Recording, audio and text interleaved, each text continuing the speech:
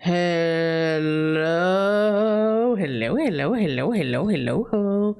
Hey, Undertaker. Hey, Table. How you doing? Yes, I do feel slightly better than yesterday. Thank you for asking. Can everyone hear me nice and clear? So we will avoid the mistakes of yesterday.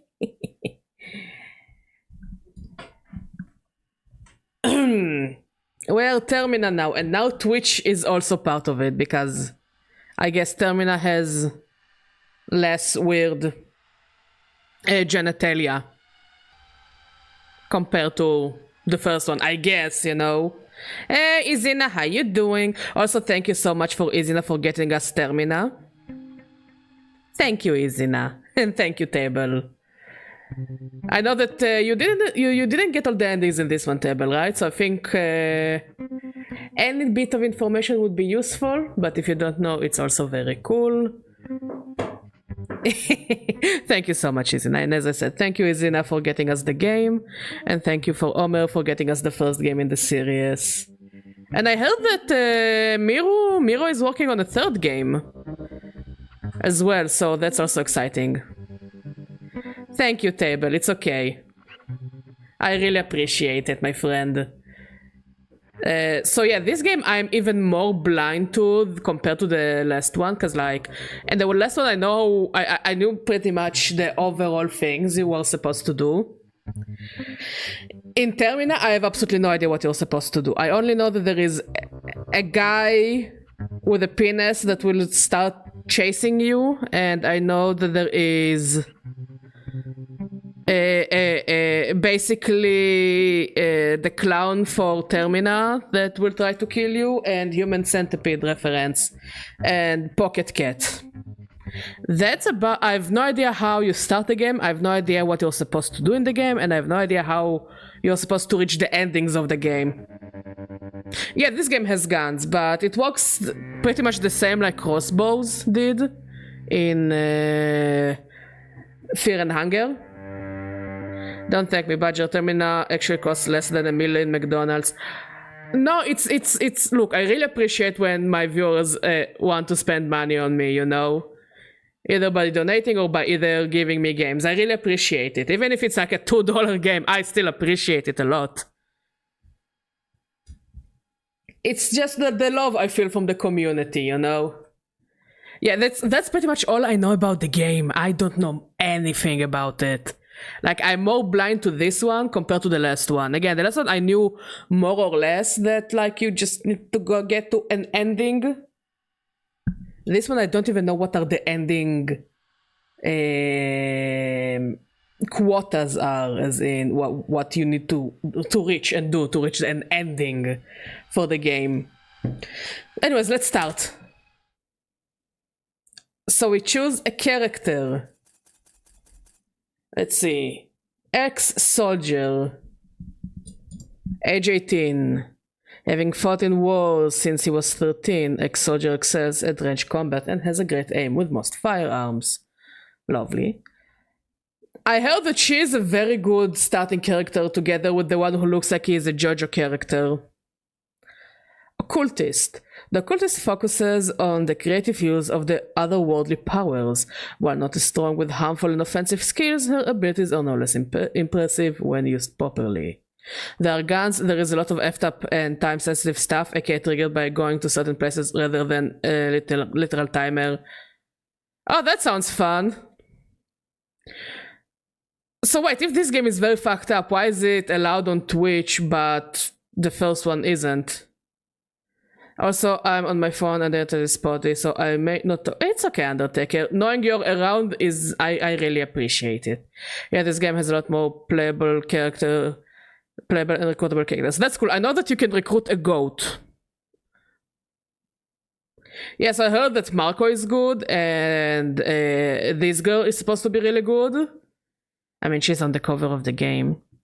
And I heard that you should recruit her as soon as possible because she's also good, but not good enough as a main character.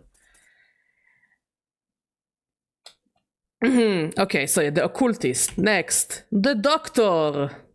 The doctor's skill set is mainly focused in curing different status ailments and analyzing the possible weaknesses in enemy anatomy. Okay. Mechanic. The mechanic is adept at crafting her own makeshift weapons and traps. Along with mechanical skills, she also understands more complicated machinery. Yellow Mage. I heard that he's powerful if you know how to use him properly. Also, yeah, Bella is really easy to recruit. Yeah, she's like really at the start of the game from what I read.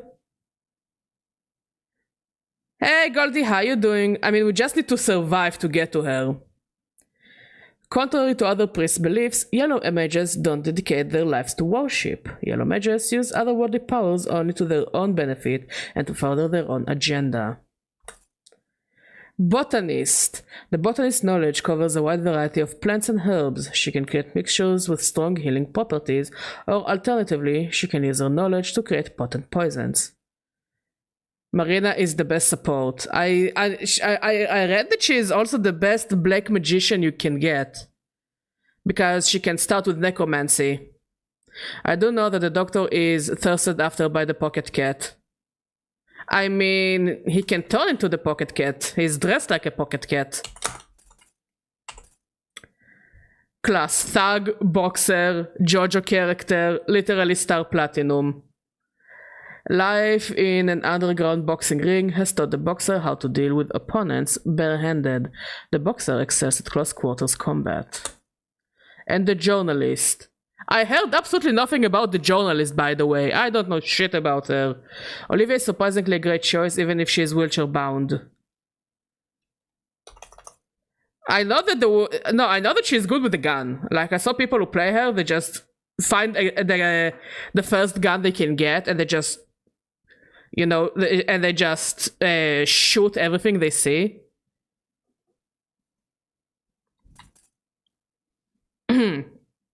Having covered wars, coups d'etats, and other disasters, the journalist has picked up various skills to help her survive.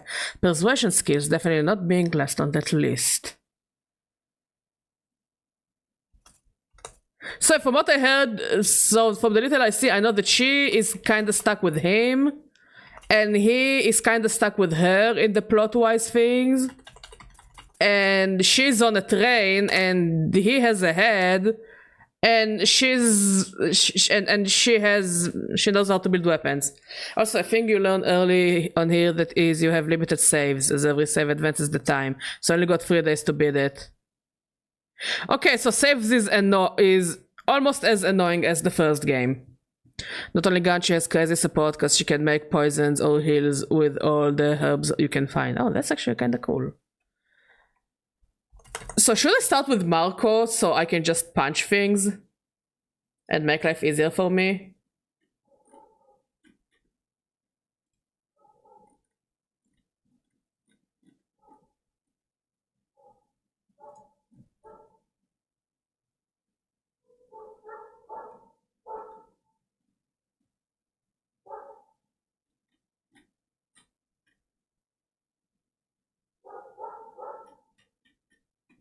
I think we'll start with Marco, so we can punch stuff. And worst case scenario, we'll try a different character. There's also events you can only do at certain times, like day 1 morning, day 2 night, etc. Also, Marco is very good starter. Okay, so let's start with Marco.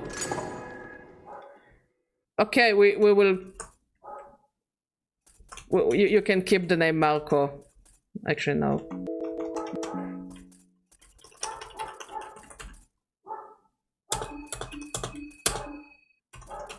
I think it's more fitting.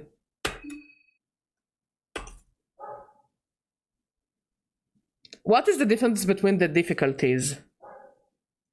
Right, I have the wiki in front of me, so I can read stuff while I'm playing the game. But what is the difference between the difficulties? I also know that a character inspired by Art the Clown is in the game, and an Easter egg to the YouTuber Neko the Sergal that put the game into the spotlight. Oh yeah, Neko the Sergal is how I found out about the Fear and Hunger games. Let's read difficulties. More starting items if character history is skipped. Obtain a skin Bible, God of Fear and Hunger, at the start of the game if the player talks to Marina on the train. God of Fear and Hunger sigils allow for 3 saves at matching ritual circles.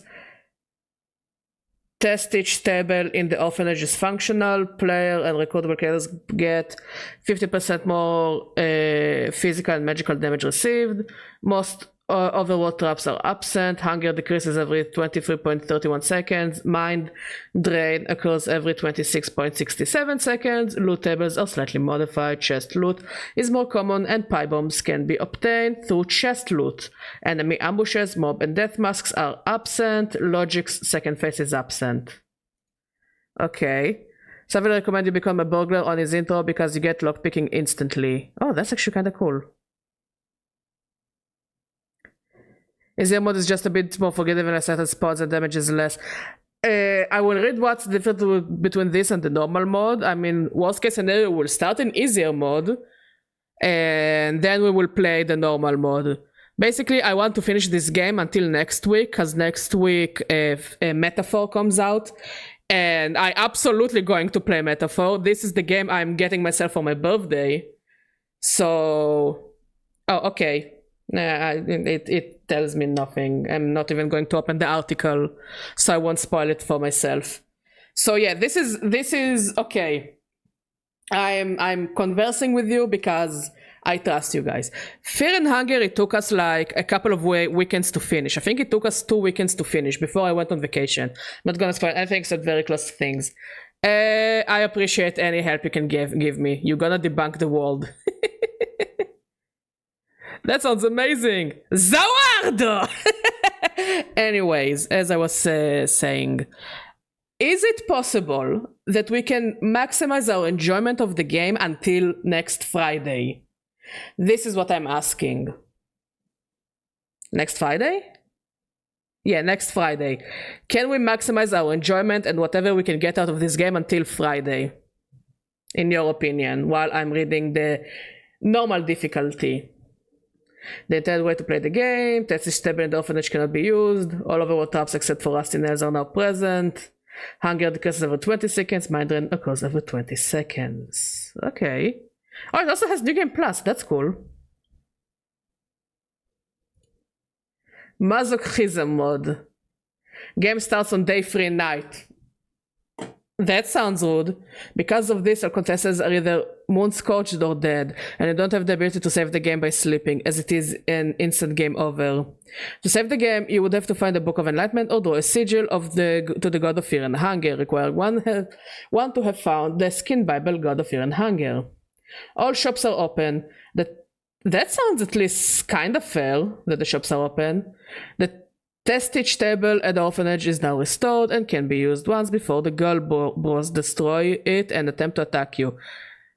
Let me guess, the Galbros are just Cromwaller but seagulls, so more annoying. If not killed in the orphanage, they will stalk the player throughout the outdoor city areas. Spreading 68 continuous seconds outside results in death. The timer is not immediately active at the start of the game. Why not do it 69? Orange is not a bro. Why not do it 69 seconds? If the player enters outskirts of Prehevil is in the game? Broken Shack or Riverside, a message stating the moon god has noticed you will appear, enabling the timer. Map transitions can shorten or extend the timer, meaning the player usually will not have 68 seconds when running through multiple areas. This timer is reset by entering a building or killing certain enemies. Though it is paused by entering combat, it does not pause when engaging in most dialogue. For example, talking to Pocket Cat in Prehevil Staircase does pause the timer. If the player is resetting the timer by going indoors, the timer will not fully reset until the player waits at least 6.67 seconds or enters the building twice. Once the timer runs out, the player will be frozen in place and will by Monscorched by Rare. I guess will be killed by Monscorched. Enemies get 50% physical and magical damage received. Players and party members get 150% blunt, slashing, pierce, fire, otherworldly damage received. Rusty nails returned from the first game. God fuck you! Only because of the rusty nails I will not play the masochism mod. Only because of the rusty nails.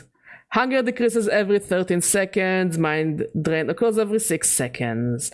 Loot tables are slightly modified. Crate loot has cloth fragments replaced with dirty toilet paper. Why is it dirty? Enemy ambushes are more frequent. Far more bellends. Are those gonna be cocks?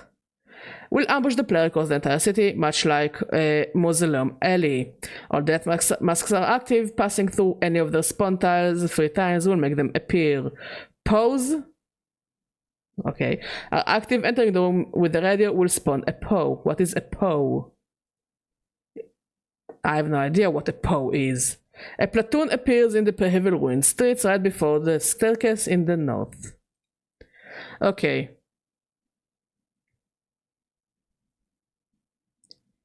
I mean, I don't think anyone would mind if you took break from Termina for the sake of something you have been waiting for this out. No, I want to enjoy the best I can of this game because I'm kinda gave up on finishing Darkest Dungeon. You know? So, like, yeah. I do want to maximize my enjoyment of the game until Metaphor comes out. Oh, that's cool.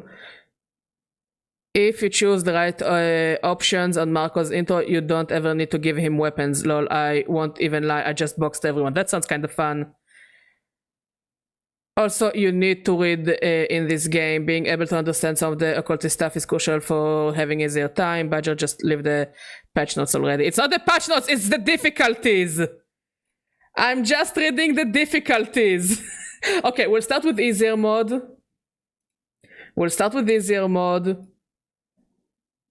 And if we are managing to cruise through the game, we will replay the game on Fear and Hunger mode. Fair? Fair. Fuck it, it's fair in my book.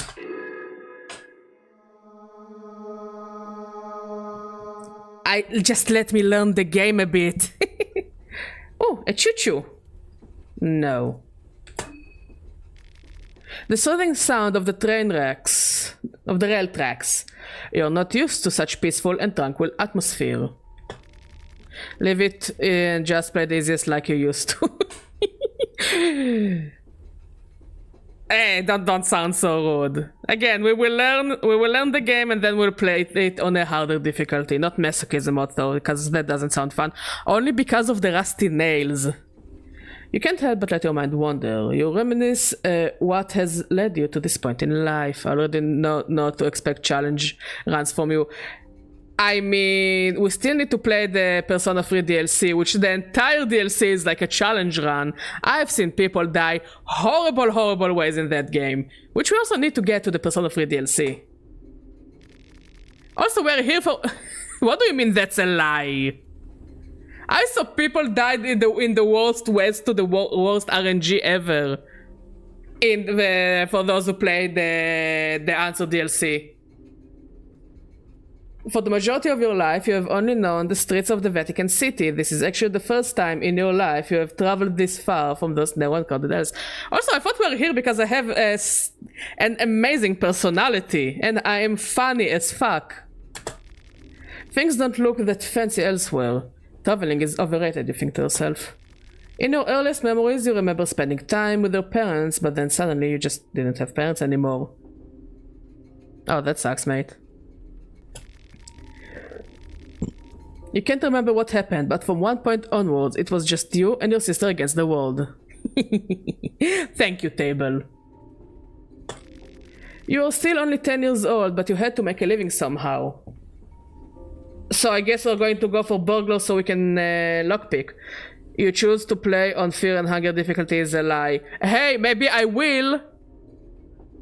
Maybe I will. You know. It only depends on when we will finish the first playthrough.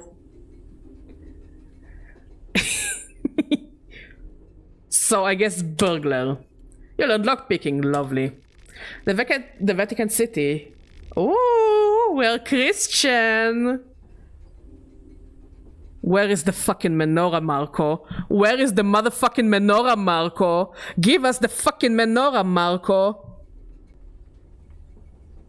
The Vatican City was full of street kids, similar to you, and in no time you learned the tricks of the trade. You tried your hand into breaking into apartments and stealing all the valuables you could carry. Where is the fucking menorah, Marco? Where's the motherfucking menorah, Marco? We know you have it, Marco.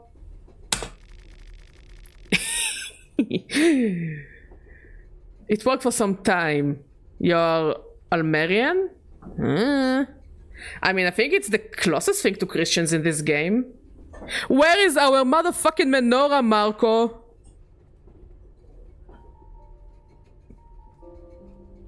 It worked for some time, but too often you got caught in the act, which resulted in you getting beaten up. Gee, that sucks. Olmer is the equivalent of Jesus in this game. So does it mean Olmer was Jewish? I'll take it as a yes. Or not. I will not commit to either answer. The streets schooled you hard, but as you grew older, you noticed that you started to tower over those who bullied you before. If someone still tried to do you dirty, you're quickly able to give them a taste of your justice. Ooh. I think the character I most technically like is Osa, probably. Okay. I'm yet to find a character that I hardly relate to in this game, but you know, it's okay.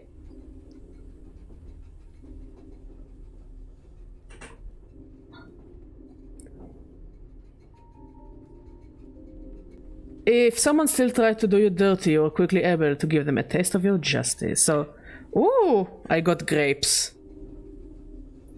The grapes of wrath! What would Jewish even be in this? Because before Omer there were only the old gods and the new gods. Like, I think the closest thing to a Jewish god in many other religions as aspects is something that is similar to the bull god or a war god. So I don't think Grogoroth is the closest one. But from what I remember from the lore of the first game, I would say that maybe Grogoroth? Maybe?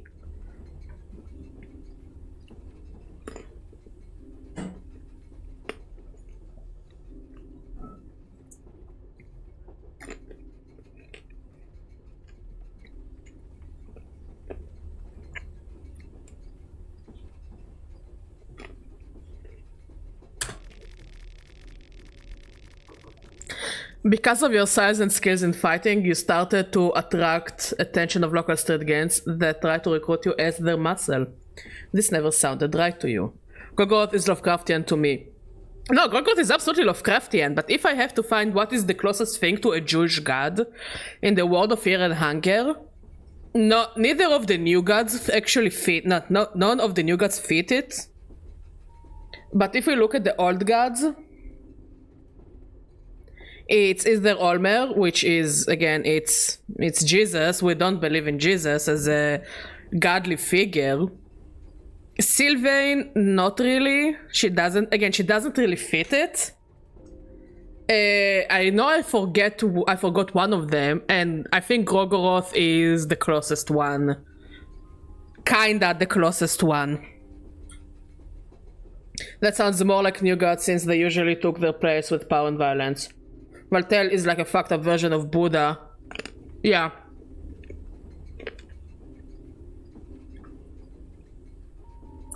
Cause if we go with all the world lore, religion, whatever, if the Jewish god was somewhere in the world of fear and hunger, it would have been somewhere before Olmer, for sure. But none of the other gods actually fits it quite a bit, in my opinion.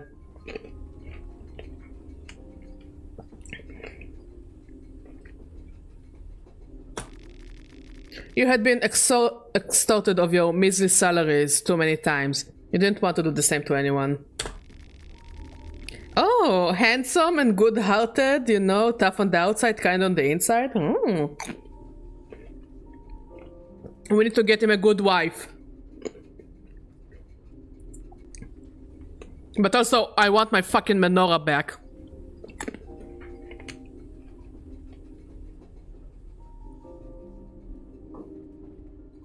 But turning down small-time criminals only got you to further trouble. Almost every other night, you'd end up in street fights. At one point, you realized that you were doing more fighting than actual work, not to mention that's where you got most of your money too. The rest of these upgrades are just to become IRL Star Platinum. How do I become Star Platinum? Tell me what to do to be Star Platinum.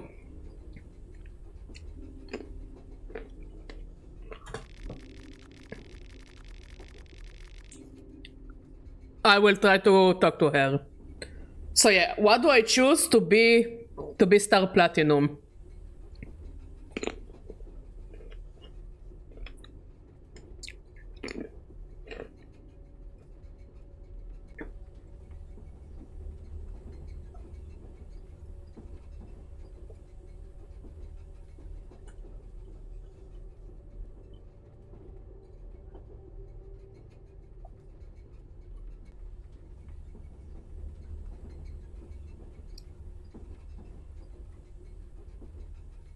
Like, do I go for strength or do I go for stamina? Or maybe even footwork? Cause I saw someone on the Reddit and they somehow managed to get like to a ridiculous amount of agility, and they're like, okay mate, you are real life star platinum now.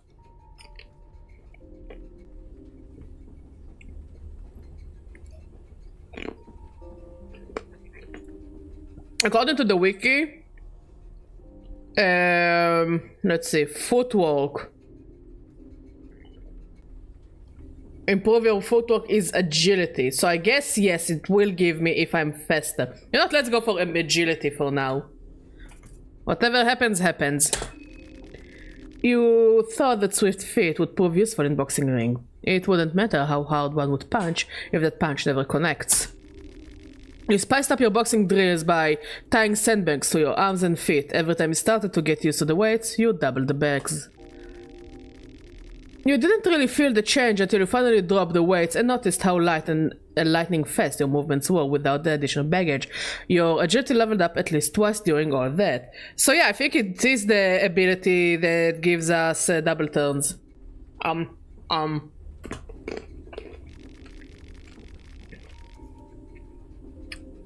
Honey, those grapes are amazing. Super sweet.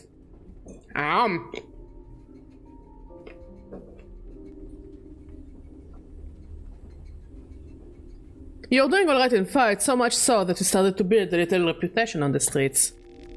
In no time, you moved on to underground boxing rings, where there was more money on the table and less danger of the opponent pulling a knife in the middle of a match.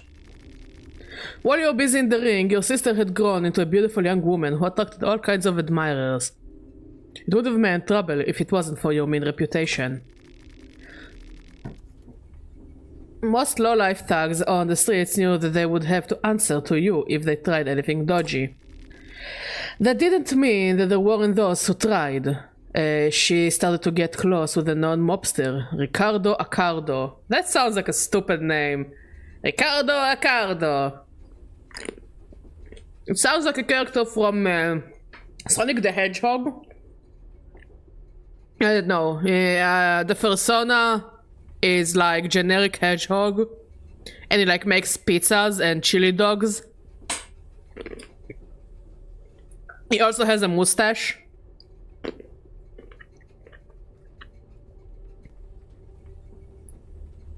And his brother-in-law is Mario the Hedgehog, and yeah, I know it's kind of a silly name. Anyways, those grapes are amazing. Some of the best we had this season, I think.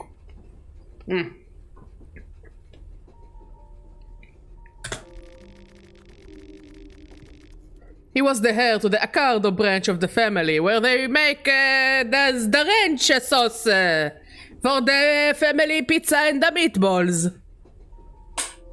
I have now offended all my Italian viewers. Wait till you hear my takes on pineapple on pizza. The family was an organized body of criminals operating in the Vatican City. All this for ranch sauce? In all intents and purposes, the family was a mafia, but they also had deep ties to the church, which in turn was running the country, so it was a bit more complicated. The spaghetti and meatballs group. Marco, sweetie, this is not why we left Venetia. This is not why we left Venice. You are gonna make your Donna cry. I made myself laugh. Despite being a mobster, Ricardo seemed decent enough. He had a flirtatious and flattering way of speaking, and in general got along with everyone. He took notice in your skills and tried to casually recruit you to the rank. You politely declined the offer. Since you didn't take the offer, where is offer? We need to take the offer. Ricardo had another one on the platter. He proposed that he would hook you up with a real boxing trainer to get you to the next level. You again declined, but your sister insisted that you would at least try it out. You agreed. Things started to feel more professional the second you stepped inside the gym. The trainer, an elderly gentleman who had an impressive record of previous apprentices, was impressed by your raw skill. Accuracy? Okay. He thought that the best way to push you further would be to choose where to specialize. Accuracy! You learn bare-fisted proficiency. I can have bare fists? There are bears in the game? I'm gonna bare fist everyone.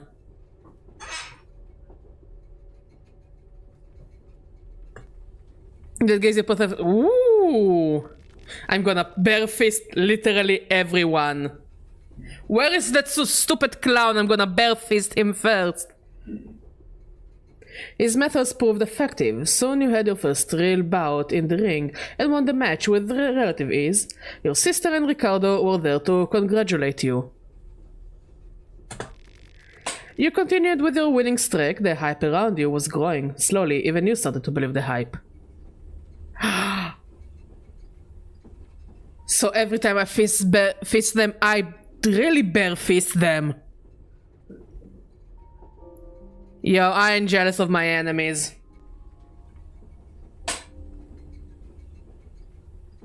So for the next one, either you can get escape plan if you want to by not killing Ricardo. The other option is killing intent, which makes certain enemies not attack you in the overworld by killing him. That sounds good, actually. Making people not want to fight me. You continued with your winning streak. The hype around you was growing. Slowly, even you started to believe the hype.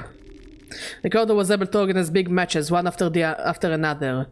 You started spending more time inside the family quarters with Ricardo and your sister. Ah, we're playing happy family. I sure hope nothing bad is going to happen. Without noticing it, you had been pulled into the criminal world. What started as helping out a friend became a more frequent occurrence. Where is the menorah, Marco? Soon Ricardo showed his true colors as well. He had been building you up for a fated boxing match. Apparently your next opponent was a former family member who had cut all ties to the organization. Your job was to kill him in a boxing match. Return the slab!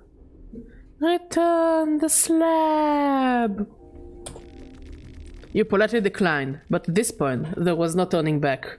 Ricardo reminded that he got your sister back at his flat, and she would feel it in her skin if he didn't comply. What do you mean Needles is gonna kill me? Not if I kill her first!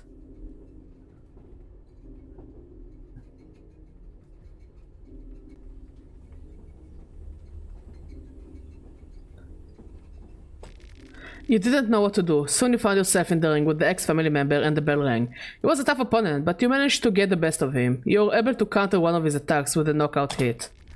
Things moved in slow motion as you saw Ricardo in your corner nodding with a sly smile. You followed up your hit with another and another and another. Courage the cowardly dog? Good choice. Yeah, we love courage in this household. Return the slab. Return the slab. Return the slab, fucking Marco! You didn't even stop when the man hit the ground. The referee had to pull you away with all he got before you stopped. The damage had already been done. You had killed the person.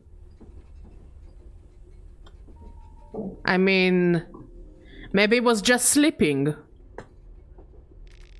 You're devastated by all this, but kept it all inside. This was only the beginning. Ricardo had plenty of dirty work for you to do, and at this point, he had plenty of leverage too. Your sister being at least the last resort every time you hesitated. Things had to change. So if we kill him, enemies will just avoid us? Cause I don't see the downside.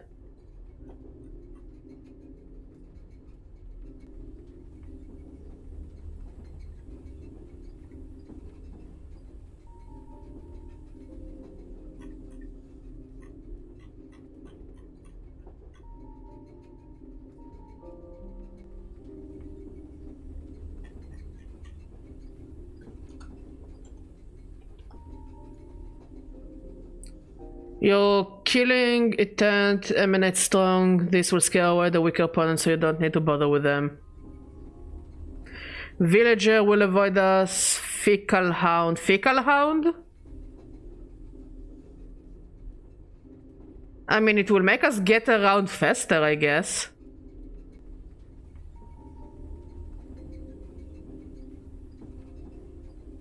I mean, I am Israeli, Mr. False. I mean, it will make the start of the game at least easier. Escape plan is the one that makes it easier to run away, no?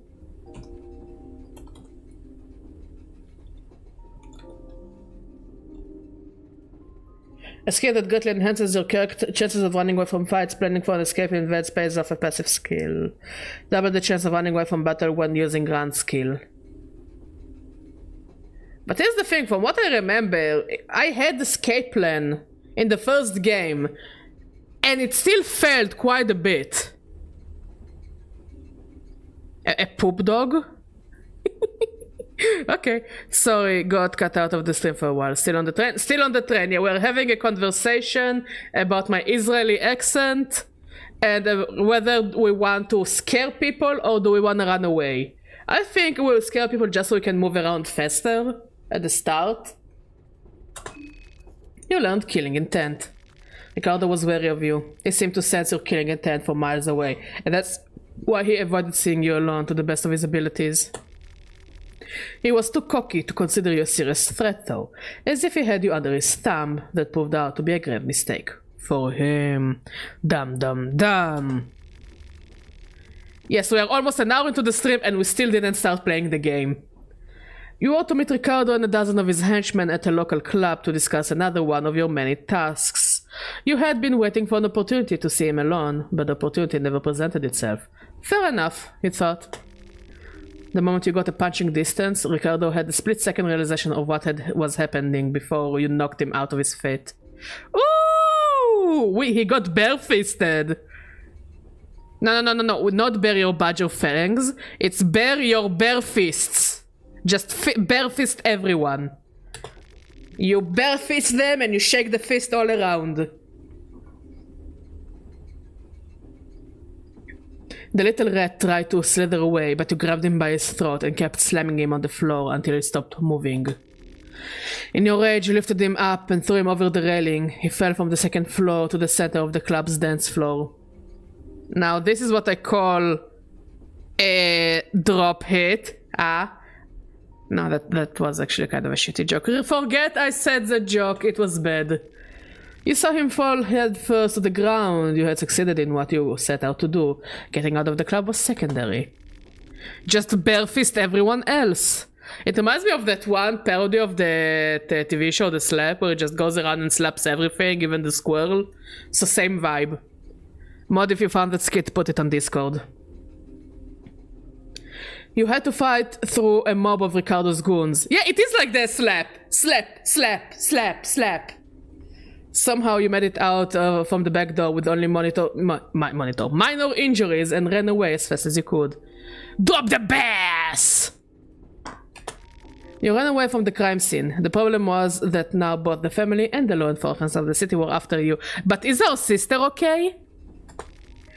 Just then you received a phone call from your sister. She had been sent to Ricardo's summer villa in the country of Valand some days prior. Oh, Valand is still exists. Wait, no, it's a different country. Never mind. This is Termina, the sequel to Fear and Hunger. It's the same, but better, but also I don't know what amount of penises we will encounter in this game. You explained the situation to her, and the two of you decided to meet up in the country of Rondon. There was no possibility of you living in Vatican City anymore. But where is the fucking menorah? You had to act fast before the police would catch up on you. What did you take with you before leaving the city? Let's see. Stock up on medical goods. Give us 2 blue vials and cloth fragment. Food, dried meat and moldy bread. Or heroin and pep pills. I think we'll take the blue vials. Blue vials are always good. It's like lots and lots of... It's like, what, hundreds of years later? No? Since now they actually have technology. You took 2 blue vials and a cloth fragment. You took the first train that left the country. The destination was an obscure little town called Preheville in the country of Bohemia. You had no idea where the place was, but you figured you could plan your trip better since you got there. It's fun until the game decides to make your day worse. But also it's an impressive game for an RPG maker. World War I has got the vibe of World War II, but you know, I guess it's kind of, it doesn't really matter.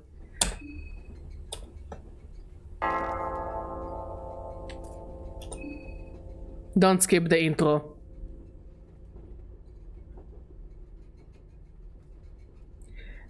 Fuck if, honestly, I have no idea. We're going to a city and we're going to be part of the festival to appease the moon god. And the moon god doesn't seem like a friendly fella. You feel like someone was watching you while you slept. Basically, see me, we're all going to figure out what this game is about.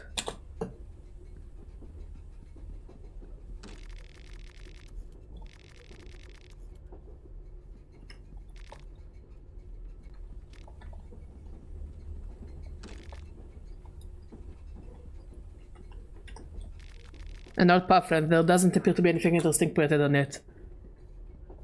Ah, okay. Yeah, this is the vibe I got. Excuse me. No answer.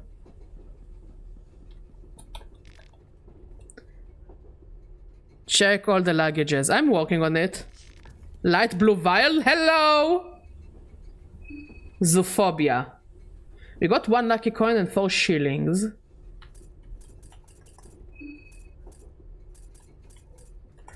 Starting with light blue vial is amazing.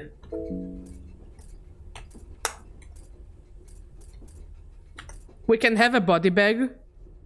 Why can we have a body bag?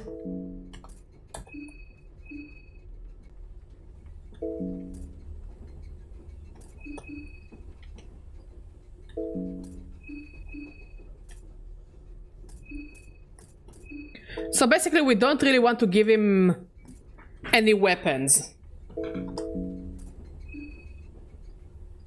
This is crafting. What is this? Options, and I guess this is quit. If you got a weapon equipped, always de-equip it. Aye aye, boss.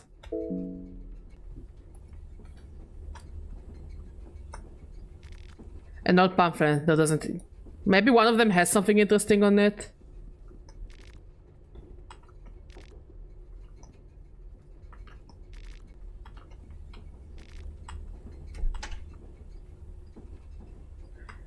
We'll find a good accessory. 5 shillings. Find a purifying talisman. The talisman raises defense against otherworldly powers momentarily, but it might have some other uses as well. Oh, it's the thing we used to open that one door at the start of Fear and Hunger. I know that they're without supervision.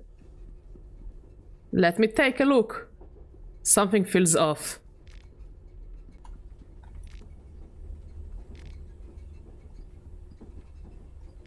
It's a blue butterfly. Is it a Persona game?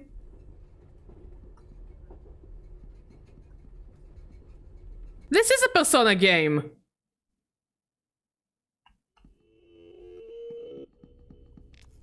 You. Oh, we encountered our first penis.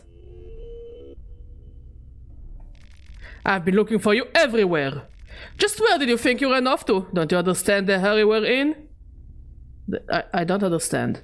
The eyes of the janitor bulge out from the sockets as his expression intensifies. No one expects you to. You're a stupid fucking human after all. Now, get your ass back to the workbench. This is your last chance. Next time is punishment time. Oh, okay. What am I supposed to do? What? You're supposed to assemble new cubes, of course. As for how, figure it out yourself. If you're not capable of that much, you're beyond hope and useless in every sense of the word. What you googling at? There's nothing to see here. Eyes on the cubes. Walk or I'll rip those eyes out of your pretty face.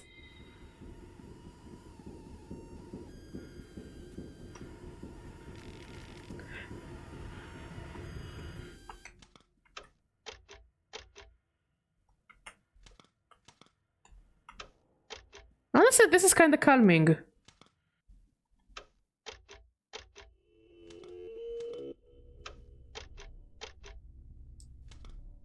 But I wanna build the cubes. I like building cubes. No, you have no idea. Building things gives me so much serotonin. I love building shit. The green ping is trying to get your attention.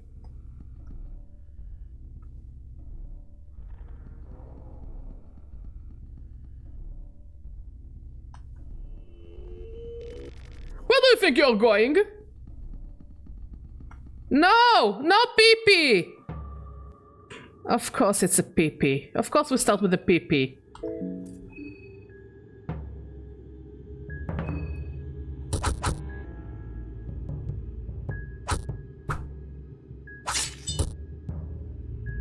Oh, already lost an arm.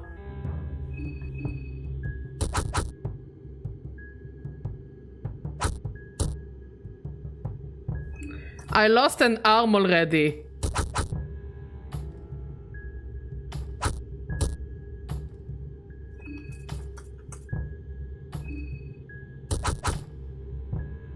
Oh, really? I'll need to take a better look when I finish with him.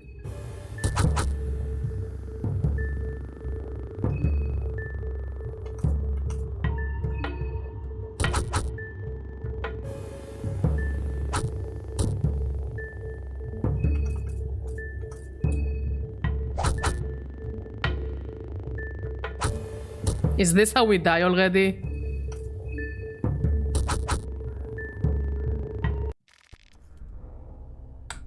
Are we getting this hand back? Kasara.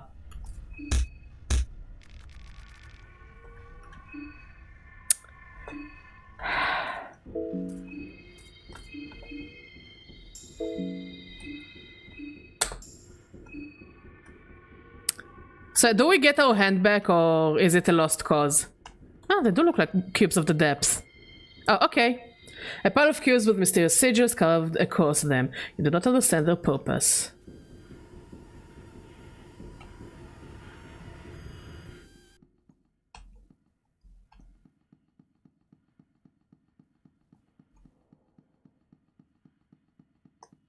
That's a lot of dead bodies.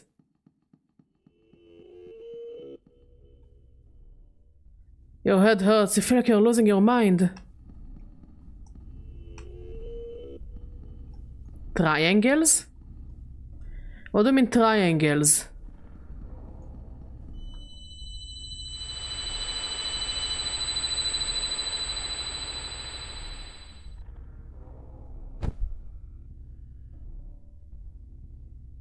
Okay. Oh, I got my hand back.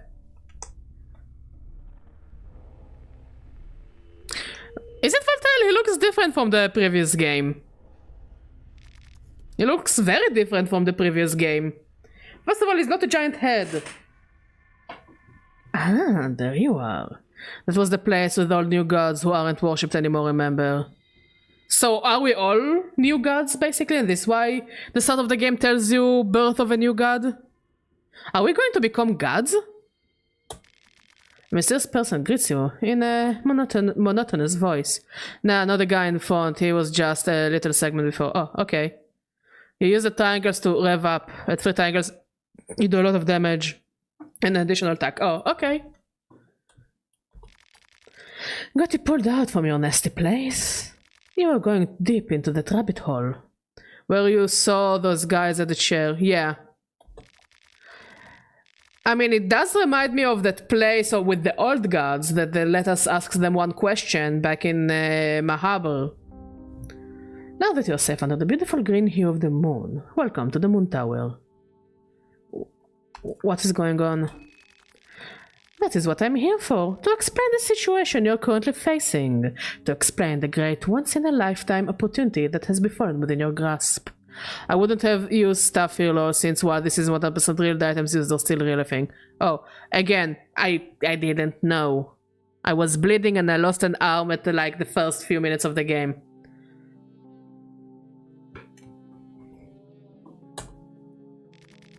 Since our words could not possibly reach my master, I speak on his behalf. Perkele means devil or is used as goddammit in Finnish. I shall remember it. But now, since Valtel isn't worshipped anymore, he was there, same with Tormented One. Oh, okay. And who might my master be? Well, for now, let's just say that he is the delinquent one. Rare, the trickster moon god. He's actually the one god that we didn't really interact with in the first game. So, cool that he gets his own game. And me? You can call me Perkele. I'm just a humble servant of his celestial majesty. You're the dreamer, he is the dream. My master has invited 14 of you to join us in this jubilee of cosmic proportions. 14 candidates, but only one true victor. The festival of Termina is upon us. What is this festival of Termina? It is a festival to give you, the humans, a peek to grandeur and a chance to reach for illustrious heights. The festival to end all festivals. This must all be very confusing to you. I won't burden you with any more information at this very moment. You know, if you ask the gods about Rare in the first game, they actually give you hints of the plot of Termina. It's very cool detail. I mean, I guess it's also a kind of a new thing that they added into Fear and Hunger since, you know, I don't know how long you planned Termina after Fear and Hunger. You did interact with Rare Servant. Yeah, Pocket Cat, and I know that you can interact with Jellyfish Lady. But Rare didn't take like a big role in Fear and Hunger compared to the other gods. I mean, you can literally fight Sylvain and Grogoroth in the first one. This is what kind of I meant, that like, he didn't really take a main seat in the game. Just head towards the tower, that is all you need to know for now. I will gladly answer questions when you get there. But until then, let us meet again under the moonlight. Honestly, it does feel like Igor with a shorter nose. So are we going to punch the moon? You wake up suddenly. Was it all just a dream? The bloody cassette on your hand sends a shiver down your spine. Just what is going on? The train, it seems to have stopped. We got both of our hands!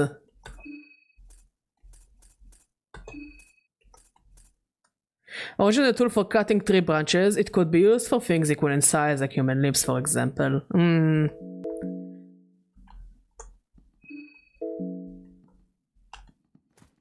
Oh, we can also run.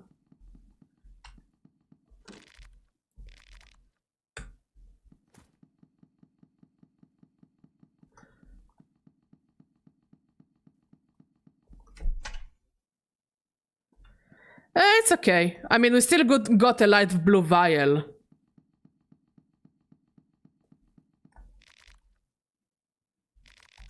Combat manual and behavioral map. Oh, that's cool.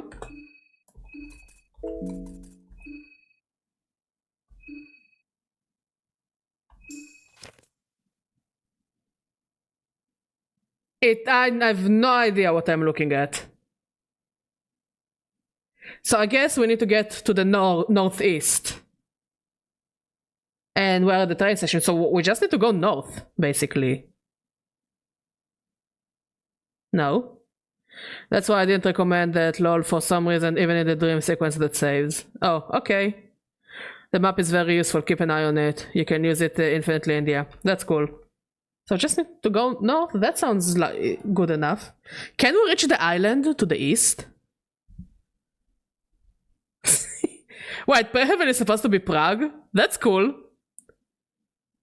The place you're trying to go to is the Hollow Tower. Yeah, so I just need to go north because, like, what? We're at the train station. Or are we the green dot down there?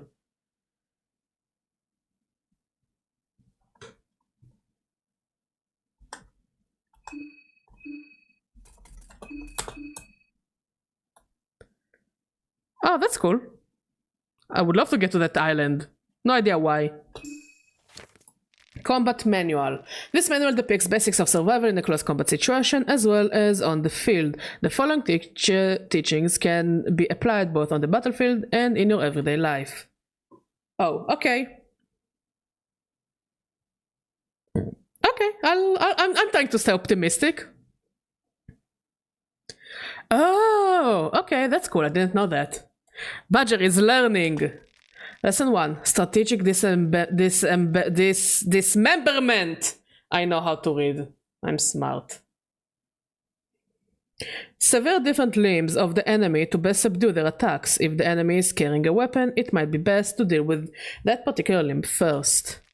Going straight for the head might seem tempting, but attacking such guarded body part in the heat of the battle might prove out to be difficult. Taking out legs will often rock the balance of the enemy and make them vulnerable for headshots. Lesson 2. Rev up. As the fight goes on, you will get more revved up, naturally as indicated with your triangle points, increasing every turn. Use 1 or 2 triangle points to boost your strength, or free to add an additional attack to your string. There are also different skills that require rev points. These are mentioned in the skill descriptions. Lesson 3. Devastating attacks. Sometimes the enemy might be preparing for a devastating attack. These attacks cause massive damage or other status elements that prove out to be insufferable. It's like they know. Most of the time these attacks are telegraphed somehow on the previous turn, and you can see them coming. You can either dodge devastating attacks by guarding, or you can risk it and face the coin of judgment. That's what they were mentioning before the rev points. Yeah, I understood. I didn't understand how to use it yet. Like, do I need to press a button to use it? Like with the lucky coin? Or does it like use it automatically? The coin of judgment is your last chance in dodging the incoming attack. You can affect your chances by throwing a lucky coin. Knowing my luck, I will get 2 tails into the mix by holding shift key while choosing either heads or tails. I'm pretty sure that fully revved up Marco can hit 6 times. Holy shit! Oh, that's... Oh, okay. No, but 6 times it's like... Jesus. It is Star Platinum. Ultimately, your fate will be chosen by the highest powers. Lesson 4. Shooting. You can use various different firearms on the field before even initiating a combat encounter to weaken or to kill the enemy before you get the striking distance. You have in the options during the fight to choose how many revs you use. Cool! You have a firearm equipped, some ammo to spare, and press shift. The effects of your attacks vary from enemy to enemy. Weaker foes might even get killed from the single hit. I know that there is the naked guy that runs after you in one of the apartments, and I know that the gun is like a lifesaver, and the same goes for needles, that a gun could be a lifesaver. Lesson 5. Running. Hold shift to run. I don't like... I said it about other games, but I'll say it here as well. I don't like that 2 different actions are going to the same button. Because the game because again it can cause some confusions, and then you can run instead of shoot or shoot instead of run. But you know, I hope here they managed to make it a bit better. Running slowly depletes your stamina. If you run out of stamina entirely, you will need a short recovery time to catch your breath before being able to run again. If an enemy spots you... What the fuck? I have no idea what my neighbors are doing, but it generally sounds like I'm in a horror game. Like, if I didn't know that it's my neighbors, I would say, damn, these game's sounds are very, like, scary from the beginning.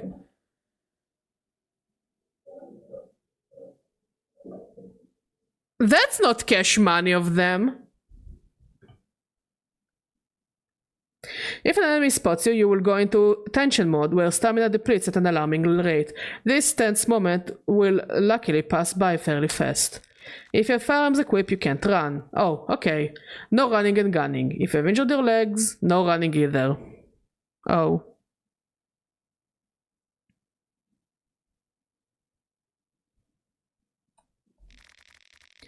There is a lot more to survival, but hopefully these lessons will aid you to get started. Good luck. Okay. Oh. The man in the suit is talking to himself. He seems to be completely lost in his own thoughts. I'm late already. So late. Are you like the white rabbit?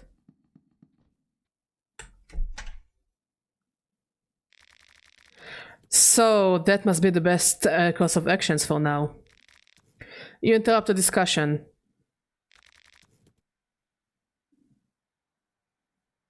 Who is Dr. Salvador?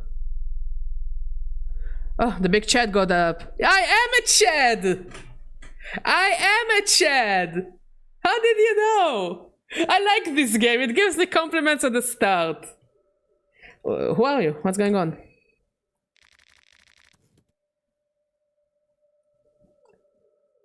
Oh, like Tanaka's good commodities. Oh, okay. It's Marina that calls you that as well. I love them. You must be just as clueless as the rest of us. The train left us all here, at the outskirts of the city. All the train personnel, everyone gone, no explanations. That's odd. It's a mystery, alright. We decided to stay and wait here for a while. Someone has to come for the train sooner or later. So if you're not in a hurry, I recommend just taking a seat inside and trying to relax. August, mustache guy, is very interesting. You'll likely realize why later. I know that he is important. Also, I like his outfit. Can we smash? Maybe we could introduce ourselves. Introduce yourself. My name is Marina. Yeah, just like the commodities. Too bad his head is well sought after commodity too. Well, that sucks. My name is Olivia. Lovely to meet you all. You can call me August. Karin Sauer, a journalist on duty. Karin Sauerkraut, maybe? Hi, I'm Henrik.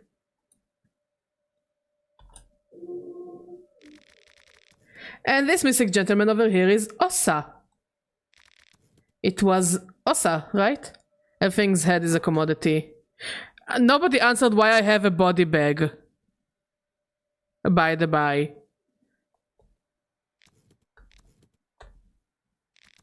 Silly man. I'm pretty sure it was. We were the first to wake up.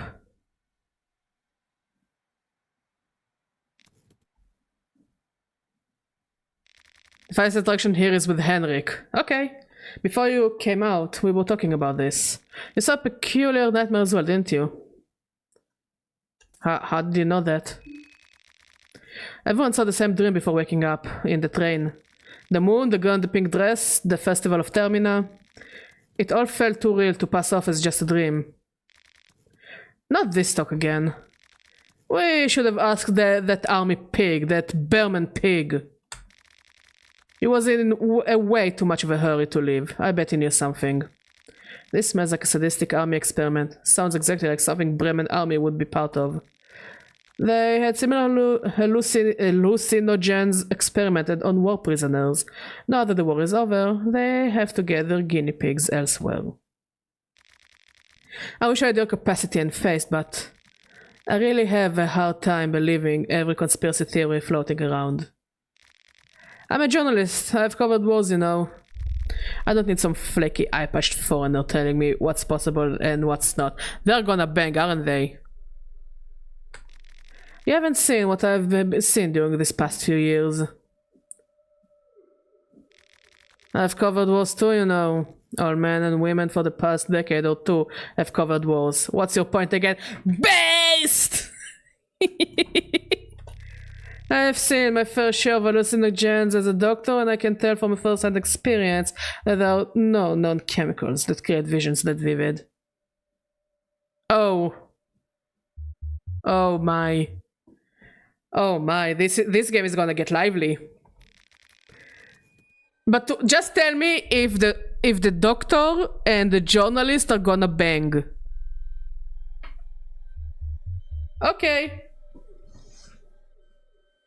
Badger will remember it. We need to put a button that I press and it will just say Badger will remember it. Especially visions that are identical with this many people. You can feel the tension rising between these two people.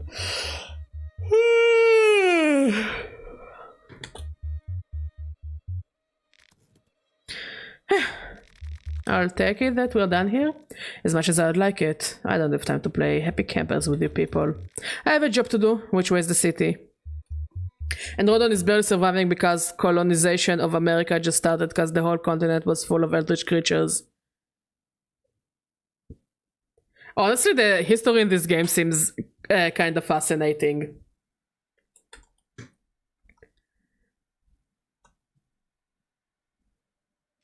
I mean, yeah, London, makes sense. Look up. Look, up there, over the forest top. Can you see the tower standing erect in the mist? At this point, I don't know if it's a tower or a cock, so honestly, you need to be more...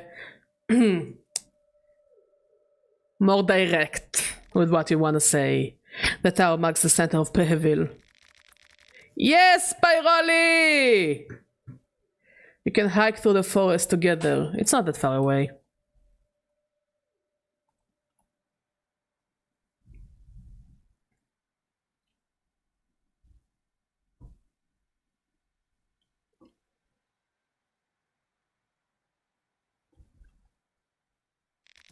Alright then. If I see anyone, I'll let them know you guys are waiting here. Have fun finding a scope from that sleepy town. You know where to find us if anything comes up? What are you going to do? Wait here, I guess. I'm not in a hurry. Day 1. Monologue with the moon. Ooh, I like the font. Okay, so from what I read, we need to go west until we reach a bunker where we can get a Bella. Right?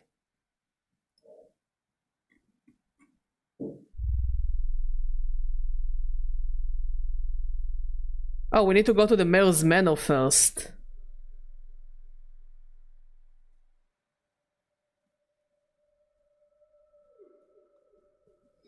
Okay. We will manage. Nice day, isn't it? What brings you here? Okay. But it says that we need to go to the mayor's manor first so she can spawn.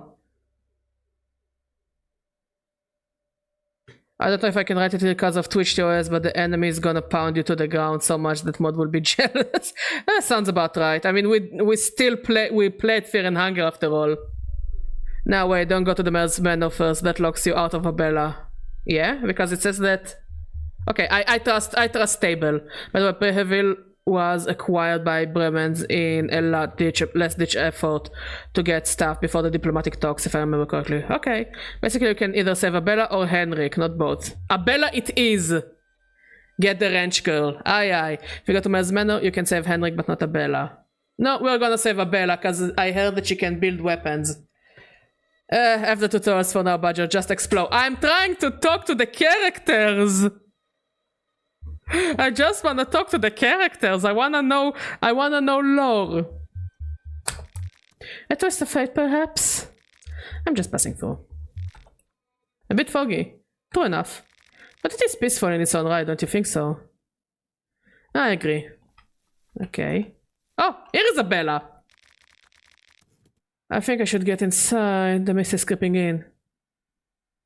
Can we talk about the dream? Oh yes, of course. What do you think of the dream means?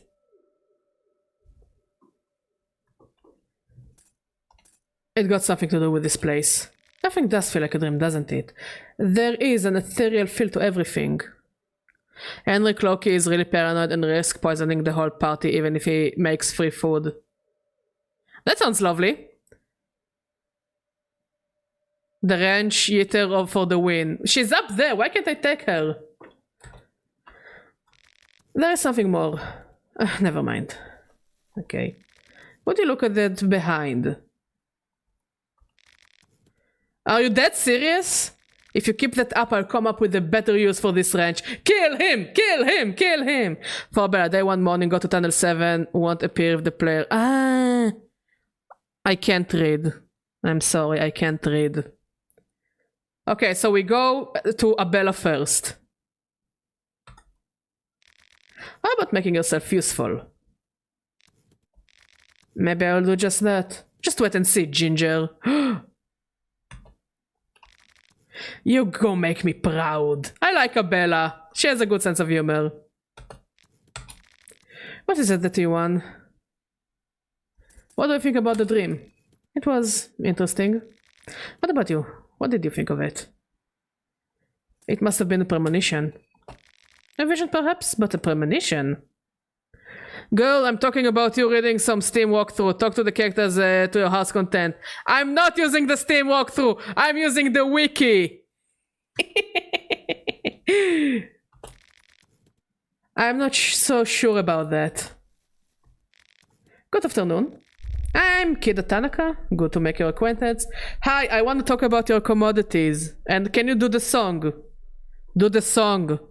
Do the song, funny man. Do the song or I'll behead you. I'm better than the stream walkthrough. I trust Table. My life is in Table's hands. Table was always my favorite type of furniture. You stumble upon a lonely town on the edge of a cliff, and the entrance there is a sign spelling out, "Welcome to Silent Hill." If I see a sign that says "Welcome to Silent Hill," I go the other way. You know, like last night I was watching Liquisen's stream where she was playing fuck, I forgot the name of the game. With the Insane Asylum. With the Fart Cloud. With the experiments. With the naked people. Outlast. Outlast. And I'm like... If I was, instead of the character from Outlast, I would look at the Insane Asylum, hear the scream, see the blood, and I'll just turn around and leave like, no. Not my circus, not my monkeys. Not a fight. No, it's not my fight to have. Remember how you could trade kids for stuff? In here you trade heads. This is why we have body bags? Yes, Outlast.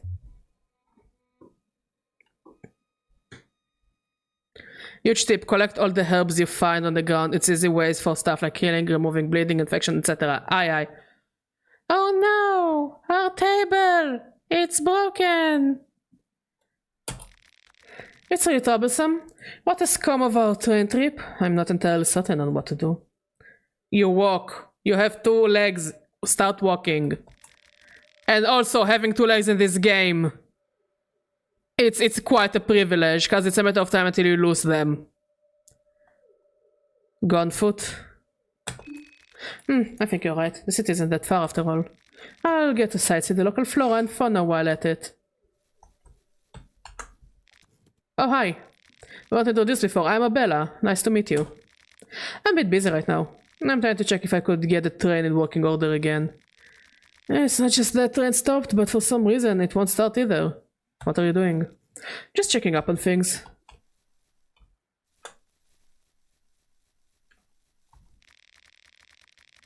Then again, this army barricade suggests that maybe there is something to that crazy theory of hers. Legs are optional if you're Olivia. I mean... You're not wrong. Nah, something doesn't seem right. What do you plan to do? I'll probably just head out too. There is no telling how long it takes for someone to come for the train. Besides, the city is right around the corner. Oh, he's actually walking. Should I follow him? Yeah, I shall follow Tanaka. I mean, it's west anyways. Paprika. And a meat pie.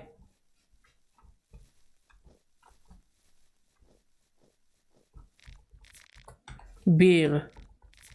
Beer.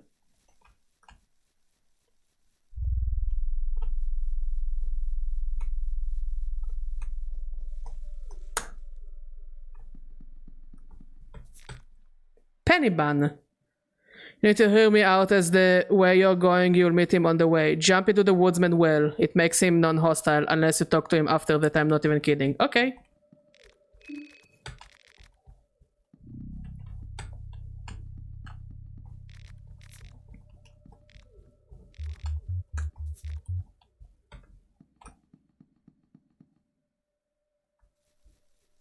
Oh, a mouse. No mouse.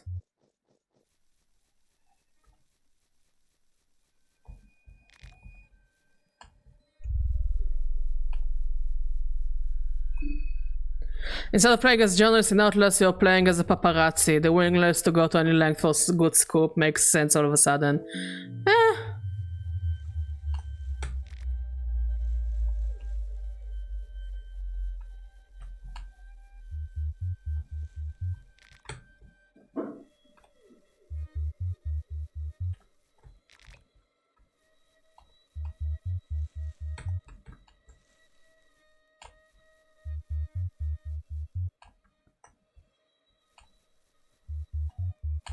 I don't want to lose limbs so early on, so I'll do whatever table tells me.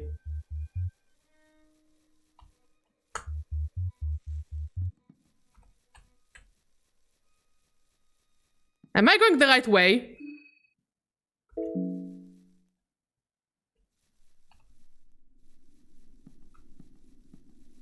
Oh! Oh, Tanaka! What is that? What on earth is going on? This guy lost a leg and that lady is hanging around. They're dead.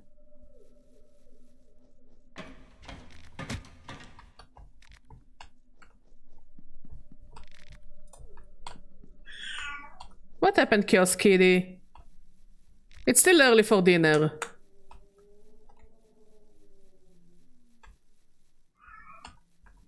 Up? Okay.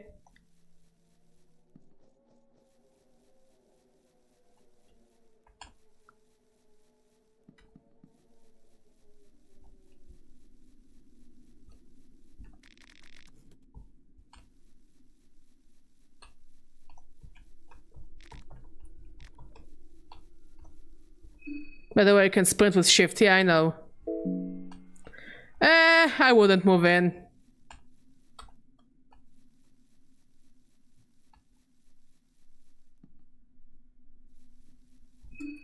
What's wrong, Chaos Kitty?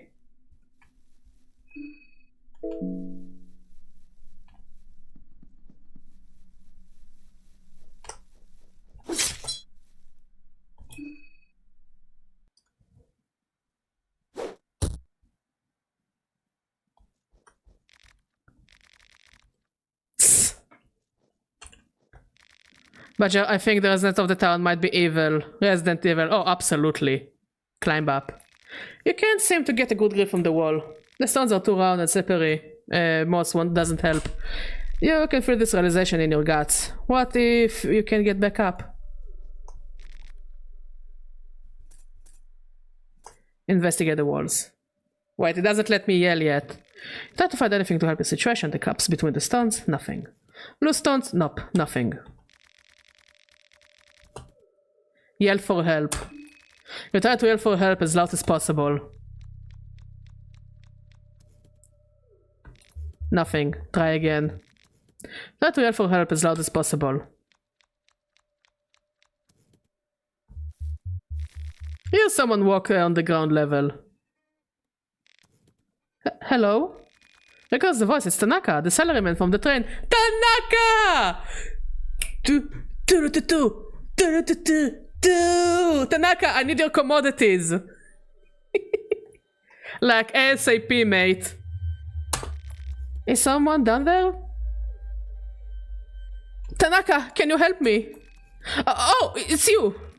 How did you end up there? I saw a coin.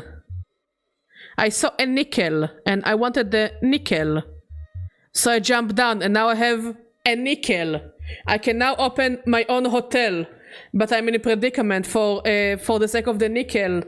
I fell down, and I cannot open a hotel down here with my nickel.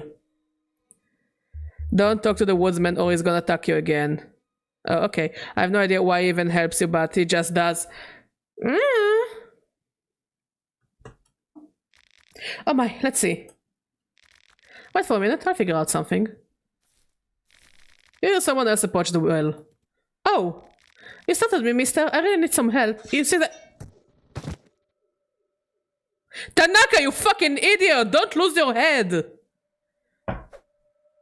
Oh. Is it a rope or is it a penis? And we took his money.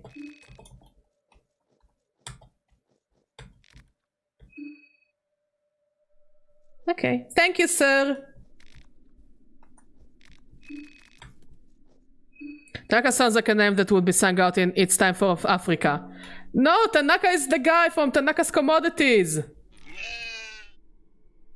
Pet it. You pet his head, absolutely no reaction, his glassy eyes stare right through you.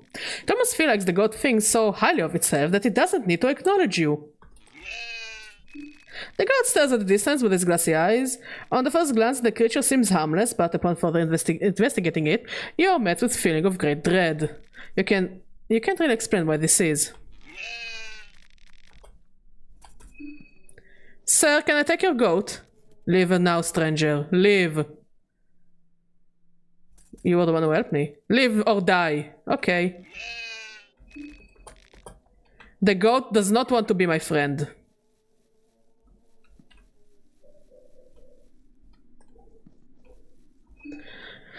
I guess this proves the woodsman is not fully moon-scorched or has a bit of humanity left. Listen, Izna, he would have died to Nils anyways. I mean... I don't know what's wrong with Tanaka. Like, you see a man with a penis dangling and you're like, oh, sir, can I have some help?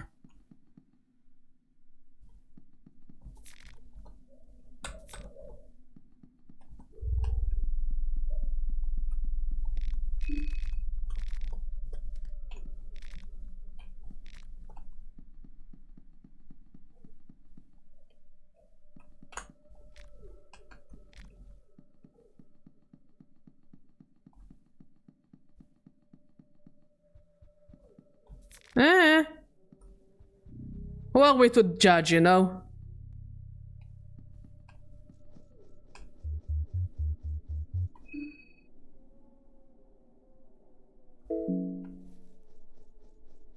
Yeah, I'm not gonna bother him. Oh, mushroom. Also, are we going the right way to the bunker?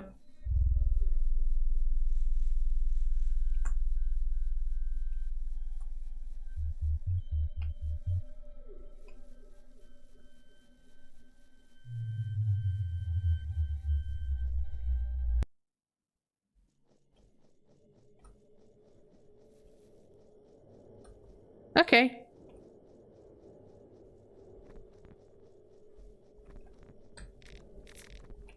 Oh, we found drugs.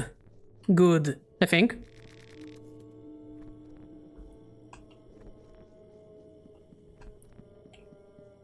Oh, a bloody ritual crucifix. They used to have this in the olden times, but you've never seen one in person. The smell and sight of the sacrificed corpses is repulsive. You feel like throwing up.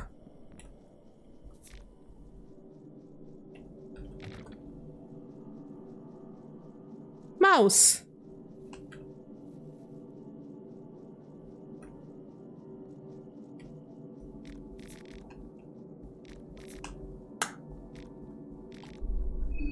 Some wound scorching is weird. It always mutates people into some weird monsters, but sometimes they still have humanity and sometimes they don't. Okay.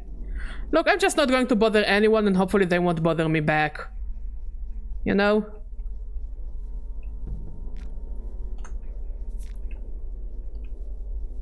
I think this is as fair as it's gonna get.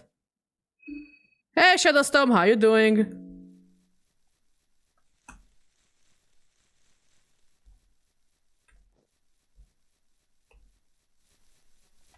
Oh. No. No? Yes, we are. A mysterious beast approaches you with saliva dripping from it. From its gaping mouth. It has a mouth? Stay away, foul beast. Your words are in vain, the beast is clearly out for food.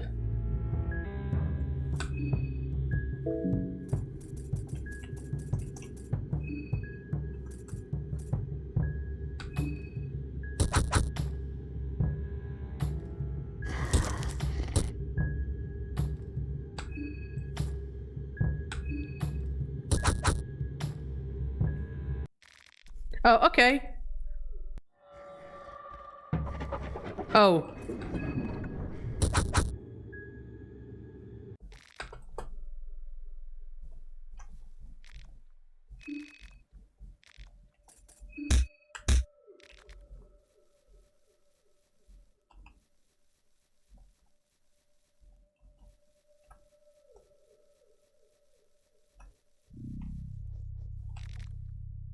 The door is locked. Seems like someone has tried to force it open and the lock mechanism is busted because of that.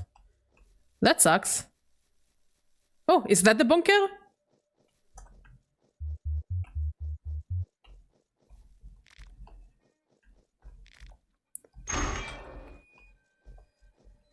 Oh, Abella! Oh. It's you. If you interact with the tunnel, you can get Abella, but I will warn you there is very dangerous man down there. So, can I just get Abella and not enter the thing? I'm not already at the train. What do you have there? Found something? I found this hatch. A hatch in the middle of nowhere. Seems a bit suspicious now. Interesting, the very least. How about we hop in and see what's under there? You have at least a little bit of curious? Sure. That's the spirit. Okay. Wow, this place is incredible. I heard the Eastern Union had big underground network around Breville, but I wasn't expecting this. Yeah, it's quite something. You will need to go there, but not right now unless you want to dodge the guy. This is exciting. How about we continue deeper? I don't get to say a word, but I'll be traveling with you for a while now. You're more than welcome. So now we have Abella. Cool! So now we can go to the city quietly. Now, if I remember correctly... Yeah, she can be very, very useful.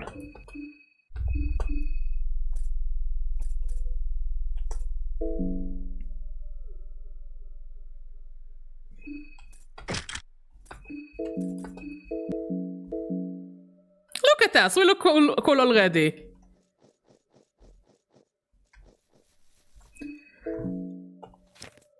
So now we want to go to the Hollow Tower, so I guess we need to go north.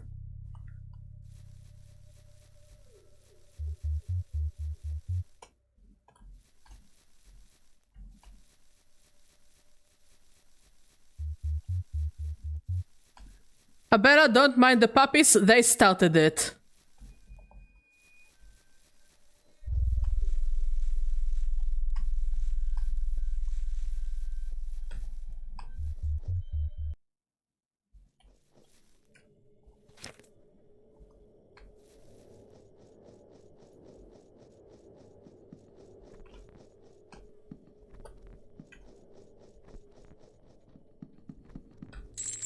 The gate is locked from with two different padlocks. The other padlocks has a carving of an eagle and the other is a carving of two-tailed lion.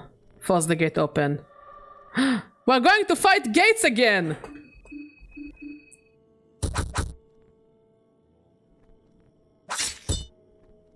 Yeah, but there's a pretty big gate blocking the way if you go all the way up. Either go through the sewers or unlock the gate. Okay.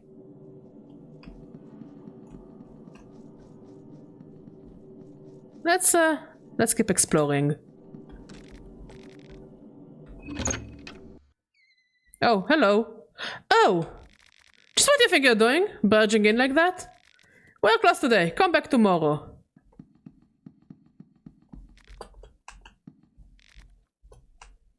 Okay. So the first key is in the bottom of tunnel 7, meaning yes, you'll have to fight or dodge who I was talking about. Okay. Dirty toilet paper.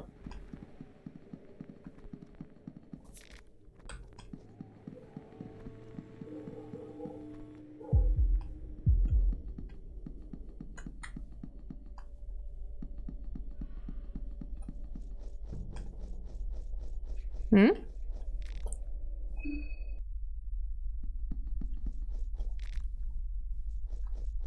You know, I'm feeling uncomfortable going down that basement.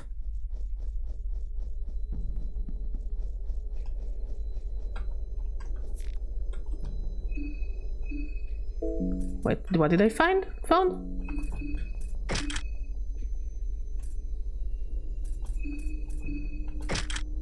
Bremen Elite Helmet. Okay. You can get a second key if you want by going back to the train right instead. I think this is what we will do.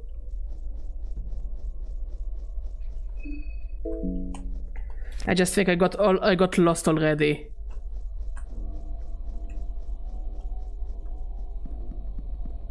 Okay.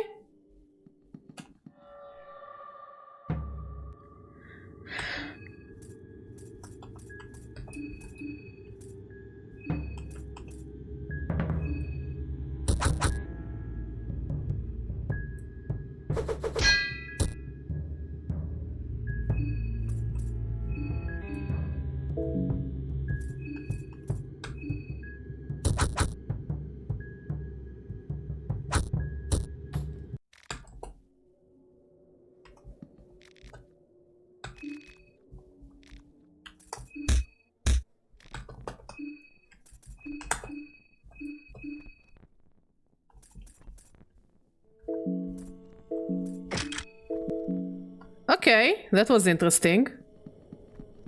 So we can just no, no, no, no, no, no. Leave me alone. No, no, no, no. I will get there eventually. Okay, I remember that you can talk to him and he will eventually just remove his mask.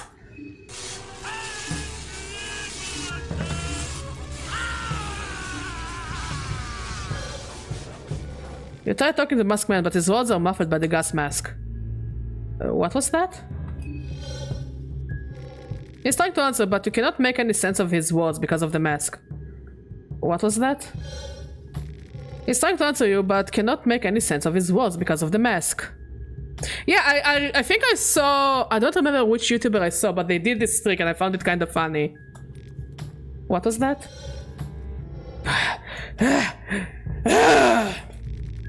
Val is losing his cool because of your lack of understanding.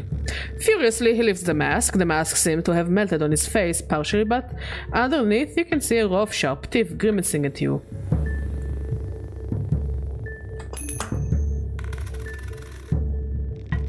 Only the vial.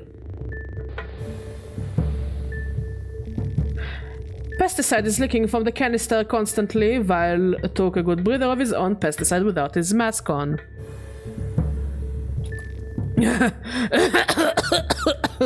He's coughing blood. Judge's party was victorious. I love winning.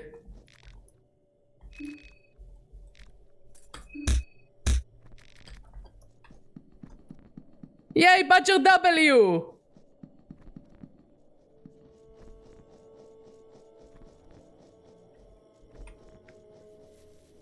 I think our character is a JoJo reference. Oh, we got bullets. And a penny bun.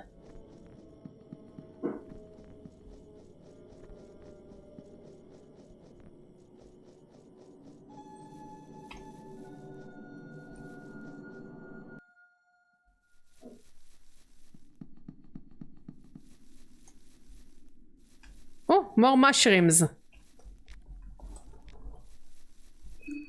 Don't forget to sprint if you want to run away more effectively.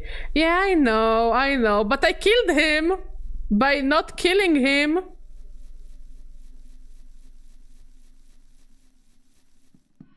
Also, how do I recruit the goat? I want to have a goat. I think it will be funny to have a goat. No, the guy is chilling. We already killed Tanaka.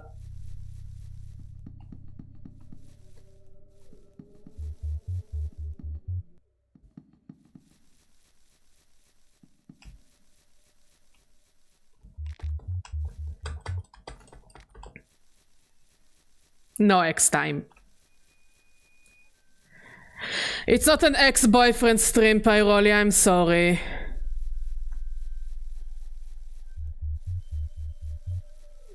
I'm sorry, Pyroli.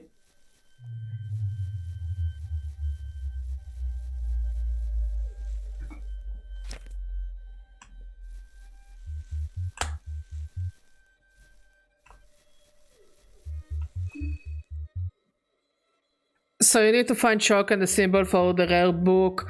Even though the sigil where Tanaka saw the dead bodies before, that there's actually a lot of stuff with drawing sigils and stuff. Okay, I shall remember, but now I have bullets without a gun. If you're on easier, Marina gives you free book for Gofa if you talk to her in the train. Really? I am on easier mode. So let's go back to, I mean, we're already going back to the train.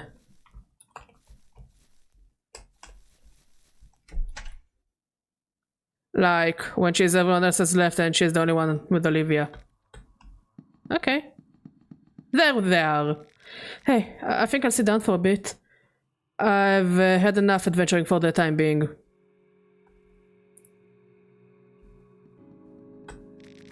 That was less for the city. I guess they grew tired of waiting. The doc said that he would get some help here as soon as possible. He decided to stay at the train. Just came to check on you. What? That's so sweet. We got in after the mist got thicker. I don't mind waiting just for a little while longer. You can talk to her to get back in your party. Oh, that's cool. I'm considering a walkie for fresh air. Go for it, but do it like closer to the house for obvious reasons. Sure thing. Actually, there is a reason why I can't exactly leave this train. I have a condition where my legs don't function properly. You and every other character in this game after encountering the wrong NPC. I'll spare the details, but suffice to say, it makes the situation we're in even more troublesome.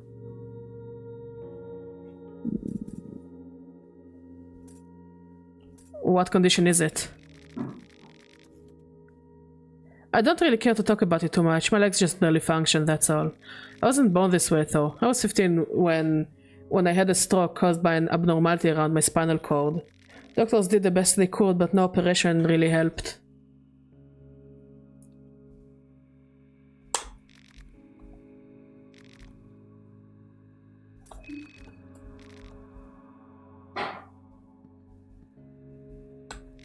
The sleepy one. What's your story? My story? You gotta be more specific. I'm too complicated for just a few lines of dialogue. Is she fourth wall breaking? What brings you here? It's my hometown. I'm originally from Peheville. But I would never admit it in a conversation that I was from such a depressing and godforsaken small town. So you'll only make yourself look stupid if you go spreading the word. Okay. I thought Peheville was, what are you returning from? For studies. I've been studying occultism for about 6 years in the Vatican City. No way, I'm also from the Vatican City. Say, do you know where the fucking menorah is? Feeling like slitting my wrist right about now. I'm not exactly a fan of the Prehevillian melancholy. What do you think about the dream? Oh yeah, it was cool. There is something bothering me though. No one talked much about the moon. That rapey smile will leave a scar in my subconscious for sure. Maybe it's just because I've been studying this stuff for the majority of my life, but I think it was a vision meant for us to decipher. Just seems obvious, you know? That's why I have a hard time believing the conspiracy stuff the other guys were talking about. What is that circle over there? Oh, it's something I carved out of boredom, leaving my mark on the train. Just a normal Monday in the life of a vandal. Actually, it's the perfection circle. It's used to worship certain older gods. It might come handy if you know what to do with it. Here, you can learn this and read more about it. You get Skin Bible, God of Fear and Hunger. Just give me the book back later, okay? Lovely. Hey, trying to relax for a brief second. What about you? When did you last ever rest? How's the train looking? To be frank, I'm starting to lose hope. I feel bad for slacking off, but it's a complete mystery to me on why the engine is not functioning properly. I'll try changing some parts later on and see if it helps, but I wouldn't be holding my breath. How's it going?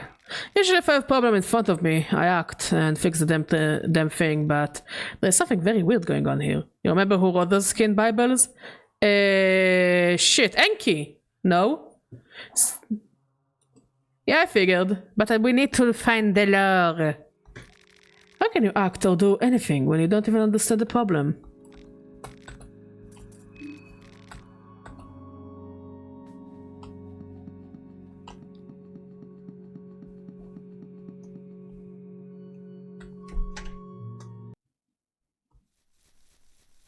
So now we want to go north to the mayor's manor.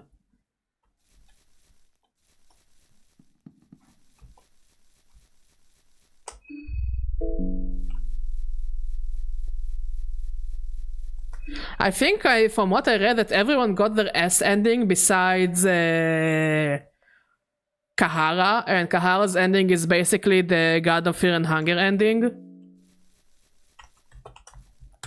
From what I heard.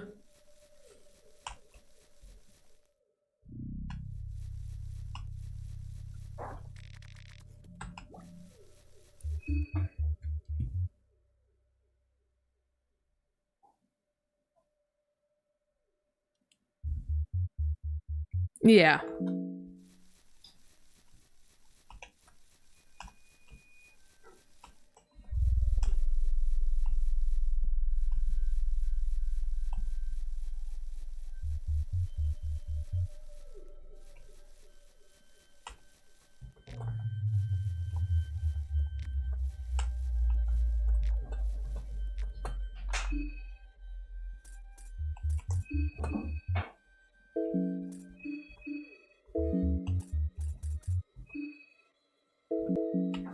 Now, I know that she can learn how to build stuff, how to craft stuff, but when does Arbella learn it? Does she need to talk to an NPC or something to learn how to build stuff?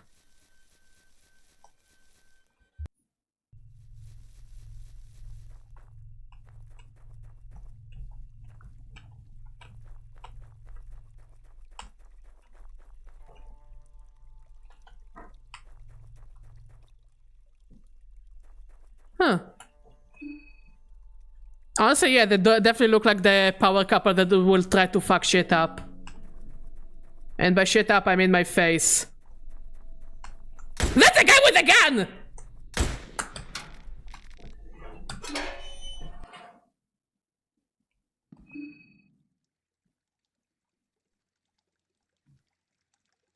There are dangerous things everywhere.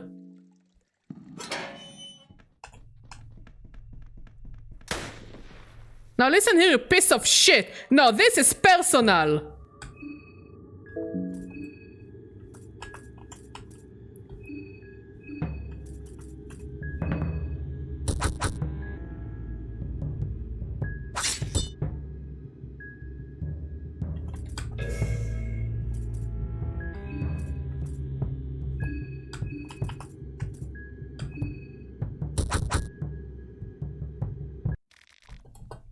Piece of shit. Oh, we got gunpowder, but why can't I take the gun? That son of a bitch!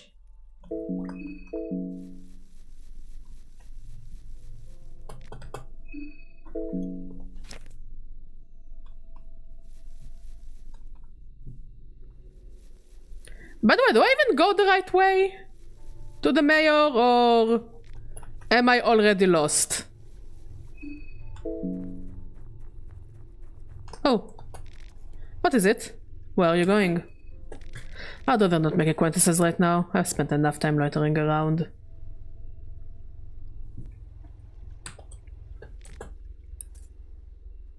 Where are you heading? Were you heading to the city? Hey, Omer, how you doing? That's right. And I'm going alone, if that's what you were about to ask. What brings you here? It's okay, it's okay. I hope everything is doing well. Cookie time? Are you going to make a cookie?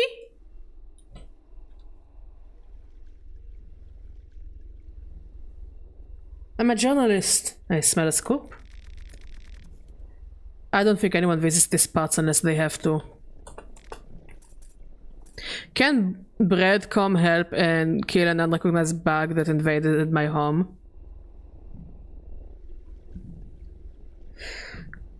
I mean, I don't mind coming and killing a bug.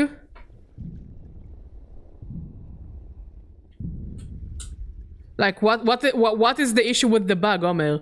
Oh boy, you're already playing Termina? Yep, we're going to try to finish Termina until next Friday, and next Friday, hopefully we'll be able to play Metaphor. And I'm so hyped for Metaphor. Also, we got some horror games that we might play after that a bit, you know? Ooh! Ah! Ooh! Ooh, good stretchy! Big stretchy. Anyways, how you doing, Mamo? Likewise. Well, if you'd excuse me, I've spent enough time loitering around.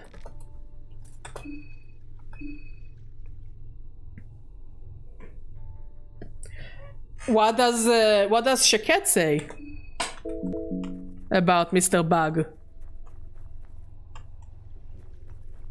Also, am I the only one who gets lag in the stream?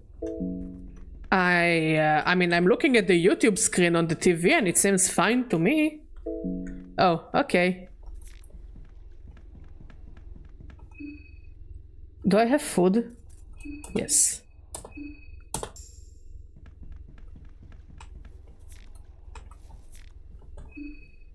Uni returned and took 20 hours of me every day. Oof. I'm sorry to hear, Mamo. Hopefully you will manage to get some well-deserved rest during the weekend.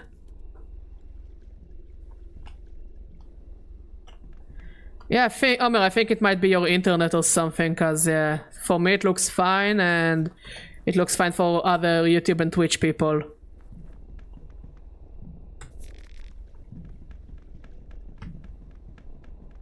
Hello, are you friendly? The man is crying hysterically. He has scratch marks all over him. His skin is hanging loose on his cheekbones. What is going on here? What? What? We are the one who survived! Okay.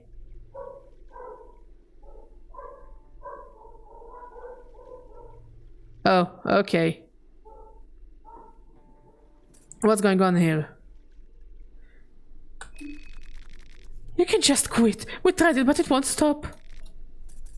Green hue, it devours everything. They don't even fight back, they just disfigure. No, I'm not going to attack. I'm not going to attack anyone who doesn't attack me.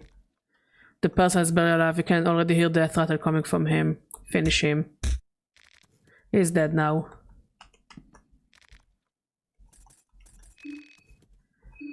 Lol, remember the green hue from the first game?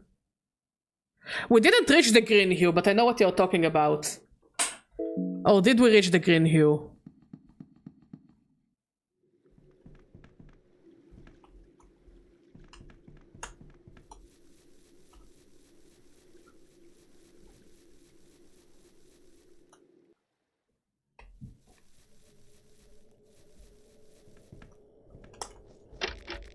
The elevator doesn't seem to be... The elevator door seems to be stuck from this side.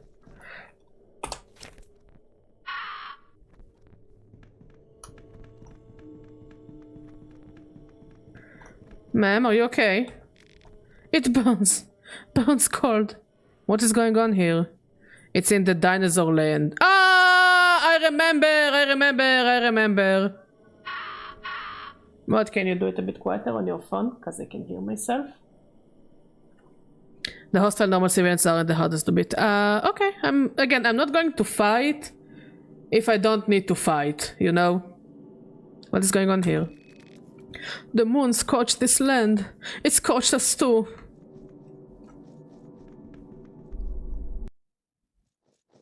Another bunker. But I don't think I will go inside. Oh, poor people. It's crawling under my skin. Crawling! What is going on here? Crawling! Itchy! Itchy! I scratch and scratch and scratch and scratch! What's going on here? The cold light that burns! What cold light? You're the same, you'll see! You'll come to understand! I guess this guy is a hostile one.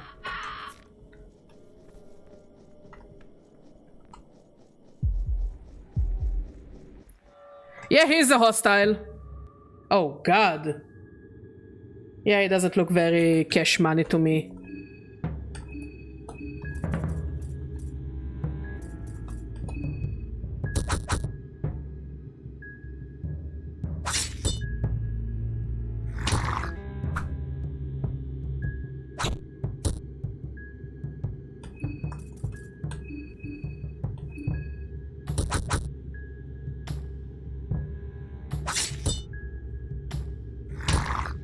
Can you stop biting her? Oh, this is basically the moon, if the moon gave you sunburn except way worse. Yeah, it doesn't look very fun. We got an arm and a leg. Okay, do I have anything?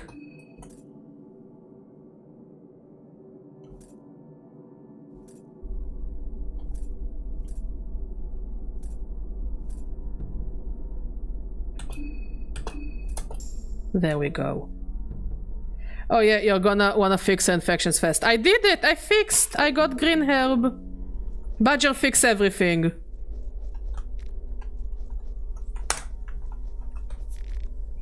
Glass vial.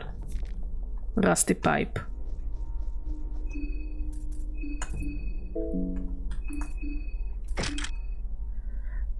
Not sure though, I haven't played it myself. I noticed the torso is quite weak here compared to the first game. We're also playing on an easier difficulty. So we can at least have some fun. I told you that herbs would be useful. I wasn't denying it. But also, how do I get to the mayor's city? I need to go left somewhere. Oh, there is a bridge.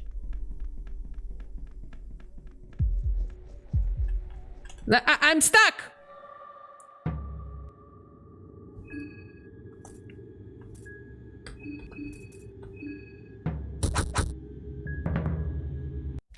Also, Marco is just killing everything.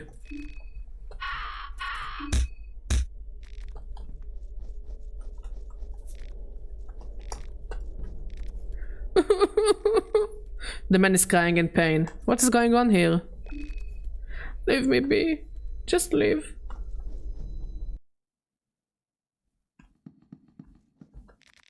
The dark corner of the unwanted and the undesired, where they would dump the diseased, stillborn, and now the moon scorched.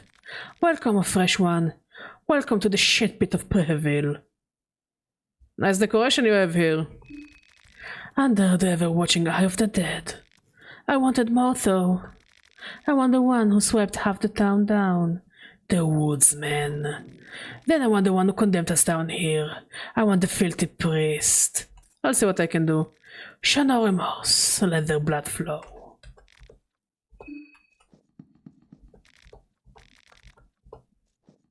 Is there a large bee or a small wasp? Nope, nope, nope, nope, nope, nope, nope, nope. Yeah, no. Very hard no. Yes, this is what I'm saying, that some Scotch people are still sane. Yeah, he seems like an interesting fella. Don't know much about him, but he seems interesting. Just look at me. Just look at me! What is going on here? Deflated lip. Hanging eyelids. Comb my face.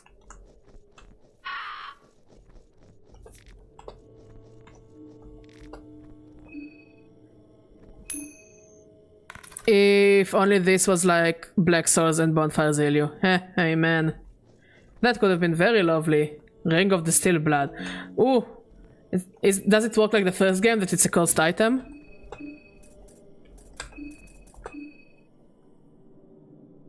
A ring that is said to make blood steal and thus prevent bleeding. There is no way to expand it with magic. But will I still not be able to remove it? Like in the first game?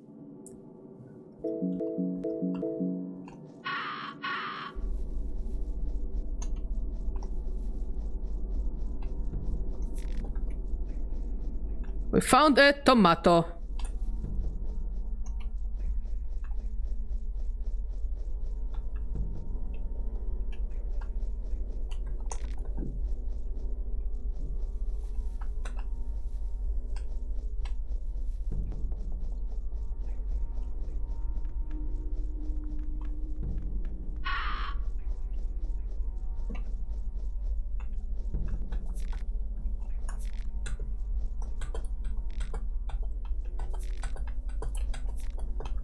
We keep finding bullets, but we don't find any guns.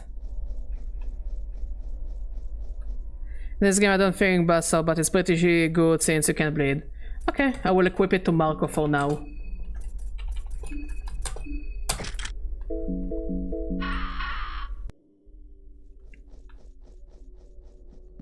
Oh!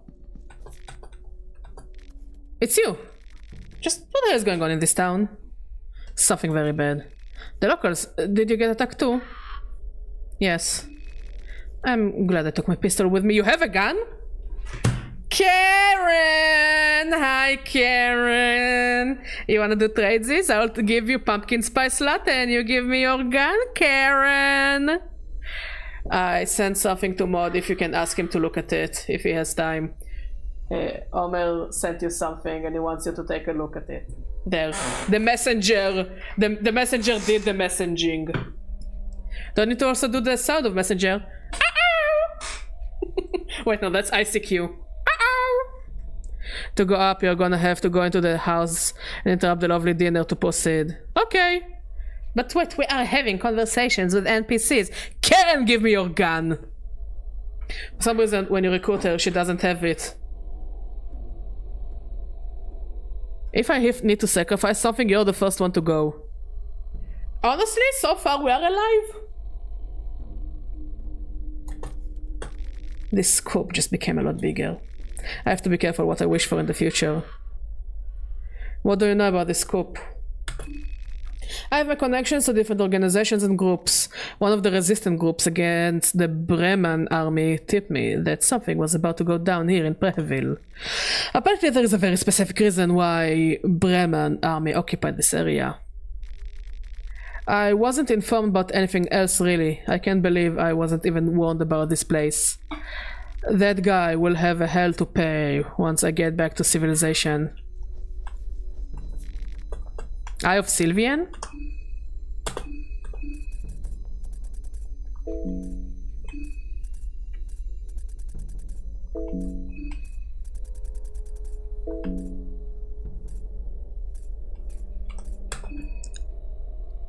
Eye of Sylvian.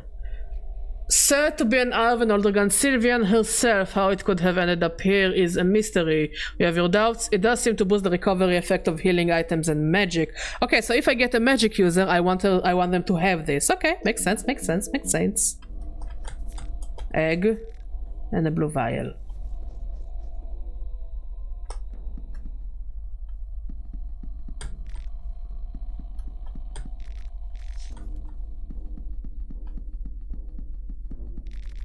This must be the television room.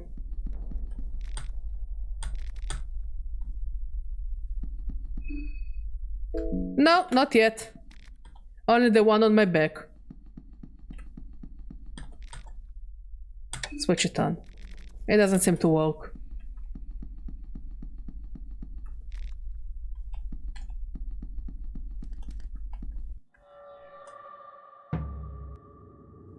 Marina and Ossa. Well, we'll try to recruit one of them. This is the romantic date you interrupt. Can I have his gun? I just want his gun.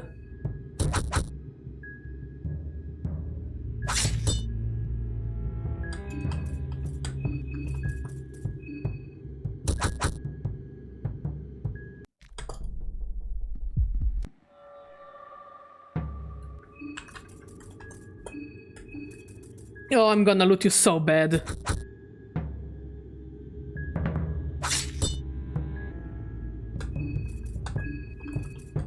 I love the duck face he has. Like, But first, let me take a selfie.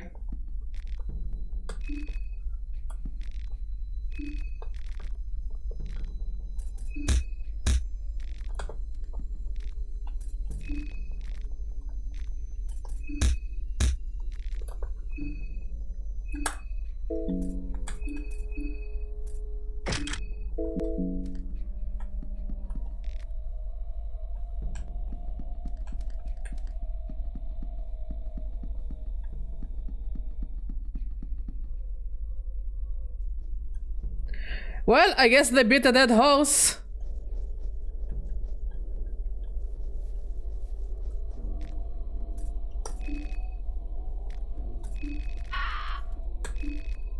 Soldier's Diary. Do a Michael Jackson to the horse. And just beat it! Beat it! What backwater parts these dark corners of the earth really are. I cast gun, prepare to meet God. I cast headshot. When I heard about this assignment, I figured the city of Preheville was at least decent sized, and there would surely be some entertainment to be had with the local dancers and street goers. But alas, I'm not too keen on getting that comfy with the locals after sightseeing the city a bit. Frankly, I'm baffled at how a city of this size has managed to stay so isolated from the neighboring influences and modern times. The Preheville folk still hold on tightly to religious rites as old as the Fellowship itself. The human sacrifices creep me out in this day and age, even if I've seen the horrors of war the crucifixes set around the city manage to send a chill down my spine. Shit, Pyroli, you actually scared me. What does a mushroom stew is doing there?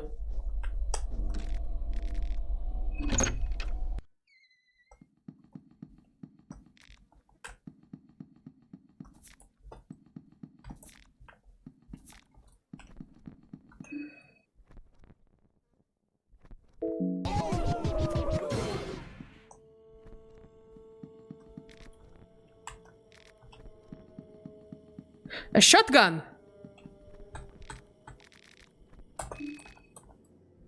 I have a shotty.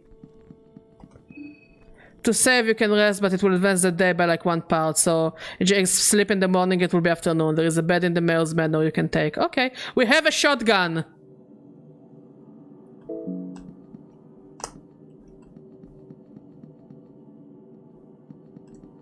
How do I know what time of the day it is? No, seriously, how do I know what the time of the day it is? Like, is it still morning until I rest, or... Like, how many minutes in game is it before I move on to the next stage of the day?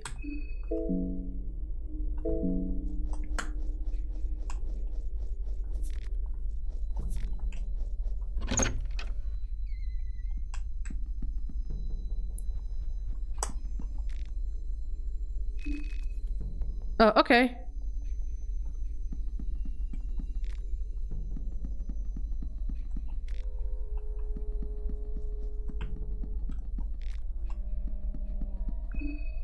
Okay, I see.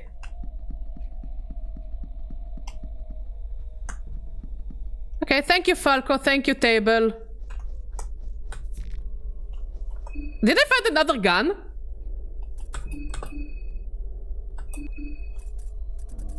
I have 2 gun.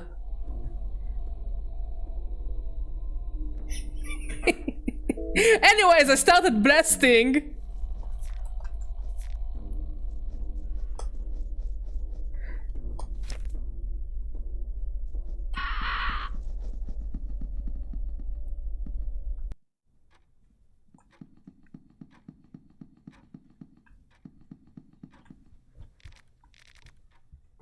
The truth under the moonlight.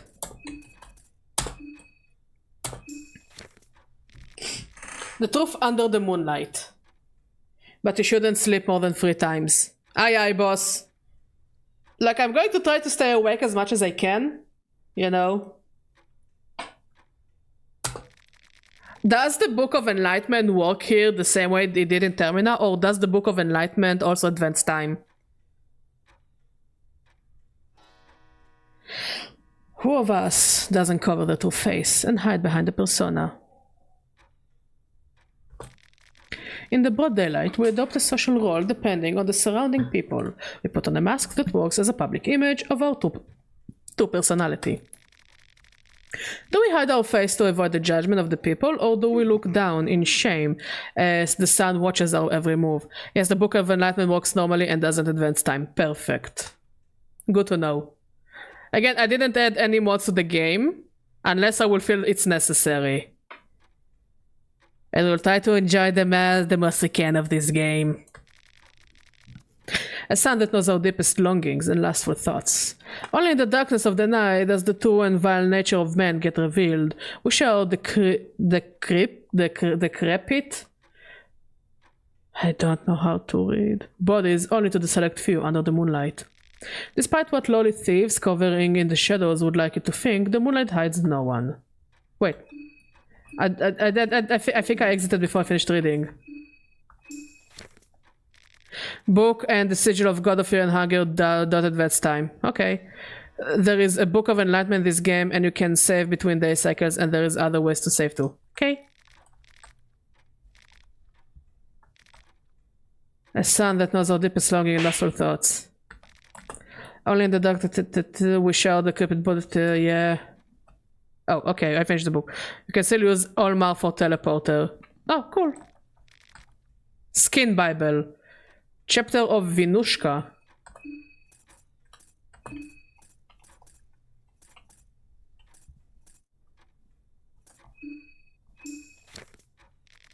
The cycle of destruction and creation is seen in its purest form in nature. Thus, it comes as no surprise that the very god of nature, Vinushka, is an offspring of the 2 older gods, Grogoroth and Sylvian. Like the nature of mankind, the nature of Vinushka too can change from fiery raging volcanoes to serene grasslands where a gentle wind lulls one to sleep. The similarities between the nature and mankind are fading as both grew up sucking the many bosoms of Sylvian. After all, both were born from the same loins. When you get a choke, you can get different things from using different skin Bibles on the circle. Okay. Vinushka and the representation of humanity, Olmer and the Ascended One, are considered equal. Neither of the two stands taller.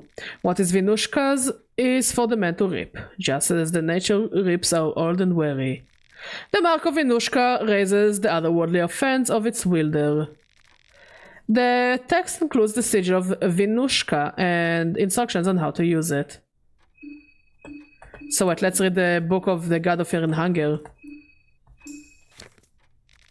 The God of Fear and Hunger, there are popular texts that tell stories of false gods and a chosen human joining together in the darkest and the wettest of dreams. The forgotten and long dormant god of the depths perished that night. Only an older god never truly perishes. And instead, the god of fear and hunger planted its roots and started to grow her influence on the surface world. The scheming false deity had hoped her daughter would be the light of mankind, only true darkness does not breed light. Use the Gotha one Marina gave you to make a safe station, and Vinushka one can basically make you able to access inaccessible areas. Ooh, that sounds cool. The god of fear and hunger was a pure child, a blank slate birthed in the darkest pits of human creation. That is where she grew, that is all she knew. Wait, I don't think I understand. I thought that the dungeons of fear and hunger weren't man-made. Like human-made. Or were they man-made? Because if I remember correctly, they just found them and used it as a... They just found the dungeon and decided to go to move there. No? She was the pure representation of fear and hunger, not spoiled by even a glimmer of hope. I gave her a knife, she looked happy about it. Mankind had seen its share of stagnation and suffering up to that point. To rise from those perilous pits, growing pains were necessary. Progress comes at a price. Fear motivated people, while hunger kept them moving forward. People cherished their hardship and drew inspiration from it. They learned from it. What followed was advancement, that mankind had not seen since the Forgotten Ages. The dark fumes that rise from the pipes of modern cities are direct consequences of the era, an era that came to be known as the Cruel Age. That means that the girl was originally just someone who knew only fear and hunger, which is why she evolved only what she knew. Yeah, I understand that. The dungeon was man-made and then influenced by the gods of the depth, I think. Oh, okay. The god of fear and hunger was a human creation. Yes, I remember that. Okay, I understand now. Badger understands. I thought they referenced the dungeons, not the god itself. The god of the depth was found in a deeper layer, which is what made it all weird. I mean, it makes sense because it's deep. The mark of fear and hunger raises the agility of its wielder. Nice. The text includes the sigil of fear and hunger and instructions on how to use it. The Tale of the Pocket Cat.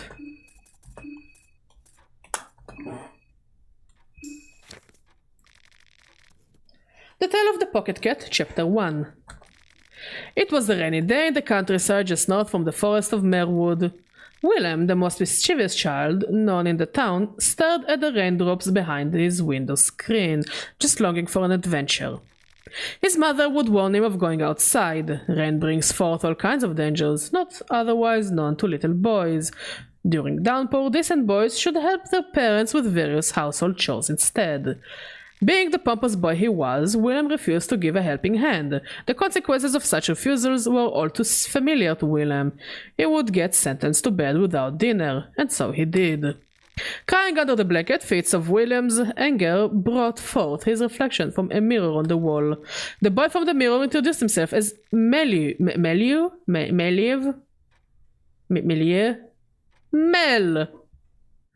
The sleeping twin brother of Willem. Oh, I see. Willem, Melly. I understand.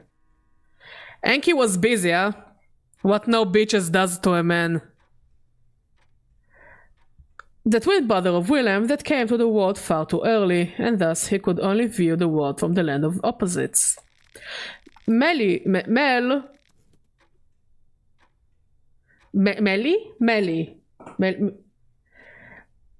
Somebody should put Nikud there. What the fuck, how am I supposed to read it?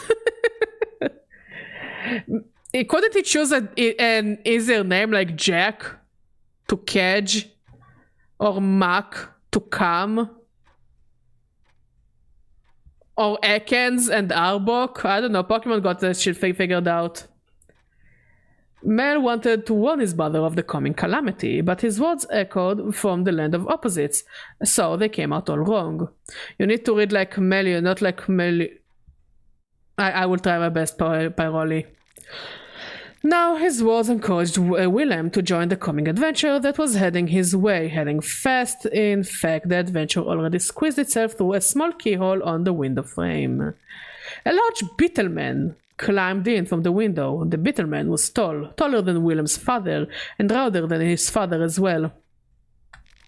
The face of the beetle man was obscured. He wore a similar mask Willem's grandfather had worn in the war. Abella can wait, to avoid gas from melting his eyes and burning his lungs. Turkilo, the Beetleman, had an urgent mission for Willem. You see, the ancient kingdom Turkilo came from was under a serious threat, and Willem was the only boy who could help. Willem was a bit hesitant, but Turkilo was already forcing the boy out from his bedroom window or out to the rain. We got no time for thinking, said Turkilo. The Beetleman showed the way with his lantern. Only Willem had trouble keeping up with the pace as Turkilo flew fast, deep inside the Merwood with his man-beetle wings. Turkilo's lantern got more distant until Willem couldn't see no more. Don't talk smack about Enki, the dude saw the trap that was godhood and is the greatest source of eldritch knowledge. I mean, you're not wrong. Hopeless and now lost in the woods, he started crying, not unlike how small song thrush chicks cry and beg for their mothers for food. And just like that, a giant song thrush grabbed Willem and took him to a treetop nest full of chicks fighting for their place in the world. Willem tried to beg for a tasty worm from the bird mother, but competition was fierce. Those chicks knew that to succeed in life, you have to push the competition over nest boundaries. Willem tried to struggle, but ultimately fell off the nest. Just as he was about to meet his maker, Torquillo scooped him and grabbed Willem with his cold man-beetle arms. Okay, you're hungry, I will feed you.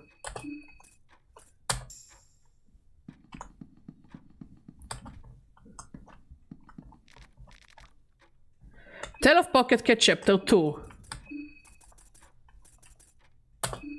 It's the reading stream! The Tale of the Pocket Cat Chapter 2. Torquillo scolded Willem from wandering off. When Willem tried to explain what had happened, that only aggravated the beetle man even more. To teach Willem a lesson, Torquillo kept pushing Willem deeper to the forest with his freakish man-beetle strength.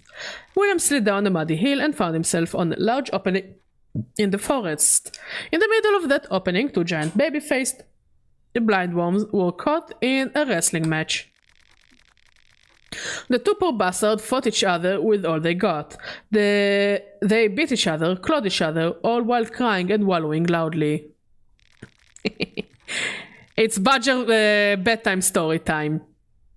Torquillo yelled from above that this is the nature of man, that just like the song Thrush Chicks from earlier, this would be Willem's future once he grew up and to become an adult. Humans were ruthless in their pursuit for riches and wealth. Did Willem really want to take part in such fierce competition? While the two talked, the other, more ugly-faced blind worm had bested the other. Hungry for more devastation, the thing set its eyes on Willem. It gave Willem a desperate chase. Torquillo just flew away, cackling. This is what you wanted, right? Willem ran to a nearby thicket in hopes that the blind worm couldn't fit in there. Instead, the beast thrusted itself past broken branches with ferocious force. Fed from eating his other baby-faced blind worm sibling, one particularly sharp branch punctured the belly of the beast, and from within hundreds of small blind worm babies spilled all over the place. Brother! The little worms started wrestling and devouring each other the moment they landed on the ground. Willem realized this is how the giant baby-faced blind worm got so big to begin with. They kept eating each other until only one remained.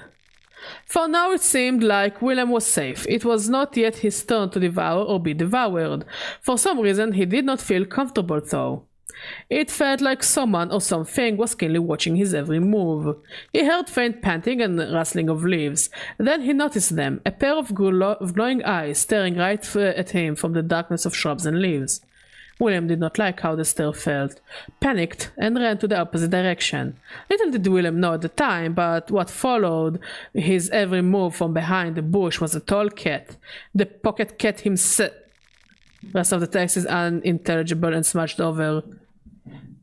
It looks like someone didn't want you to read any further for whatever reason.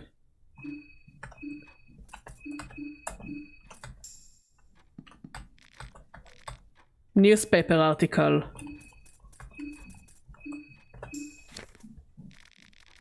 It is a week-old newspaper article about the supposed end of the Great War II. Two of the biggest powers in the Western world, the Eastern Union and the Bremen, settled for peace after the less aggressive push by the Bremen troops happening just days prior to the treaty. The Bremen troops seized the power in a small city of Preheville, located in central Bohemia, just west from Lake Verdite. The last push was considered especially aggressive, and it is widely considered to have advanced the peace agreements on a larger scale. Another major factor behind the peace was the joint assault against the Eastern Union on both the Western and Eastern fronts. From the west, the remnants of the Kingdom of Rondon kept attacking the Eastern Union, and from the east, the Kingdom of Edo continued their campaign after their prior defeats. The article goes on and on about the small details, but that seemed to be the gist of the article. Yeah, I figured as much. Skin Bible, chapter of Sylvian.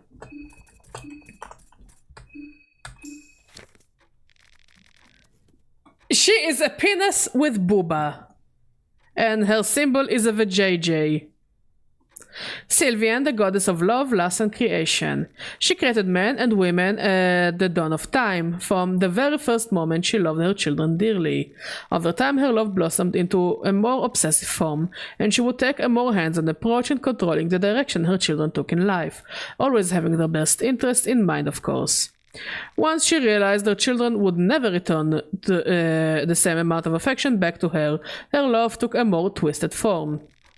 Sylvian forced mankind more to her liking and close to her own image with her gift to humans, the love magic, otherwise known as the flower magic.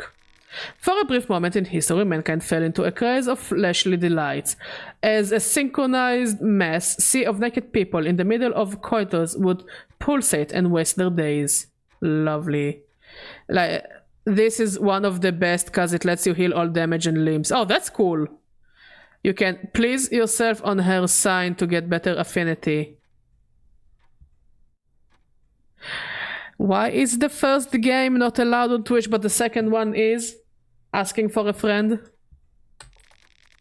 Sylvian is often associated with Grogoroth, the god of destruction, and their offspring Vinushka, the god of nature. The mark of Sylvian raises the otherworldly protection of its wielder.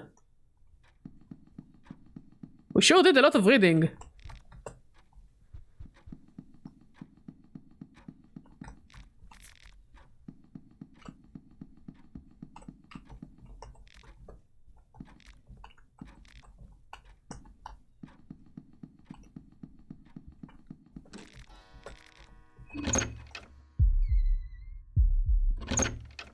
Oh, lovely.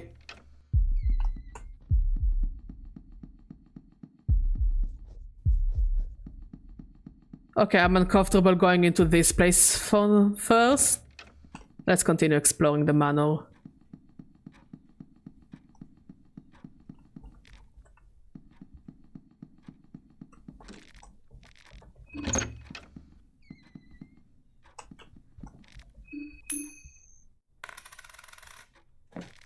Soulstone, nice. The Last Frontier.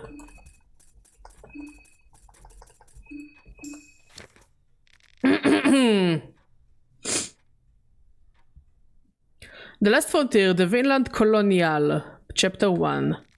The legend reports that in the year 1009, a group of explorers from Oldgard first made contact with the island region of Vinland. Oh, it's Rangelvangelgaldadadar. This is the first written record of the continent. The next confirmed case dates back to the year 1310, when a small fleet from Abyssonia ventured to the dark waters of the west. By the way, if you see a priest anywhere, run. He's absolutely jacked. I have a gun now. I have 2 guns. Upstairs you'll find the bed and there's a priest who will disturb you. Lovely. Again, I have a gun. Can't I just shoot him to death? However, it would take another 200 years before an established trade route would be formed again by the seafarers of Oldgard in the year 1577. It was during the escapade that the continent was named Vinland, translating to Whiteland, supposedly because of the amount of wine required to wipe the memories clean of the land and the horrors it contained. Despite the existence of the continent becoming more common knowledge among the scholars of the Western world, ventures to the said land were very rare. In the year 1650, a scholar from the Vatican City wrote the following description of the land. The soil consists of minerals that seem to reject sunlight and water altogether, resulting the ground to look like a contiguous, colorless black mass, where it is hard to measure depth of each hill and basin with the naked eye. A man of faith like him cares not for man-made horrors such as guns. Okay. And the few plants that manage to grow in this hostile ground end up taking these very same features. Thus the landscape merges together as far as the eye can see. Just endless darkness. If you're lucky, the clouds might shift a little, and you can at the very least tell where the land ends and where the gloomy sky begins. The land is cursed, the land is morbid and dark. Each settler comes back with vivid stories of very personal nightmares they went through during their stay in Vinland. The discovery of this continent is the biggest mistake that mankind has ever made. Lovely.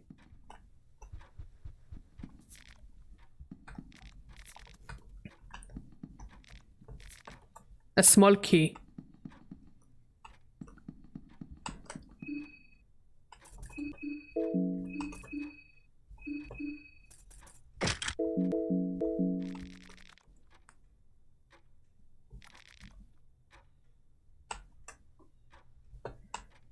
Back from Bohemia to Bohemia.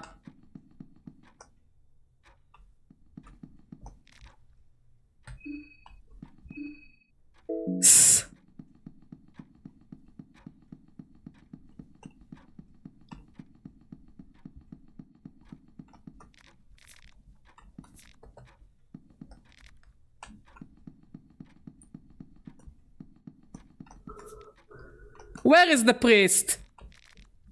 Wait, what did I find? I found something golden. Anyways, how you doing, Pilo? I'm doing well. Oh, this thing. I went from Bohemia to Bohemia.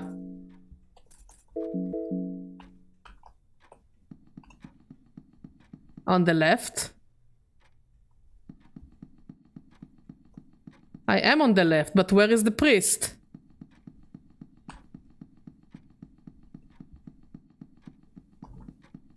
Oh.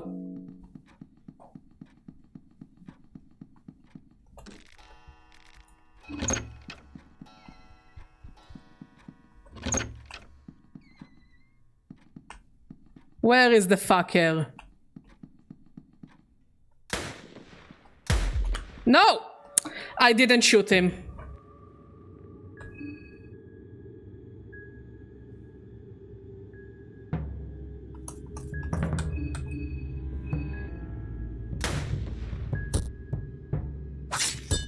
Okay, he's weak to gun.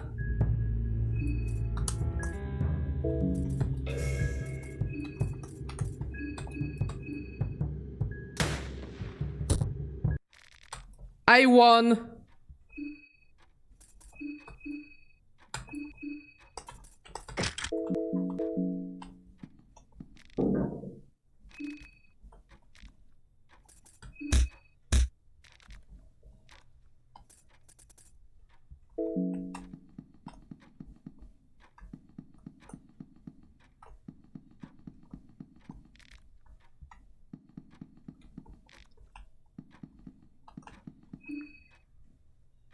Okay, I won't use the bed. It was nice, we managed to rest a bit, you know.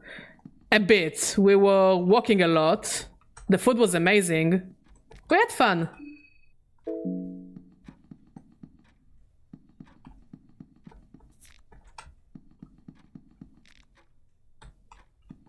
I tried to shoot forwards, I just failed miserably.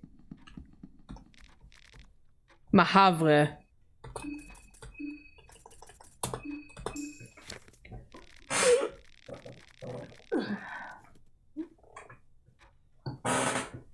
One second, I need a big stretch. Ooh! Ah! I did the thing to my shoulder. Ooh! Badger win. Ooh! Ooh! Anyways, Pillow, how are you? Aren't you getting married soon? Like this month or next month?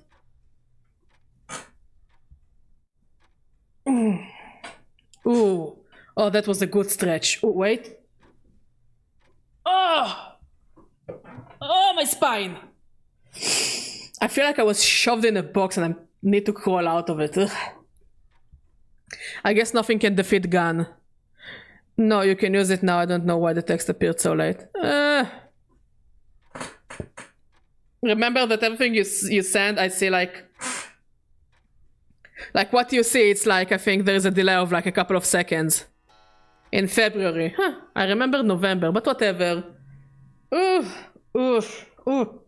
But yeah, I need, you know, the type of the type of a Swedish masseuse that just basically breaks your entire body. I need it. I need it so bad, like every part of my body to be broken apart.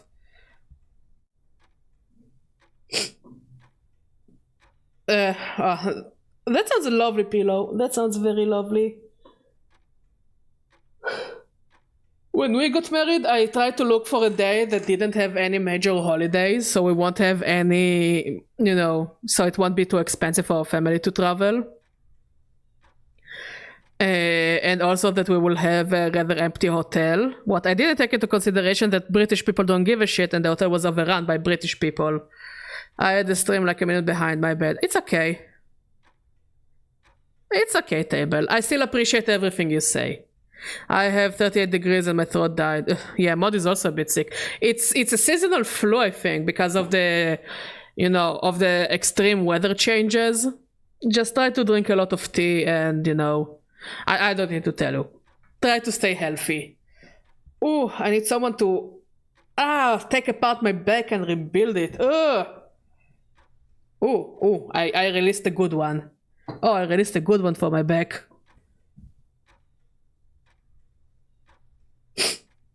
You know how my back is the stereotypical of Israel is going to marry in Cyprus true? It's not much of a stereotype. Here is the thing how it goes in Israel. You either get married by, like everyone is supposed to because of the status quo. You need to get married at the rabbinate, and we didn't want to get married at the rabbinate, and also weddings in Israel are stupidly expensive. So my husband and I are not religious, so we went to Cyprus where it was cheaper, it was funner, and it was just going to basically a lawyer and the city council to get married. So yeah, I wouldn't call it a stereotype. I would just say, yeah, it's cheaper and we don't need to go through a religious figure to get married. Because not many people say it or talk about it, but if the religious person you go to that disapproves of you for whatever reason, they wouldn't let you get married. They would null the wedding. So you pay a lot of money to go to this religious figure to teach the wife how to use a fucking washing machine. I'm not kidding, by the way. And other religious bullshit. It mostly falls on the wife, by the by. And then they can be like, yeah, we don't think you're pure enough, good enough, whatever enough, and you cannot get married. And it's like, mate, I paid you so much money. So yeah, Mod and I were all like, yeah, we're not those kinds of people, so we just did it in Cyprus. It was a lovely wedding. The food was great, the alcohol was great, the company was great, the hotel was amazing. Chaos Cat, did Chaos Cat get dinner? As you can see, she's in a demanding mood. So yeah, I wouldn't call it a stereotype, I'm just saying it's the best. Some, by the way, get married in the United States. I had a couple of friends that got married in Comic-Con. Like, they went to Comic-Con, then they went across the street in their cosplay and got married in the city hall. And that was, and they showed me a picture. It was super lovely. They were dressed like Cobra Commander from G.I. Joe and his assistant. There were two girls. So yeah, they cosplayed as the G.I. Joe villains, and they got married, and it was very, very cute. So yeah, some people do that. But yeah, you can't tell someone who lives in the UK. No offense, Table. No offense, but British people are wild. And British people are absolutely wild.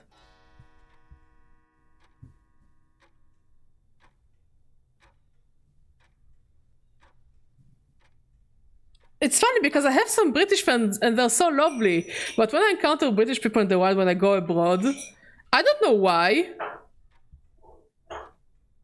Yeah, I noticed, Table. It's okay. So I don't know why British people, my British friends are also nice and lovely and, fun-loving people and all that, and very kind. But why the British people I meet abroad are so rude and annoying and mostly rude? Like, the ones I met in Cyprus were so rude to us, to the staff. I remember seeing a sign. Table, from the little I know, you are a very nice and kind person, and you're fun to talk to.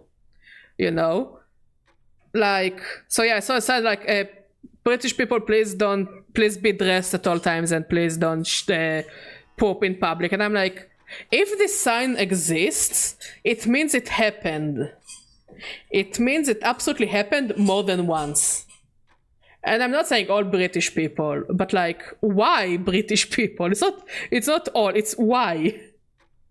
Each state has a stereotypical citizen. Oh, absolutely. Absolutely. Look, I can open the mouth about the common Israeli tourist. There is a reason why I said that whenever I travel abroad, we just try to not speak. If we find an Israeli person, we will lower our voices or not speak Hebrew to not attract their attention. Chicho, go eat. What do you want from me? Go eat. I don't know what she's angry about. Chicho, why are you agitated? Why are you agitated, kitty? You have food, you have water. Oh, wow. Oh, she's aggressive. What happened, baby? What happened, sweetheart? Poles have the drunk thief stereotype, Germans have the Nazi stereotype, and French are assholes. Oh yeah, French people are a bit of assholes. But the worst ones I've met are the Russians. The Russians so far has been the rudest type of people I've met. And I'm saying it as someone who is Russian. The Russians are the rudest people I've met, and if they know you speak Russian, they will not leave the shit out of you, they will be a fucking leech. I hate Russian tourists. I hate Russian tourists with a passion. But I recommend sleeping here and then in the afternoon going to the west again with the dining table, since you can get the key from the mail there. Okay.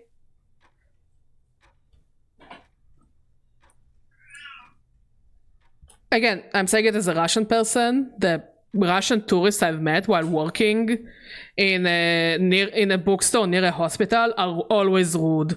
They always were cursing, they were always cussing, they always acted as if they think that because they pay to travel here, the entire country needs to kiss their fucking legs. Like, they've always been the rudest tourists I've met. And if they pick up on the fact that you know Russian, they won't leave you alone for a second. Like, to the point that I was like...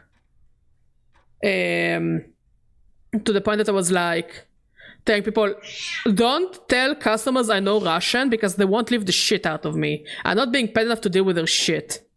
You have to pick specific dialogue options or it attacks you. I'll tell you them. Okay. If you pick right ones, you get the key for free. Oh, that's even lovely. Okay, let's continue the game. So yeah, tourists are annoying people. Some tourists are nice and lovely. Americans are always fun to talk to. I don't know, American tourists are funny to me. The French are... like, at least in Israel, yeah?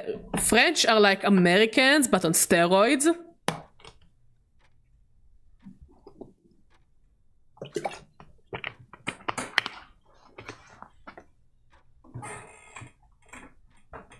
And Russians are the rudest. Ahem.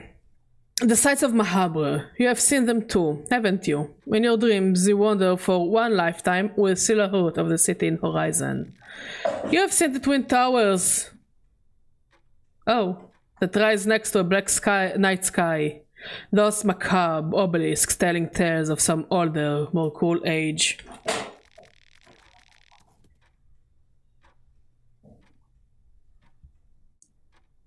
Why is there still USA when USB was invented? Absolutely, Pyroli. And Poles, I didn't meet many Polish tourists, so I don't know. No, really, I haven't met many Polish tourists.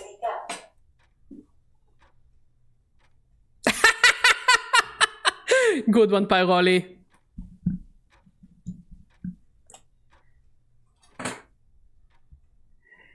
You have seen the Grand Gate with its maddening murals and spirals, patterns beyond understanding. It's not like the sound of wind howling between these hollow streets wasn't enough. That's a very fun one, Pyroli. You also hear the sound of local residents, even while all comprehension would dictate that this place is long abandoned. You still hear them. You're not alone in this vile part of world. In your dreams you have seen it, haven't you? The city of Mahab, the city of gods. Did you know it exists here?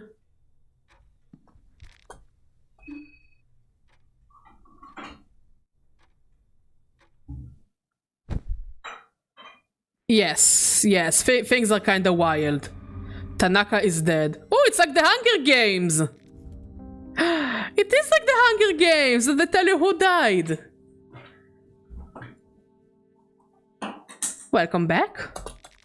Seems that you're very much acquainted with your fellow contestants already. At least you're meeting a lot of Polish people online. Hey, the Polish people I've met online so far have been some of my nicest, kindest viewers. You know? I love my Polish viewers. Hey, my husband is half Polish. And I love him so much. Chaos Cat. Chaos Cat. There are things that you can break on the table. Chaos Cat, down. Chicho. Chicho. Chicho. Chicho. The cat is in her rebellious stage. I have a feeling the time of eggs and chaos is almost upon us. Ugh. Yeah.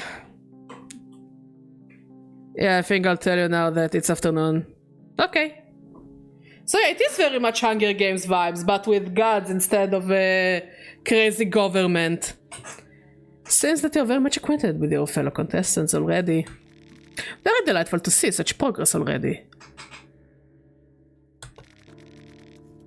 By the Emperor, are we talking about Toaster Pope? Keep up the pace, the festival won't last forever. Just what is going on?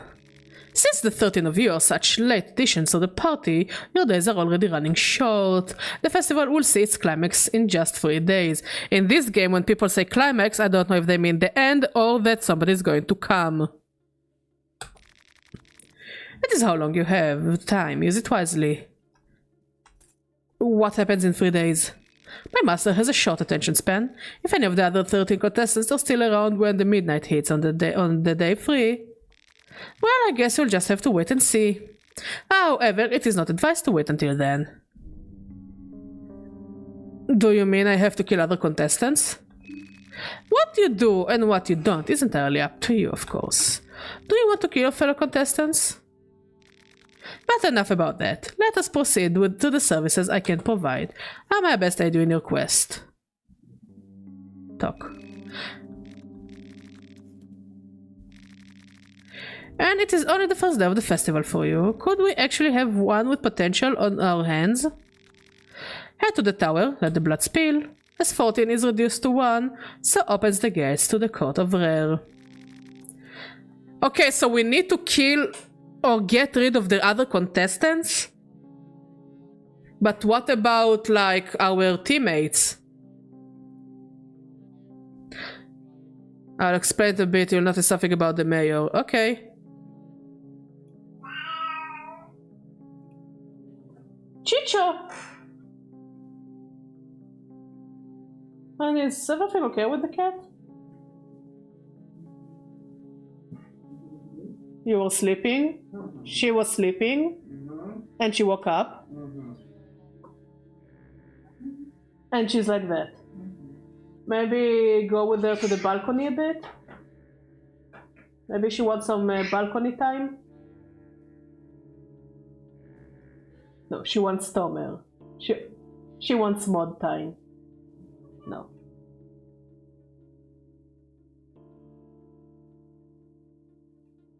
Maybe she has issues with the new food.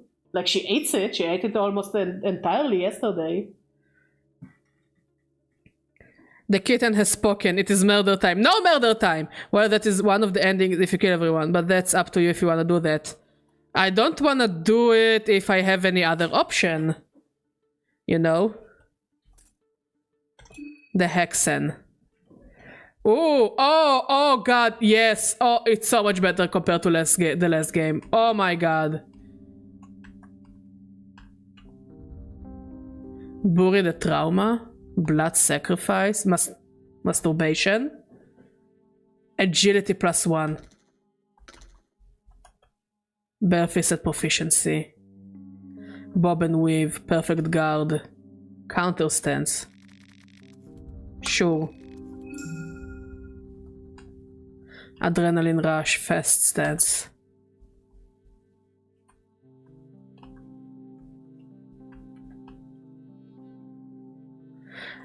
By greeting all of the contestants dead or doing it yourself on the first day, you can unlock the way to one of the endings. Okay. I drank apple juice and only after a couple of sips did I realize that there are weird transparent skin bits. Oh.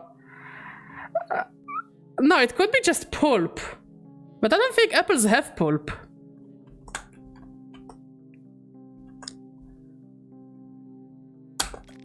Sure.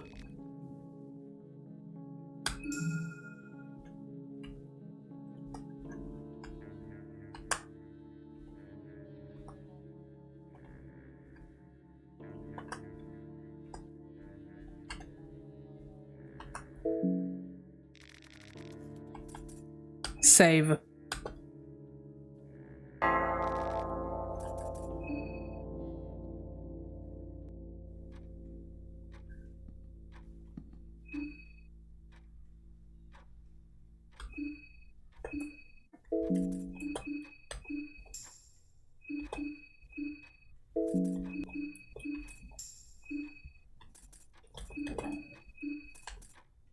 Stay alert for enemy attacks and counter when possible. The longer the combat goes on, the stronger you get as your blood boils even hotter. Okay, that's cool.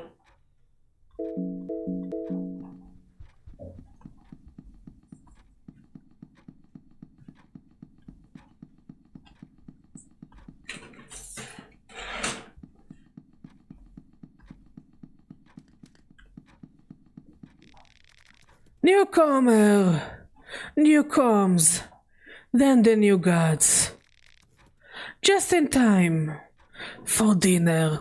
Speaking of dinner, what do you want for dinner?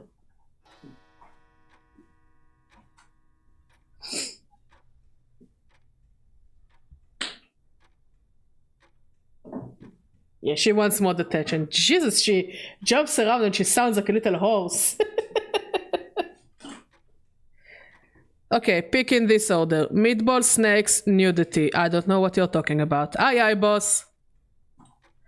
If it isn't pulp, then what were the slimy skin bits in the juice? What is the weird type of mold? Oh my god. Again, usually the skin bits you find in juice, it's usually pulp, but apples don't have pulp. Give it a sniff. Is it still good? Sit down.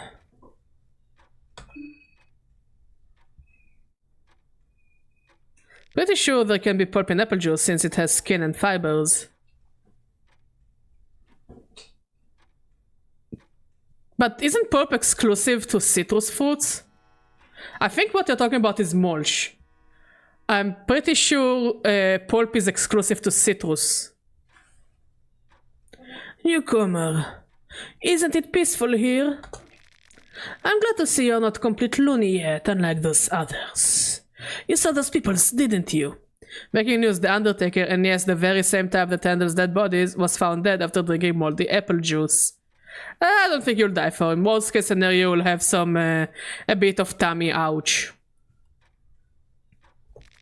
One can only wonder what happened to the folk around these parts. They've drifted far from humanity. Only thing they seem interested in is scavenging. The scraps around the old town. How am I to have in-depth discussions with them? I want to talk about poetry, music, and culinary arts. What happened here? We are in the same boat here, my friend. I don't have the answers. I heard the Bremen military meddled with something. Some say the moonlight scorched this earth into something unrecognizable. And the town folks say it's always been this way. Newcomer, you haven't touched your food yet. These are rare delicacies you can only find in Breheville. I've traveled from afar just to experience them.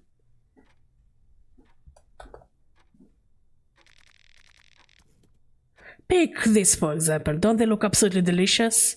Use your imagination. Food can be as inspiring as the highest forms of painted art or the most complicated musical arrangements. It did not smell any different than it usually did. It has never had these bits in before. It is usually clear. I poured it out in the sink. Okay. Make yourself a cup of tea. You will be better. What comes to your mind when you look at these dangling beauties?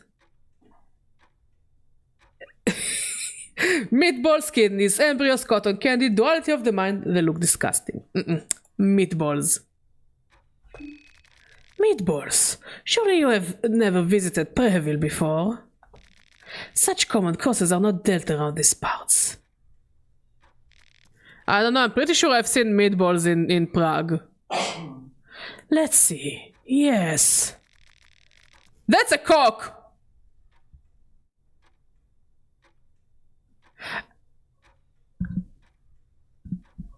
Like, when people say they like eating cock, I don't think this is what they had in mind. But I know that some cultures eat cock, animal cock, and I'm not gonna judge. But I'm not a cock eater. Yes. Is it local sausage, snakes, male genitalia? I dare not say. Your antlers. Get that thing off my face. Snakes. Slithering on the ground. Yes, the deceiving one. This one is my favorite. That's a cock! That's another cock. Sir, are you hitting on me? Oh, so drink some water or something. I'm not going to be rude to him, but come on, look at this. This is a cock. Just an imaginary mushroom, nudity, family rainy day, coitus. I've had enough. Nudity. The surface of the mushroom is as silky as the butt cheeks of a virgin. Yes.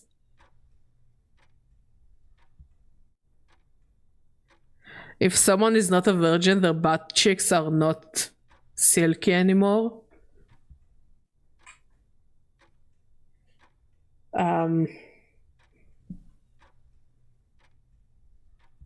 I mean,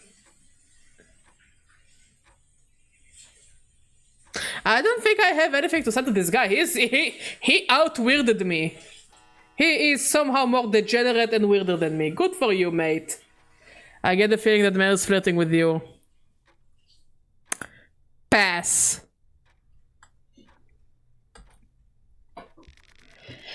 I don't know about you, but I'm full. You noticed anything familiar about him? His outfit may resemble a certain guy I saw before. Is that Henrik? Is that supposed to be Henrik?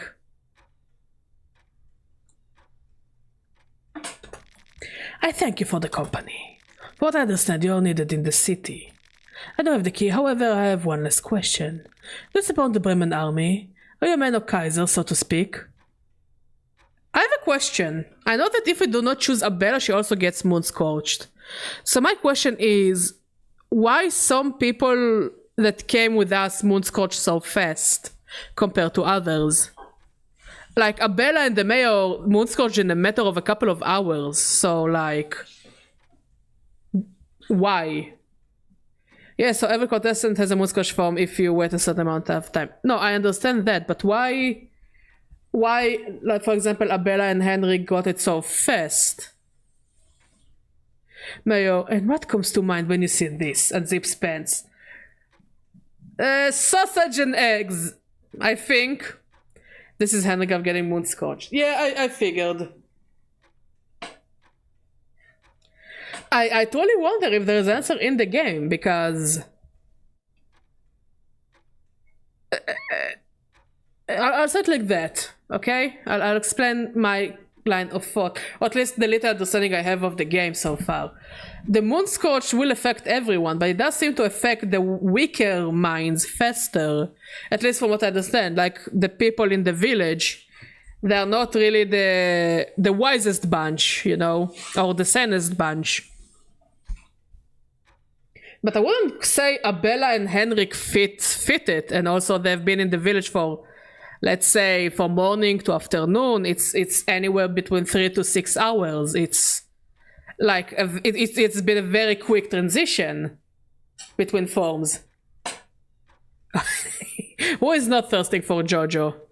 I guess it makes sense why the mayor's showing you all these things. Remember what he said to Abella back at the train? Yeah, I guess you're right. This horny motherfucker. I don't know what you're talking about. You truly are a newcomer. Also, why is Henrik the mayor? Here, the key is yours. You get the lion brass key. The other key is with the army, I'm afraid. Please be discreet. I do not wish to start trouble with the Kaiser. Do not mention my part in this.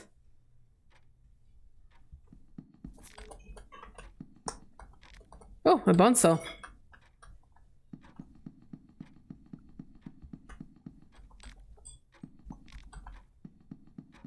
So now we need to make our way...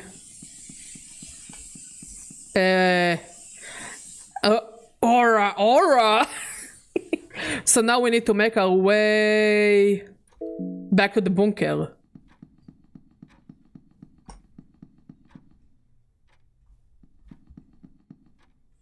Hello. I hope you had a most pleasant meal. Okay.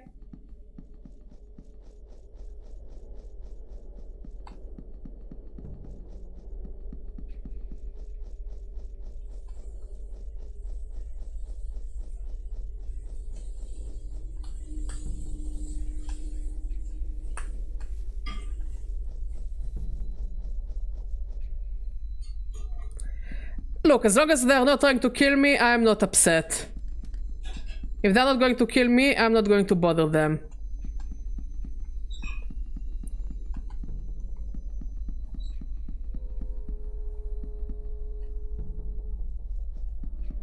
Oh, okay, you're still hanging here.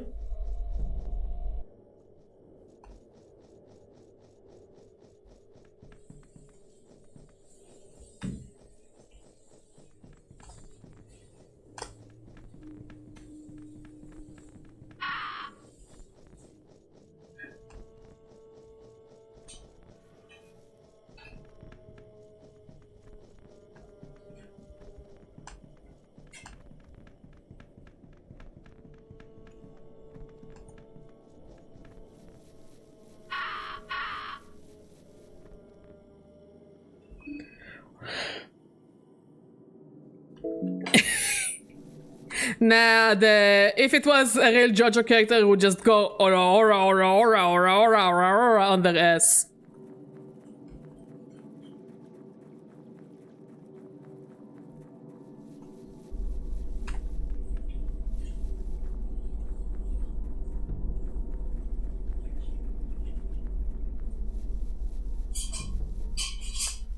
You know, just like the first game, I find it a bit weirdly cozy. Like, I cannot explain it, but like... exploring here is weirdly cozy.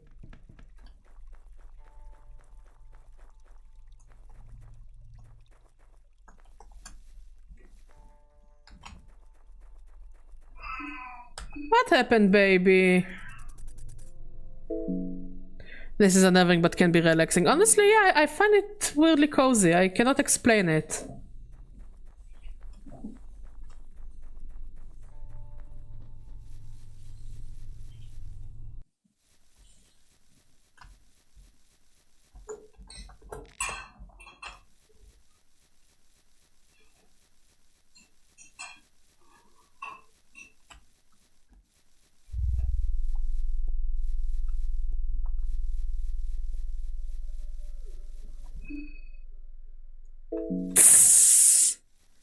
Hey, it's the special sauce, Undertaker. Don't you want some of his special sauce?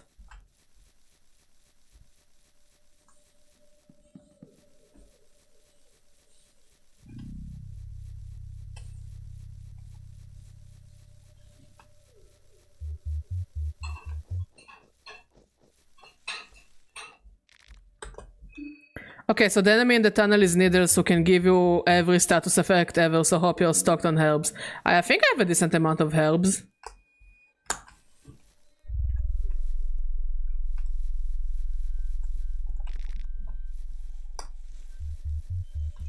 Hey, Critter, how you doing? I see you're playing as the objectively best character. Yes, we're playing as Jojo in his very bizarre adventure. How you doing, Critter? Yeah, the milk with the chunks, my favorite.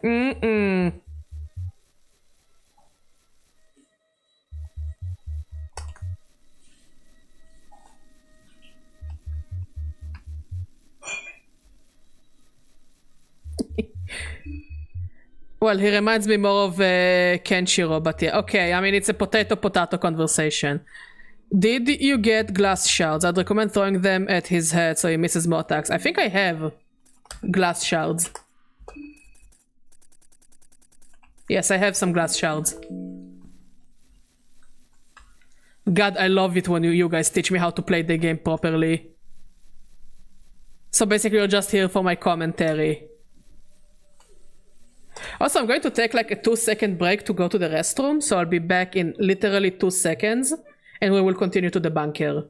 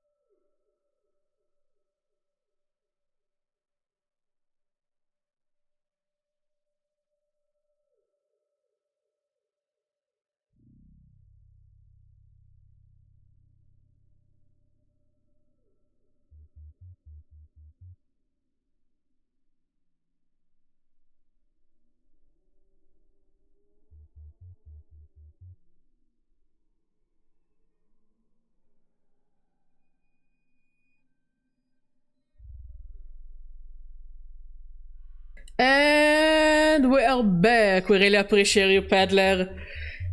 Oh, put me on full volume and let the people hear all I have to tell them. I don't really know what to tell them yet, but I will find out something clever to tell the people of the bus.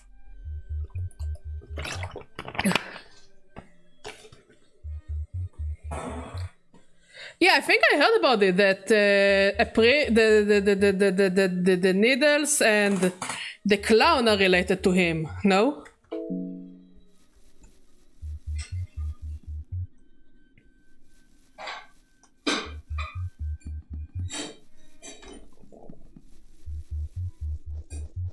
Can I take your goat, sir?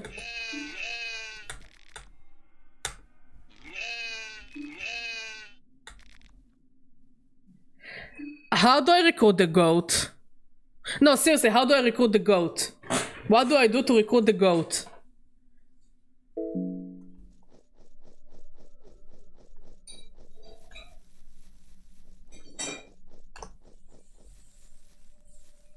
Like, I know you can... You need the rare skin Bible. Okay. I want to recruit the goat. I have no idea if the goat is even good, but I want to recruit it.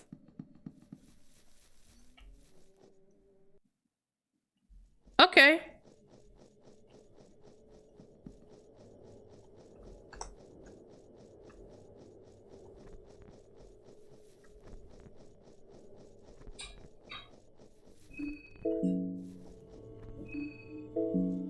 But is it as good as Moonless?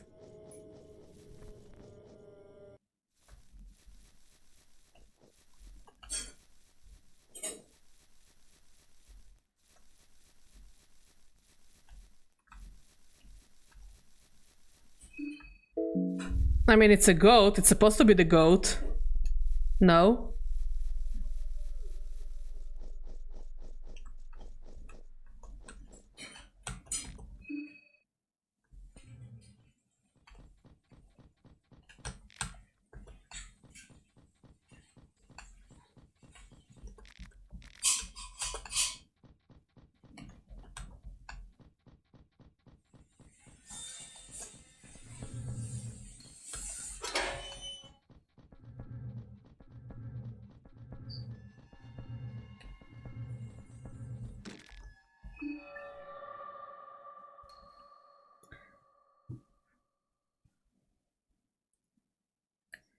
So what you need to do there is find 2 gasoline canister and then fill up a thing in the bottom right that will unlock an elevator. Be careful since said Needles is here. I mean, worst case scenario, we'll fight Needles.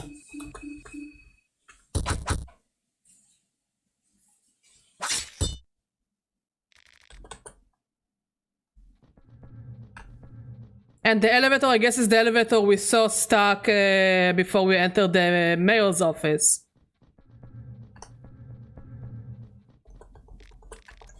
Oh, we found Choc.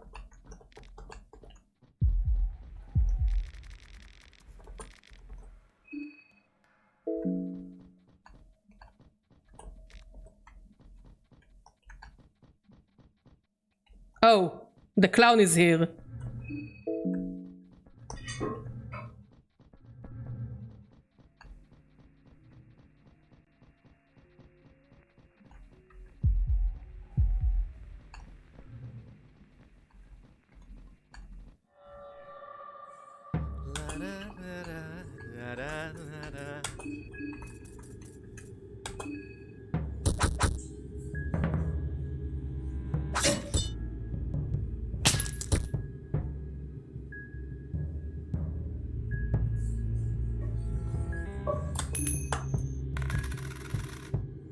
Oh, fuck me!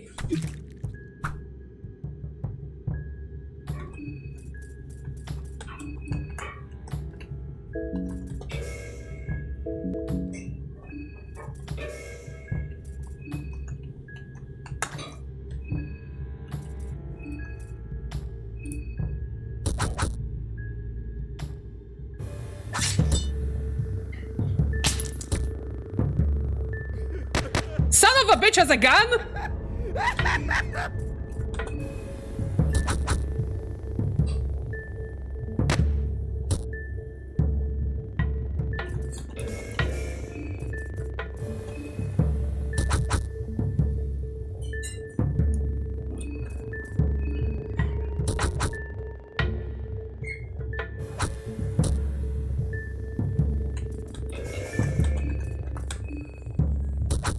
Oh well.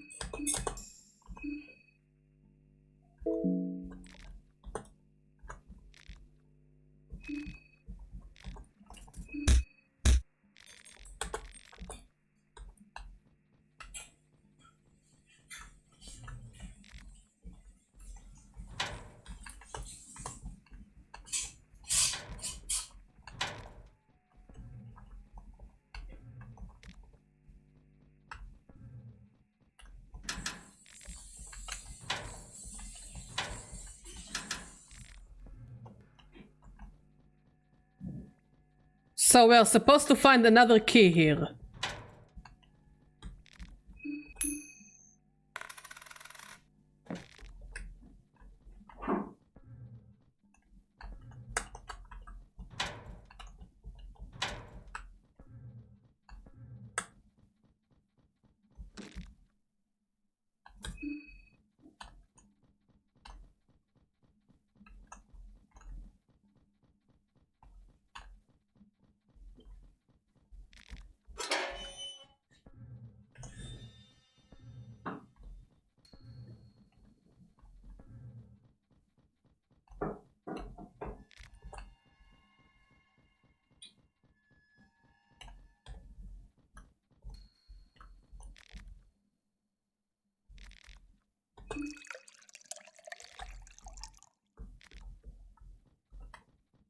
So we need to find another gasoline can.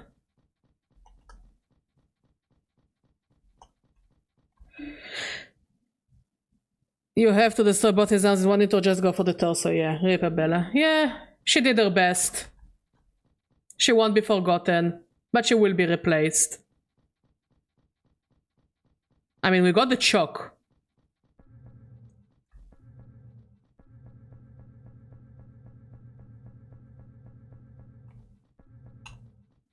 Which is already good, no?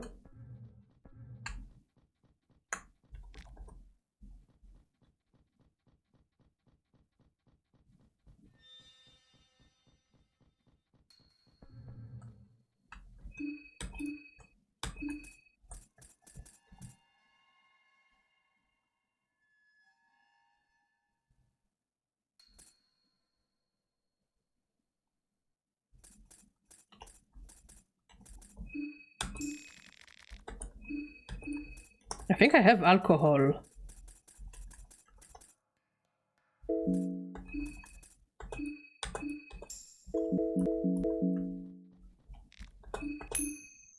Once you get another gasoline can, you should be able to fill this thing up in the bottom right. Okay. And then I'll be able to get the second key. Duct tape. Bonzo.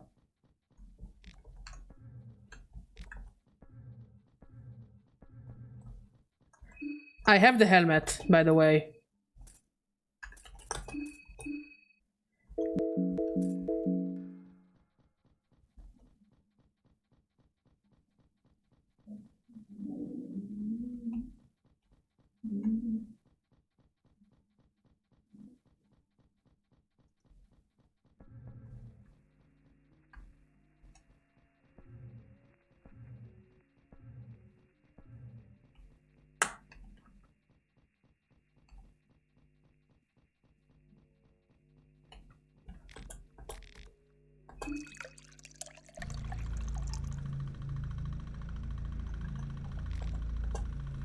So now the elevator is supposed to be working.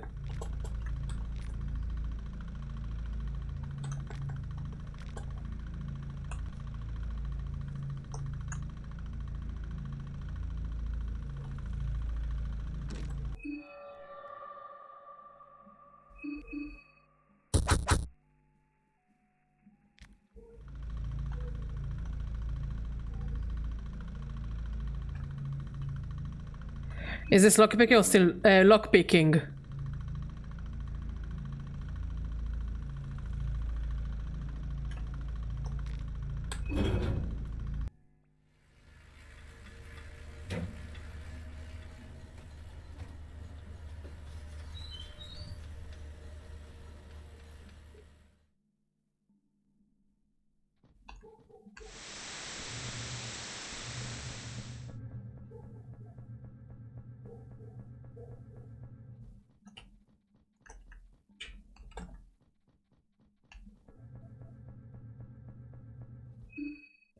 Sewers connect almost all the time. Okay. Lockpicking can open the sewer gate as soon as you get the belt, ultimately running needles. I kinda killed. Arbella didn't live, yeah.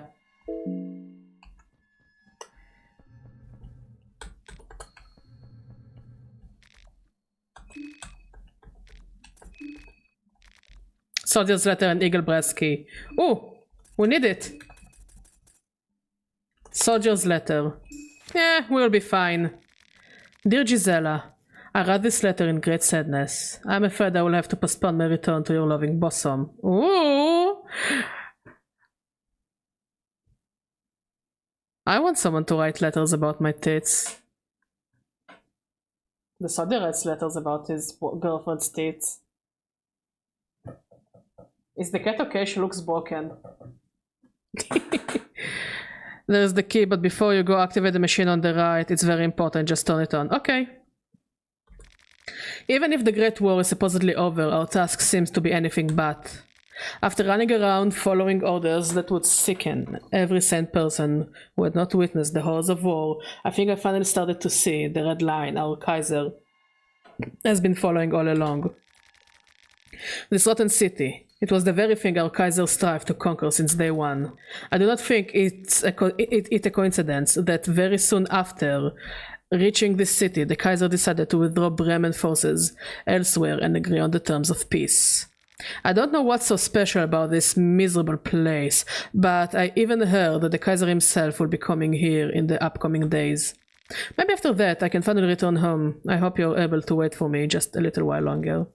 Yours forever, Johnny.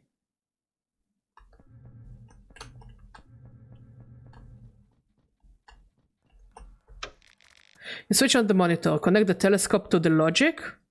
Read the instruction document. There is some text on the monitor in a simplified writing format. The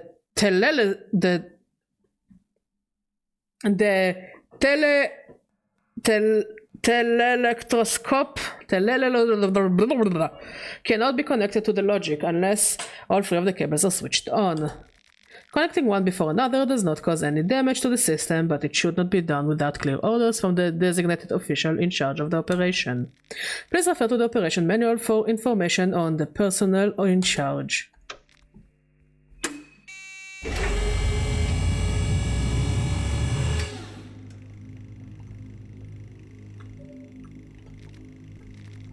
Kaiser Critique.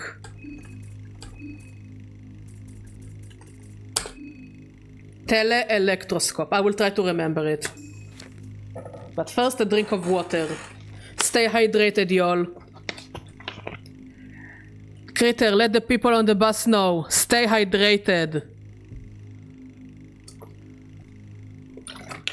Okay, this place is a bit risky, but you can try it if you want. What do you mean? There is some evil-ass dudes in this rare dimension. You can run past them though. Good job, Critter. I'm proud of you. I have no idea what you're talking about, but I trust you, Table.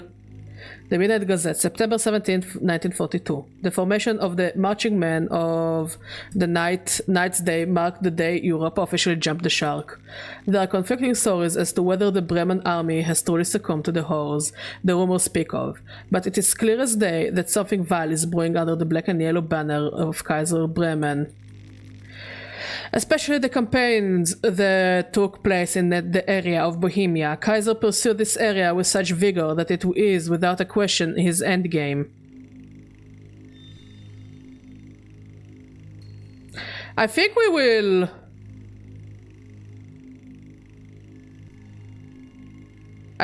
go back and open the gate. You know, so we can continue with the game safely, at least until we have another teammate. When do we meet our next teammate, by the way? Like, when we can recruit our next teammate? Like... Let's see. Dan can be recruited on day 2. Olivia can be retrieved on day 2. Karin is day 2. Levi!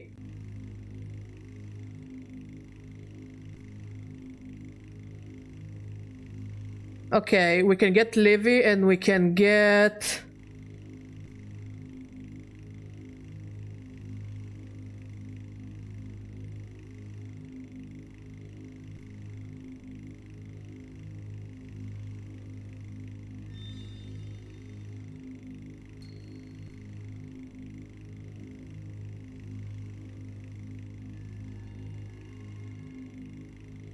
Okay, So we can get Levi, but we'll have to return to the woodsman.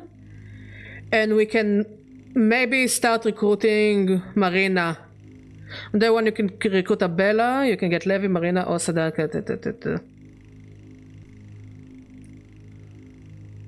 Okay. Day one you can recruit Abella, Levi, Marina, and Osa. It seems that Osa is only available on day 3. On day 2 you can get Levi, Marina, Osa, Dan, Karin, Marco, and Olivia. Okay. You can find Marina in the bookstore in day 2 since you unlock the mayor's door. But I think we need to... It says that we need to go to the mayor at night first, no? Marina is in bookstore by night 1. I think Osa is available on all days. Okay. So we're going to try to get some new recruits. Okay. Especially the campaigns that took place in the area of Bohemia. Kaiser pursued this area with such vigor that it is, without a question, his handgame. It is slightly tedious since the strongest enemy in the entire game is outside the bunker is in.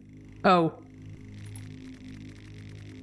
It is hardly a coincidence that Kaiser is opening up the talks about the peace treaty right after his Bremen pig occupy Preheville, the capital of Bohemia. The kingdom of Rondon and the allied forces suspect that this whole Bremen ambition is directly linked to the advanced electronic network experiments the Eastern Union has been conducting in the area. It is beyond me how the masses fail to see through these plans. Instead, they give credence to Kaiser's madness and place more trust in his perversions than logic. There are no rational answers to the irrational ideologies which Kaiser brings to the table. An article written by Karin Sauer. Okay, we are going to make our way back.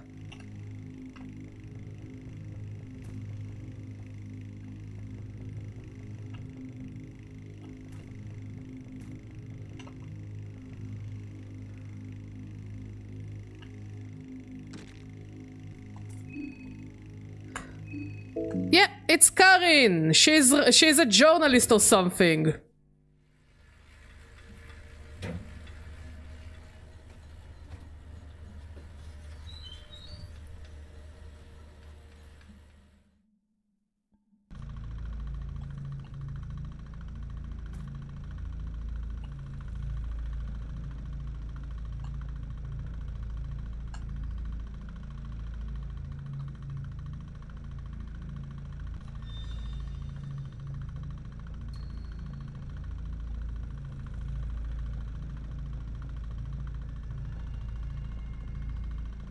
I don't remember where the stairs are.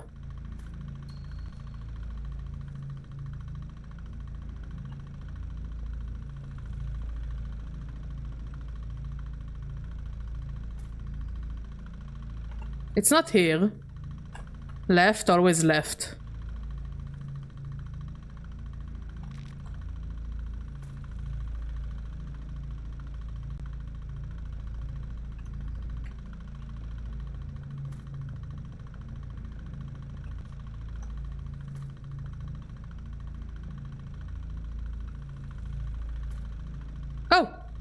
Thank you, Critter, I appreciate it.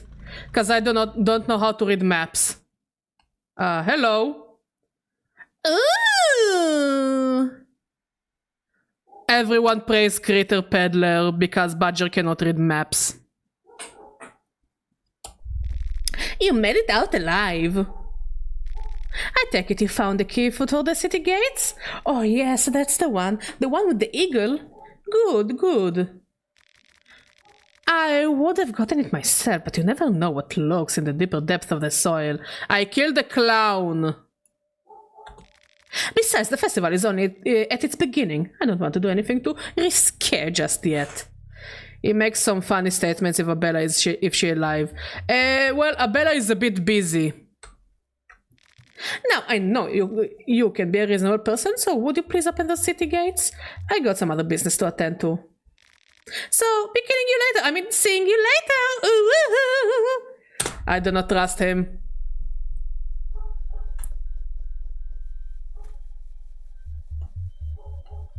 We'll open the city gates later. First, let's go to the woodsman house, since Levi is supposedly at the basement.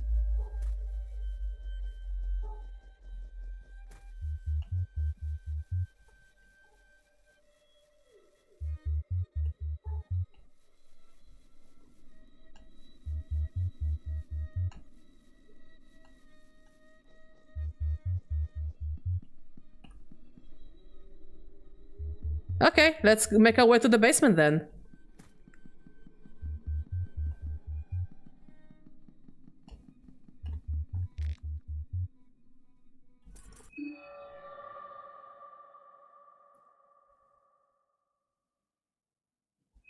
I don't know.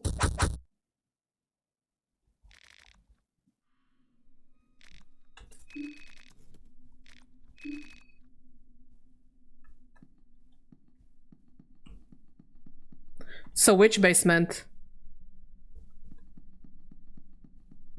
Oh, okay. So we need to go back to the mayor's place.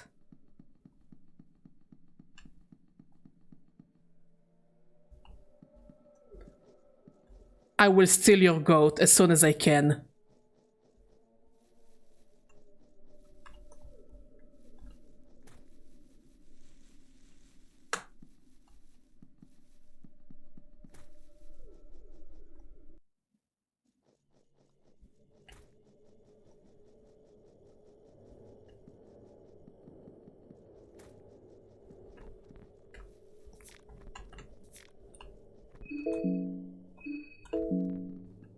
Oh, there are pigos.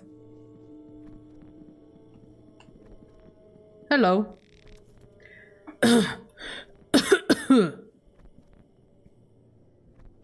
Wait, for real?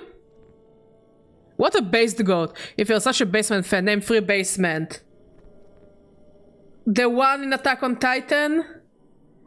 The one where neckbeards live? And baseball. You know, honestly, I would be glad if you took their goat. Why would a wife leave someone for a goat? Is the goat that goated? Trying to get you behind to the town of Evil, are we? The next man or Kaiser broke the path off. Is off limits. What is going on here? It's the same. As always, nothing changed. Once a shithole, always a shithole. Maybe you need to find a hoe who is not shit.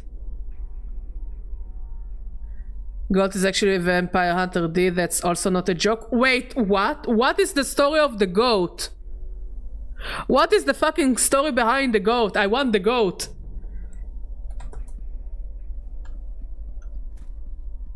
Hello. Oh.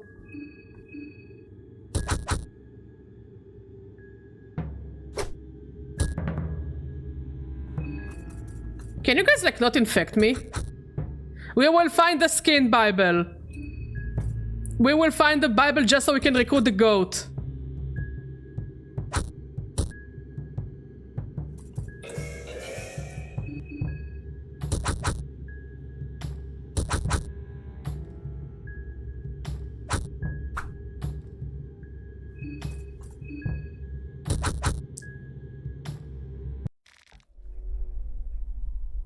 I don't care. I see a goat. I want goat.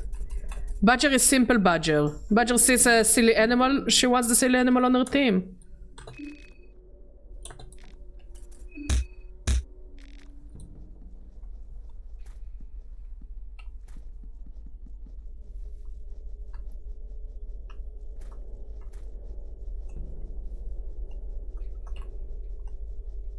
How do I get to the mayor's house?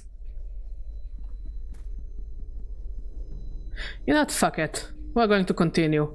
Sorry, Levi, I'm too lazy.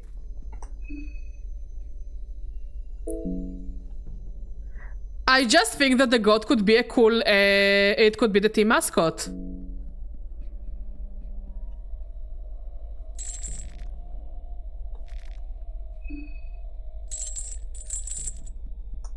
Just go to the right.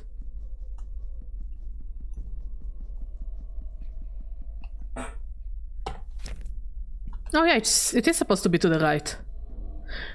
As you understand, Badger does not know how to read a fucking map. It doesn't give me the option to solve heads yet.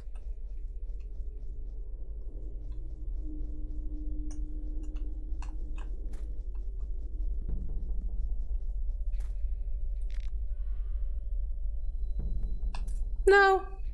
You know what? Nah.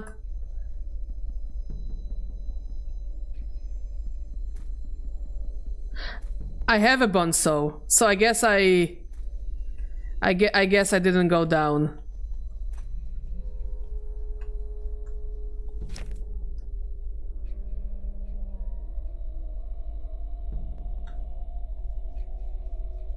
But just did not evolve in the wild to read maps. Exactly! Oh, that's the basement?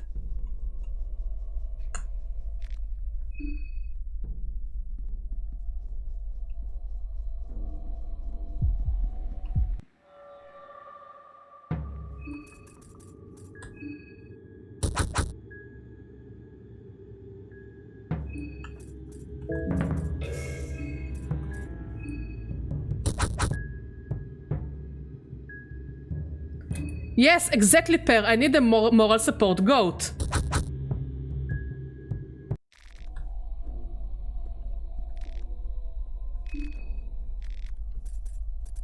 Oh.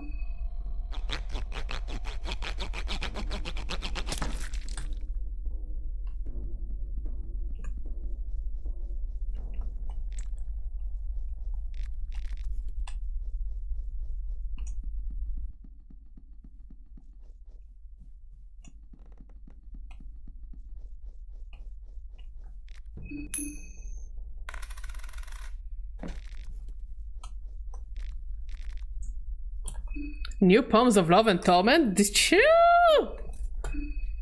I mean, the first ones were kind of shit in the first game, but sure. Ahem. Wait, Chambara's name is Ron? What a loser. No issue with the name Ron, I just didn't think his name is Ron. Fucking Ronald McDonald looking ass. The book contains age-old writing of the famed poet Ron Chambara. Chambara.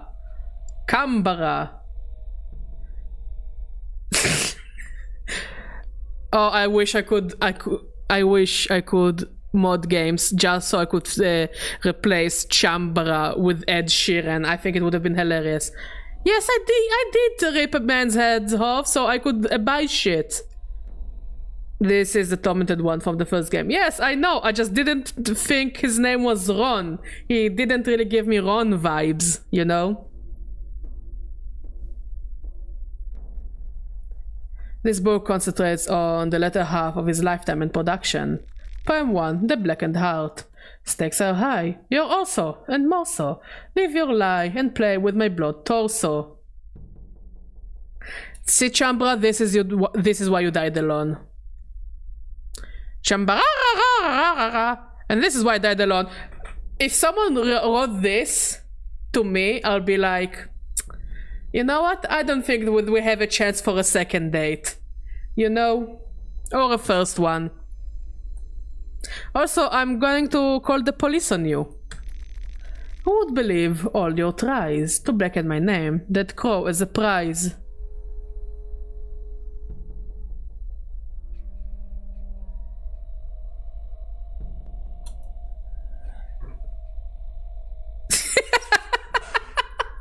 Good one, peddler.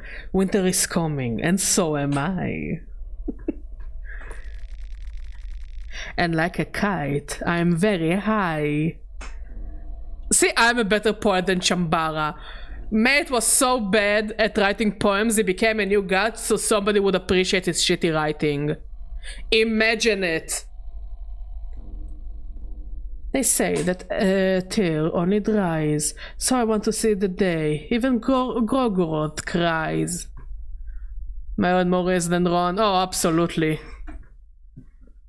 At least the mayor was down to business. Here is a cock. Let's talk about the cock. I can get behind this. Roses are red, violets are blue. I am dead, and so are you. Arms Basgetti.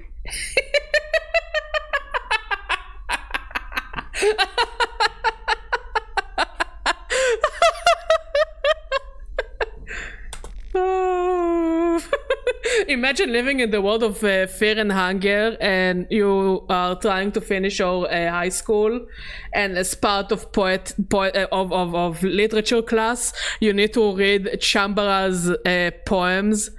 And you're like, oh my god, this shit is so fucking stupid, and your teacher's like, no, this is deep and this is very important, and you can understand how tormented he is. And he's like, I mean, he's definitely tormented without a brain.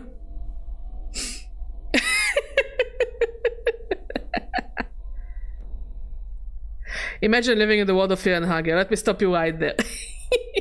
No, I'm just saying, okay? If you were a student in the world of fear and hunger, and you go to high school and you need to learn literature, they give you this shit. Honestly, I would fail class on purpose. He used to be Vanilla Ice before he entered the city, then he gave up the zero and gave it to the hero and became the star in Super Meat Boy. Yeah, based. They will come know this day as the cool age. They will come know this page as the fourth phase. Won't you die? What a loser. Gee, I sure hope you died a virgin. Roses are red, violets are blue, the sky is even bluer, and the grass is bright green. The sun is yellow, orange and red, the sun only rises once somebody is dead. Yeah, still deeper than whatever Chambababa wrote.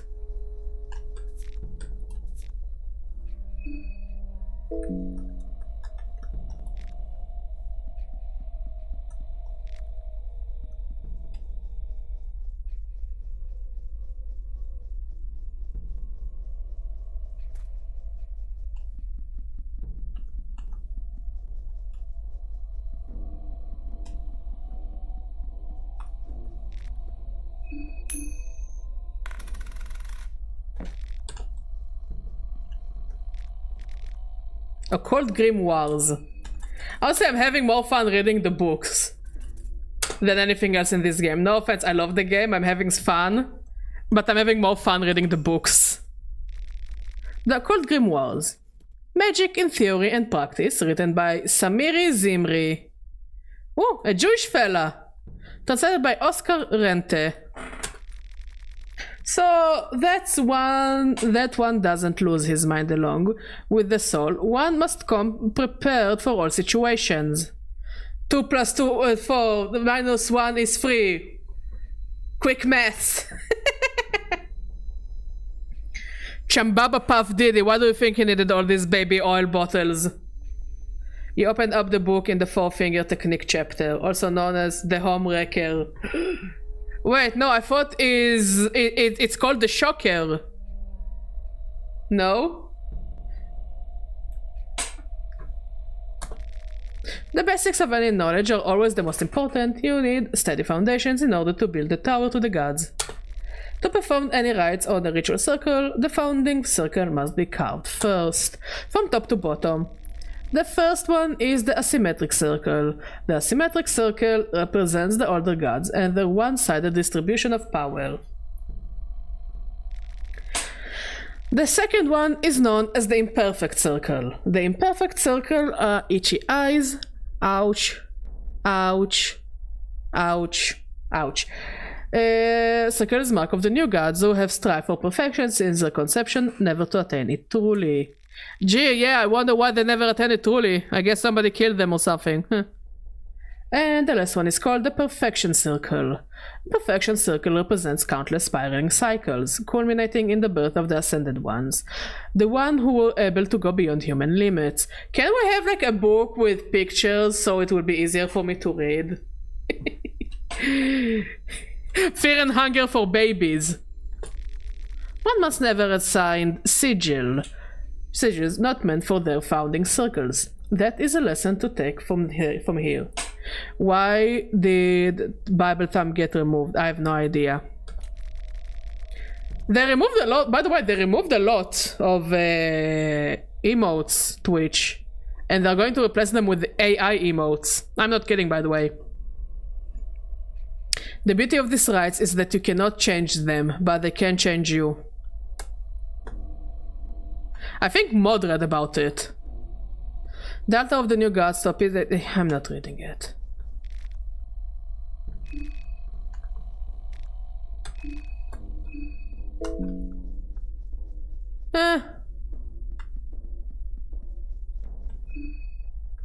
I have no idea.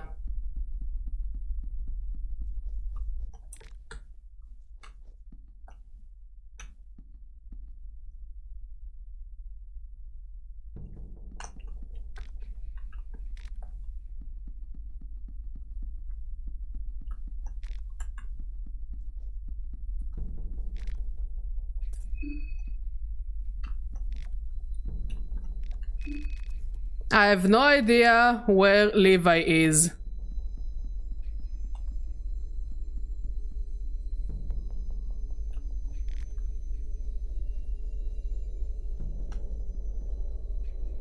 Oh. Okay. But also, isn't it where we're supposed to find Marina?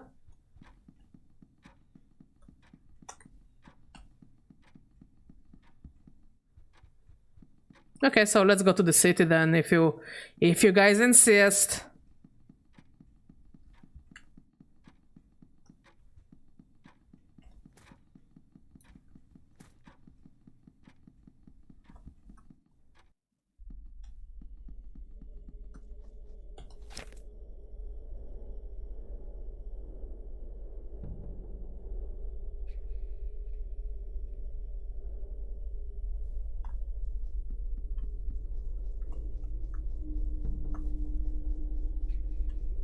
You know, I'm glad that there is no time events in this game, like day-night cycle. Cause I am getting lost very easily. I also think you need to talk to her in the train and ask her about her plans to make her actual move eventually. I think I talked to her. I actually think that I talked to Marina to get the skin Bible.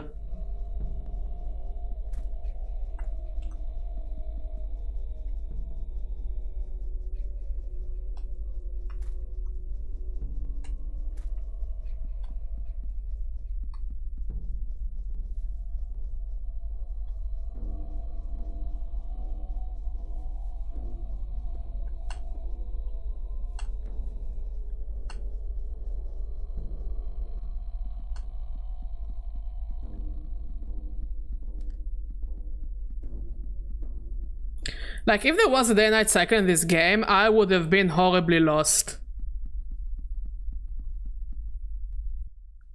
If you have Vinushka Bible, we have Vinushka Bible. You can also through the deep forest by drawing it in the roofless house. Oh, that's cool. But yeah, we also have the Vinushka Bible. We managed to get a decent amount of Bibles, actually.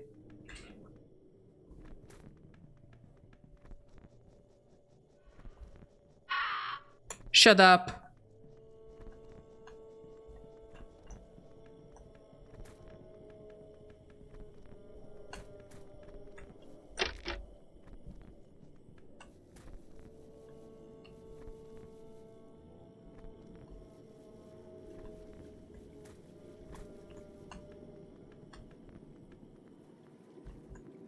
Like, maybe because we're playing on an easier difficulty, but we managed to find a decent amount of items so far.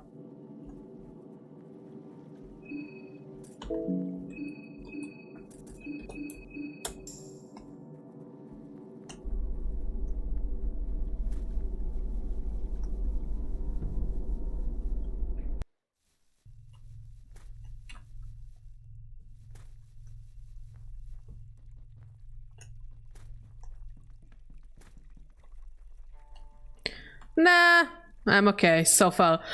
Like, I don't want to go into complicated looking places when I'm on my own, since Abella is busy. And by busy, I mean dead. Lake.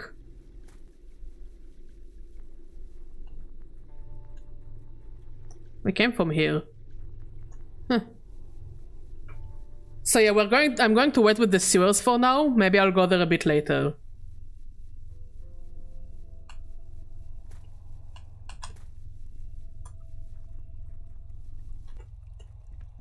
For now, I think I'll open the city gates and enter and try to find the restaurant.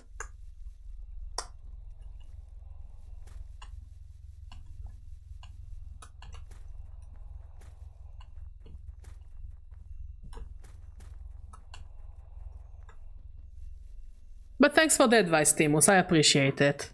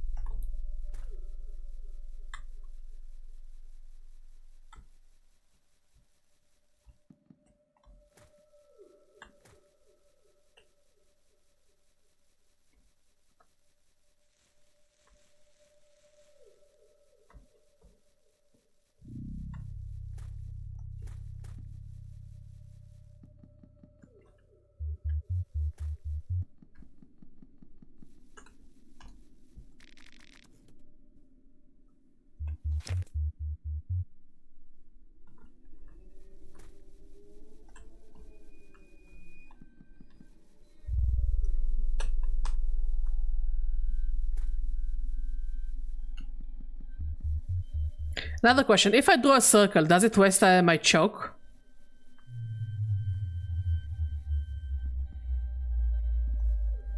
Okay.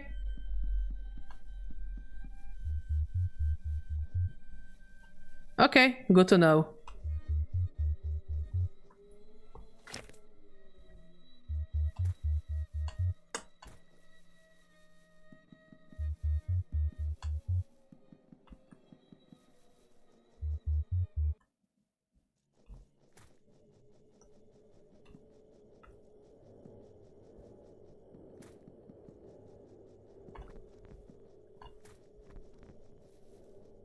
There we are.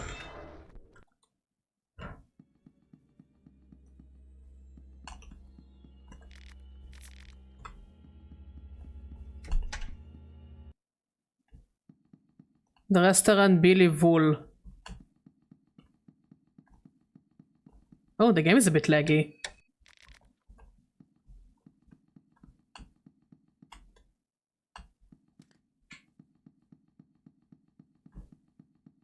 And it doesn't seem like Levi is here.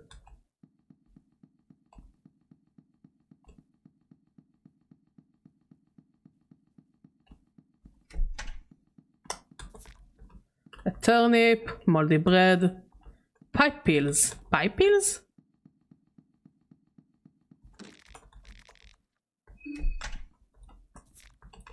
Goat hoof. Lucky coin. Sea ration. Saw blade. Dried meat.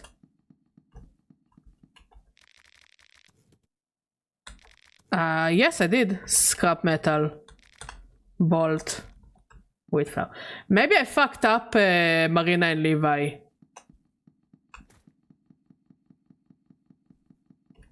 Yeah.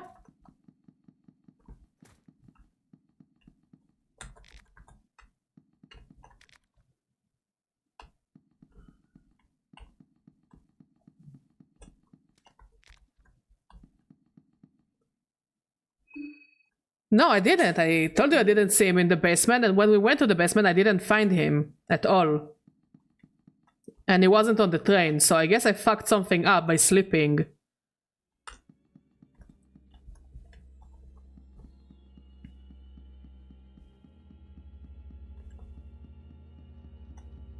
It's okay. Oh shit, fuck!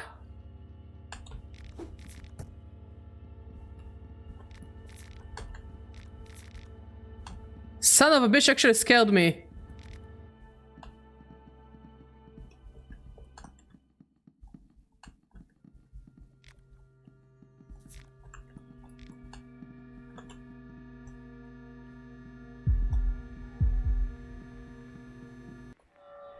Hello. For justice and order.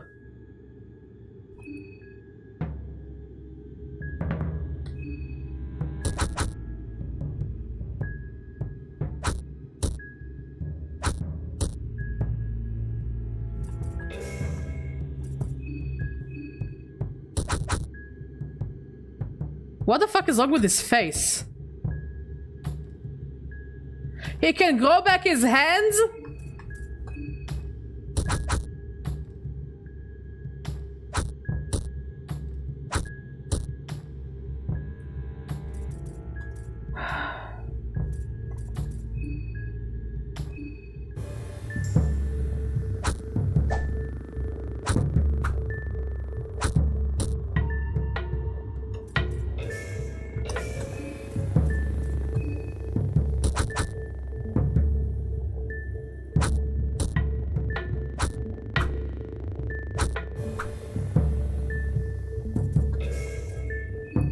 Oh, okay.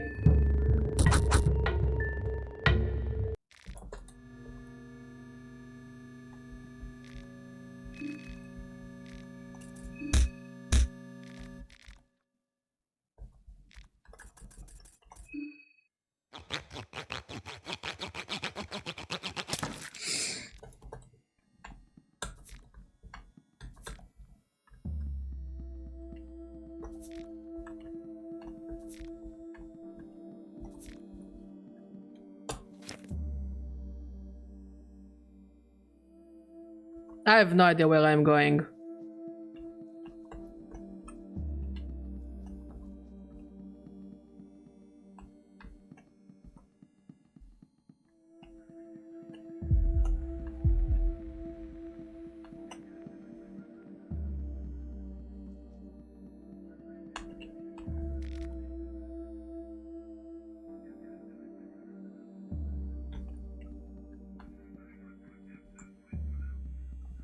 Let's go to church.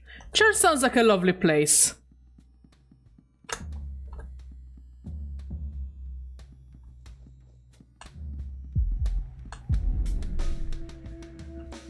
Okay, the music is kinda fire though.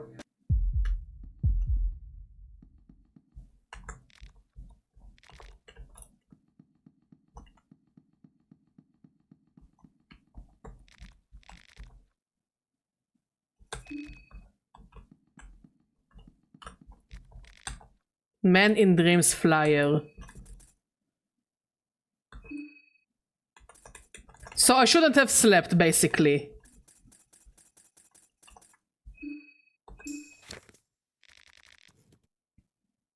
Have you seen the Man in Dreams? Over the past week or so, since the full moon, people all over Perville and its neighboring settlements see this face in their dreams every night.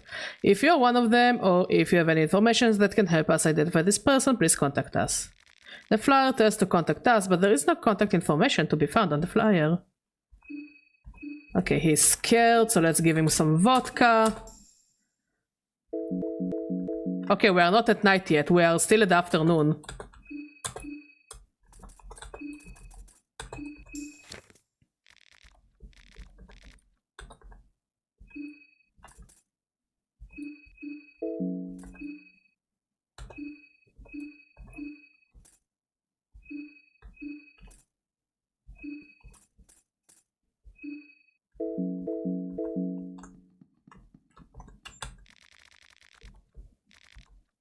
Book of Enlightenment. Okay, we found the Book of Enlightenment.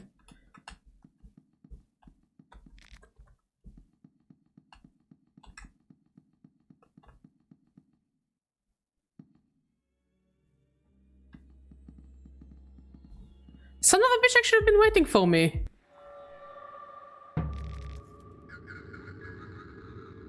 Hey Sam, how you doing?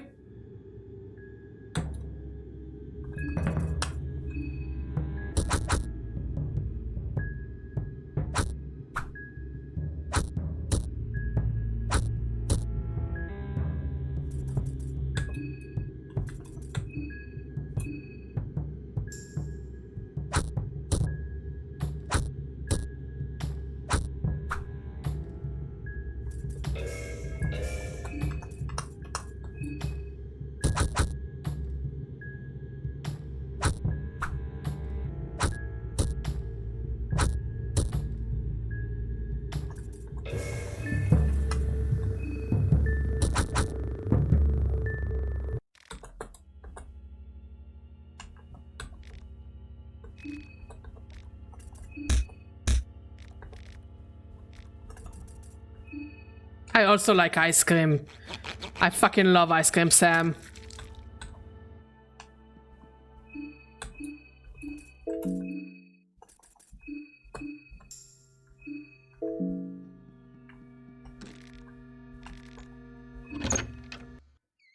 Hotel. Bottle of vodka.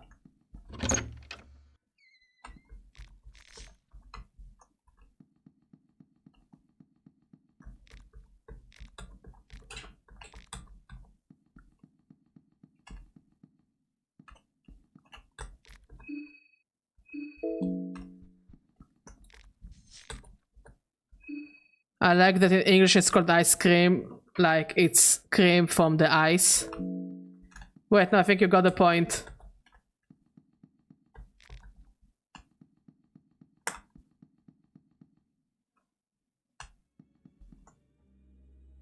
Son of a bitch, he has a gun!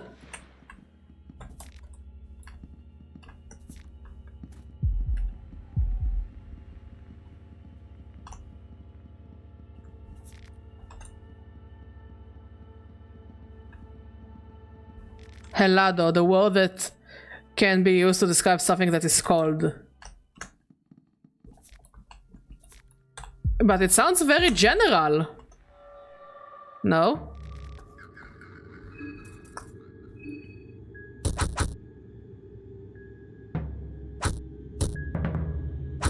No, but if I shoot them, then I'm the bad guy.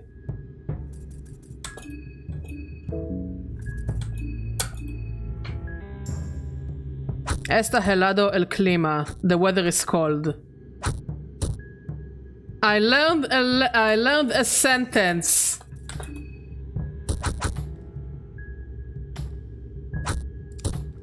Badger is educated.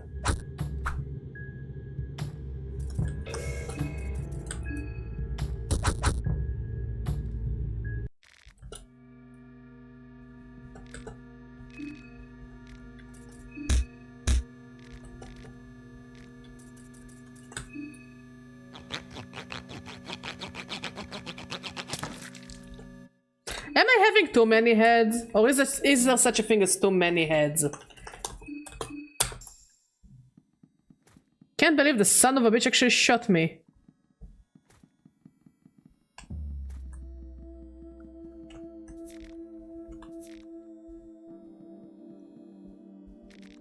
Absolutely. I mean, his name is literally Bobby.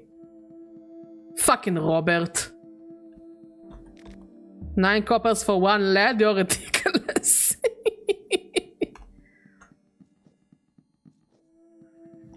Is that the Kaiser?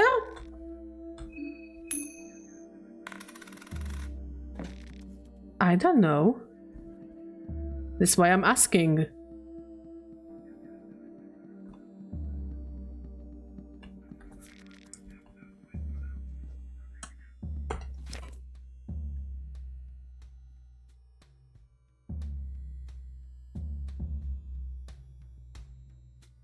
By the way, I have no idea why I'm going to the church, yeah?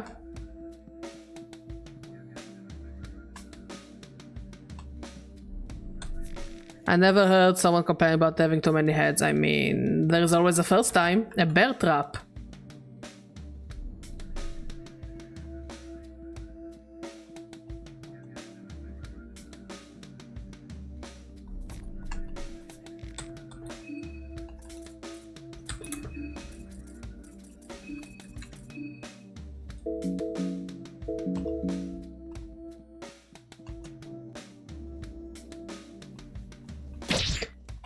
Nope.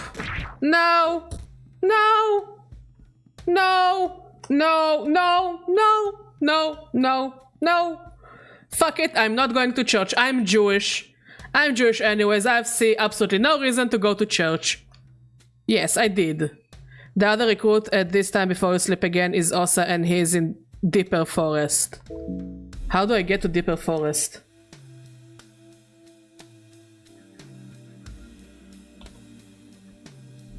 So yeah, we are not going to church.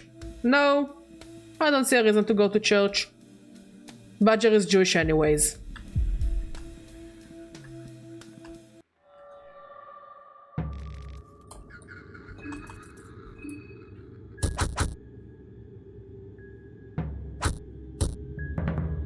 Yeah, absolutely. Church is absolutely overrated. Who needs to go to church? Not me. I'm Jewish. No, we do not go to church.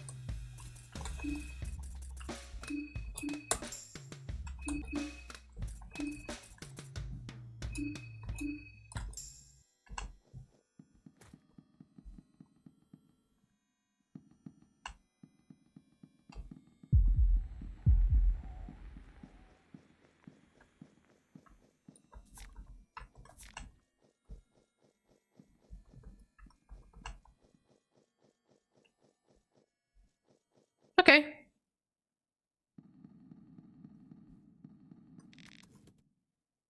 Please wait. Please wait. Father Domek. Your Father Domek, are you not? I shall hydrate. I shall hydrate.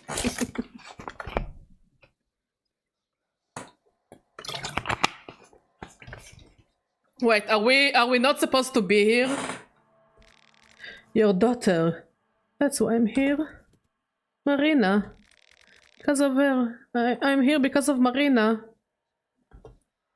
Are we all crying? Then I shall cry as well. What are you muttering about? Speak! I'm here because of Marina. That person died in my eyes with his mother and their dirty little secret. What a disgrace! What a cowardly path to take! In any case, Marina is far away. You won't find her. Him here. I feel like every day Basha is closer to Bajemau. Soon enough there will be no more Basha. Maybe there won't be any more Bachet if I'll finally eat him. Yum yum yum yum yum. You're the last thing between Marina and me. She's coming home here. Anytime now. You have to vanish for her to be truly happy. Before she gets here, I need to do this. What did you say? What did you say? Did you say she's here in Preheville? You've put her through so much hardship. This is what you would want to? What in the bloody hell are you talking about? Talk, you dirty wench! Get your hands off me, don't touch me! I love that Marco is like... He's just standing there, he's like... Pretty colors, I like the pretty colors.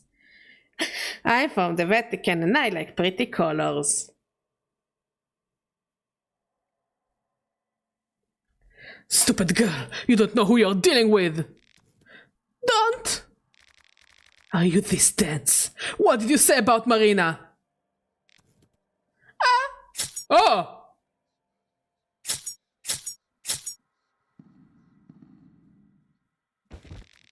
Phew.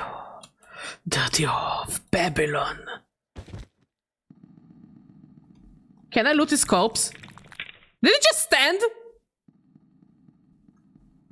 I guess that was a glitch.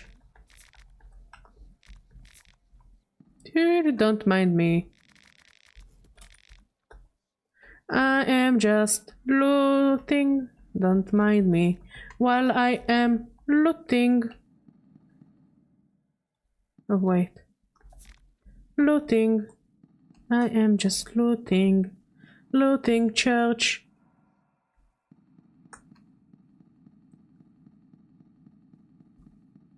I just want to loot the church. Don't mind me while I am looting the church.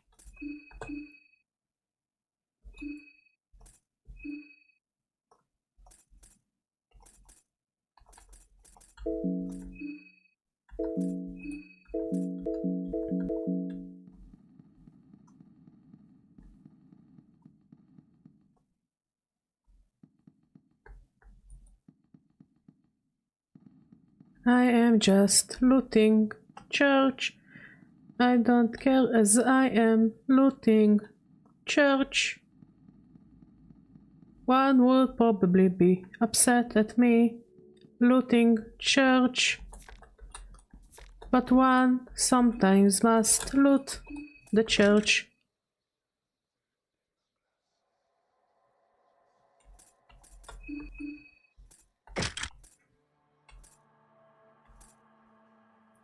Crudely shaped amulet representing a red deity. This particular thing is imbued with prayers of the Redkin, and that is where a small boost in agility to help evade possible dangers. Ooh.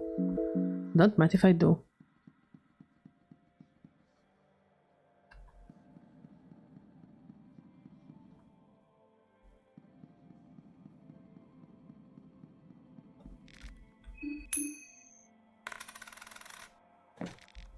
Eyeglass.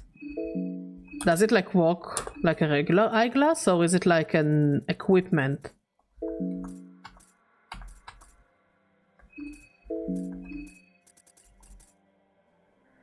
You can see the world clear with this, improves the accuracy of its wear greatly.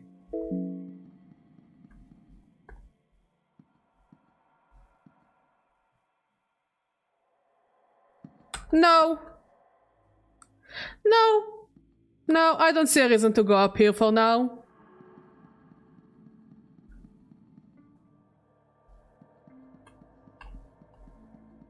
I'm okay with it. I'm absolutely okay with staying down here.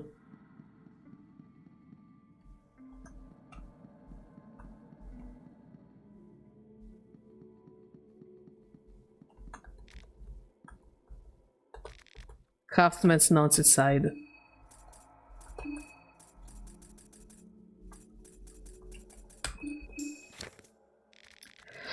James, it happened again. The skid stole the tools for the umpteenth time. If I ever catch them in the act, there is going to be hell to pay. The priest told me that everyone under the Ascended One share all possession. Nothing is mine and nothing is yours. All is that of Olmer. What mumbo jumbo? That might work for the priest and all that, but he is not the one doing these renovations under a strict schedule. In future, I'll have the toolbox. I got the perfect spot in mine already. When you enter the second hall, you know those statues? They're pointing one to another. Just follow their lead. The last one pointing to it, the spot near the wall. I'll leave the box under the floor tiling there. Also, just to make it more difficult for those thieving little rats, I decided it's best to close the underground passage to the renovation site. Father Domek took one of the key effigies to his orphanage. One was left for the priests here, and I will take the last one to my own apartment. So if you need to use the passage, let me know. Copy the locations mentioned on the notes to your map. Okay, so we need to go to the orphanage, the apartments, and I mean, we're already here in the church. You don't know quite what you're looking at. There is gore and all things disgusting in bits and pieces.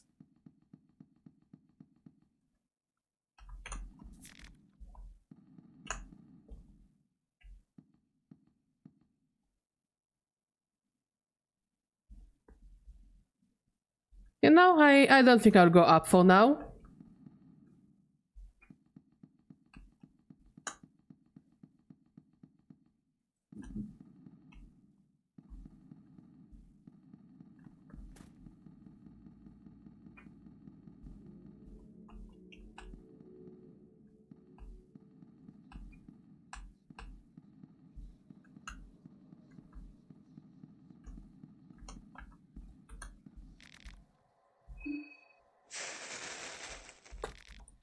Bolt cutters. And a bottle of vodka. Okay, I think we'll use the Book of Enlightenment and save here. And we'll call it a stream. And tomorrow we'll keep exploring. Yeah, very.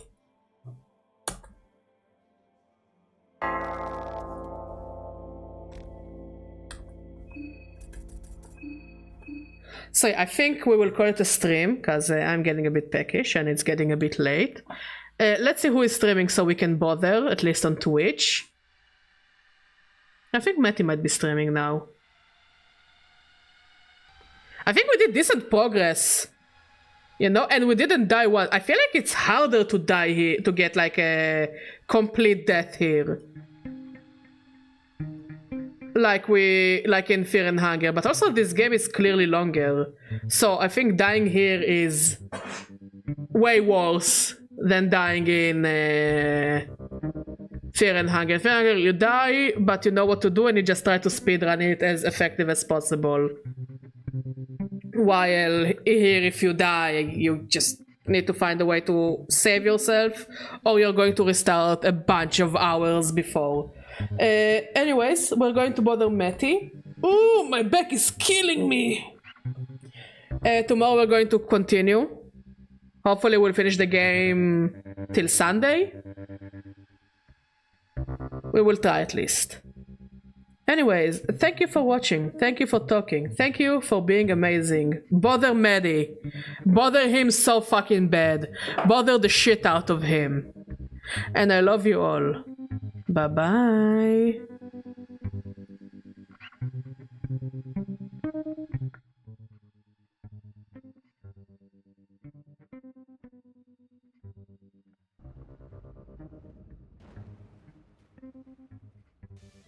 Yo! Badger!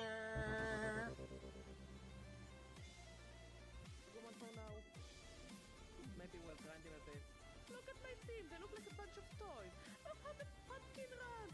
Oh, look at the pumpkin, he's trying to get to me. Oh, he's so cute. He actually had a really cute episode in the anime. They were like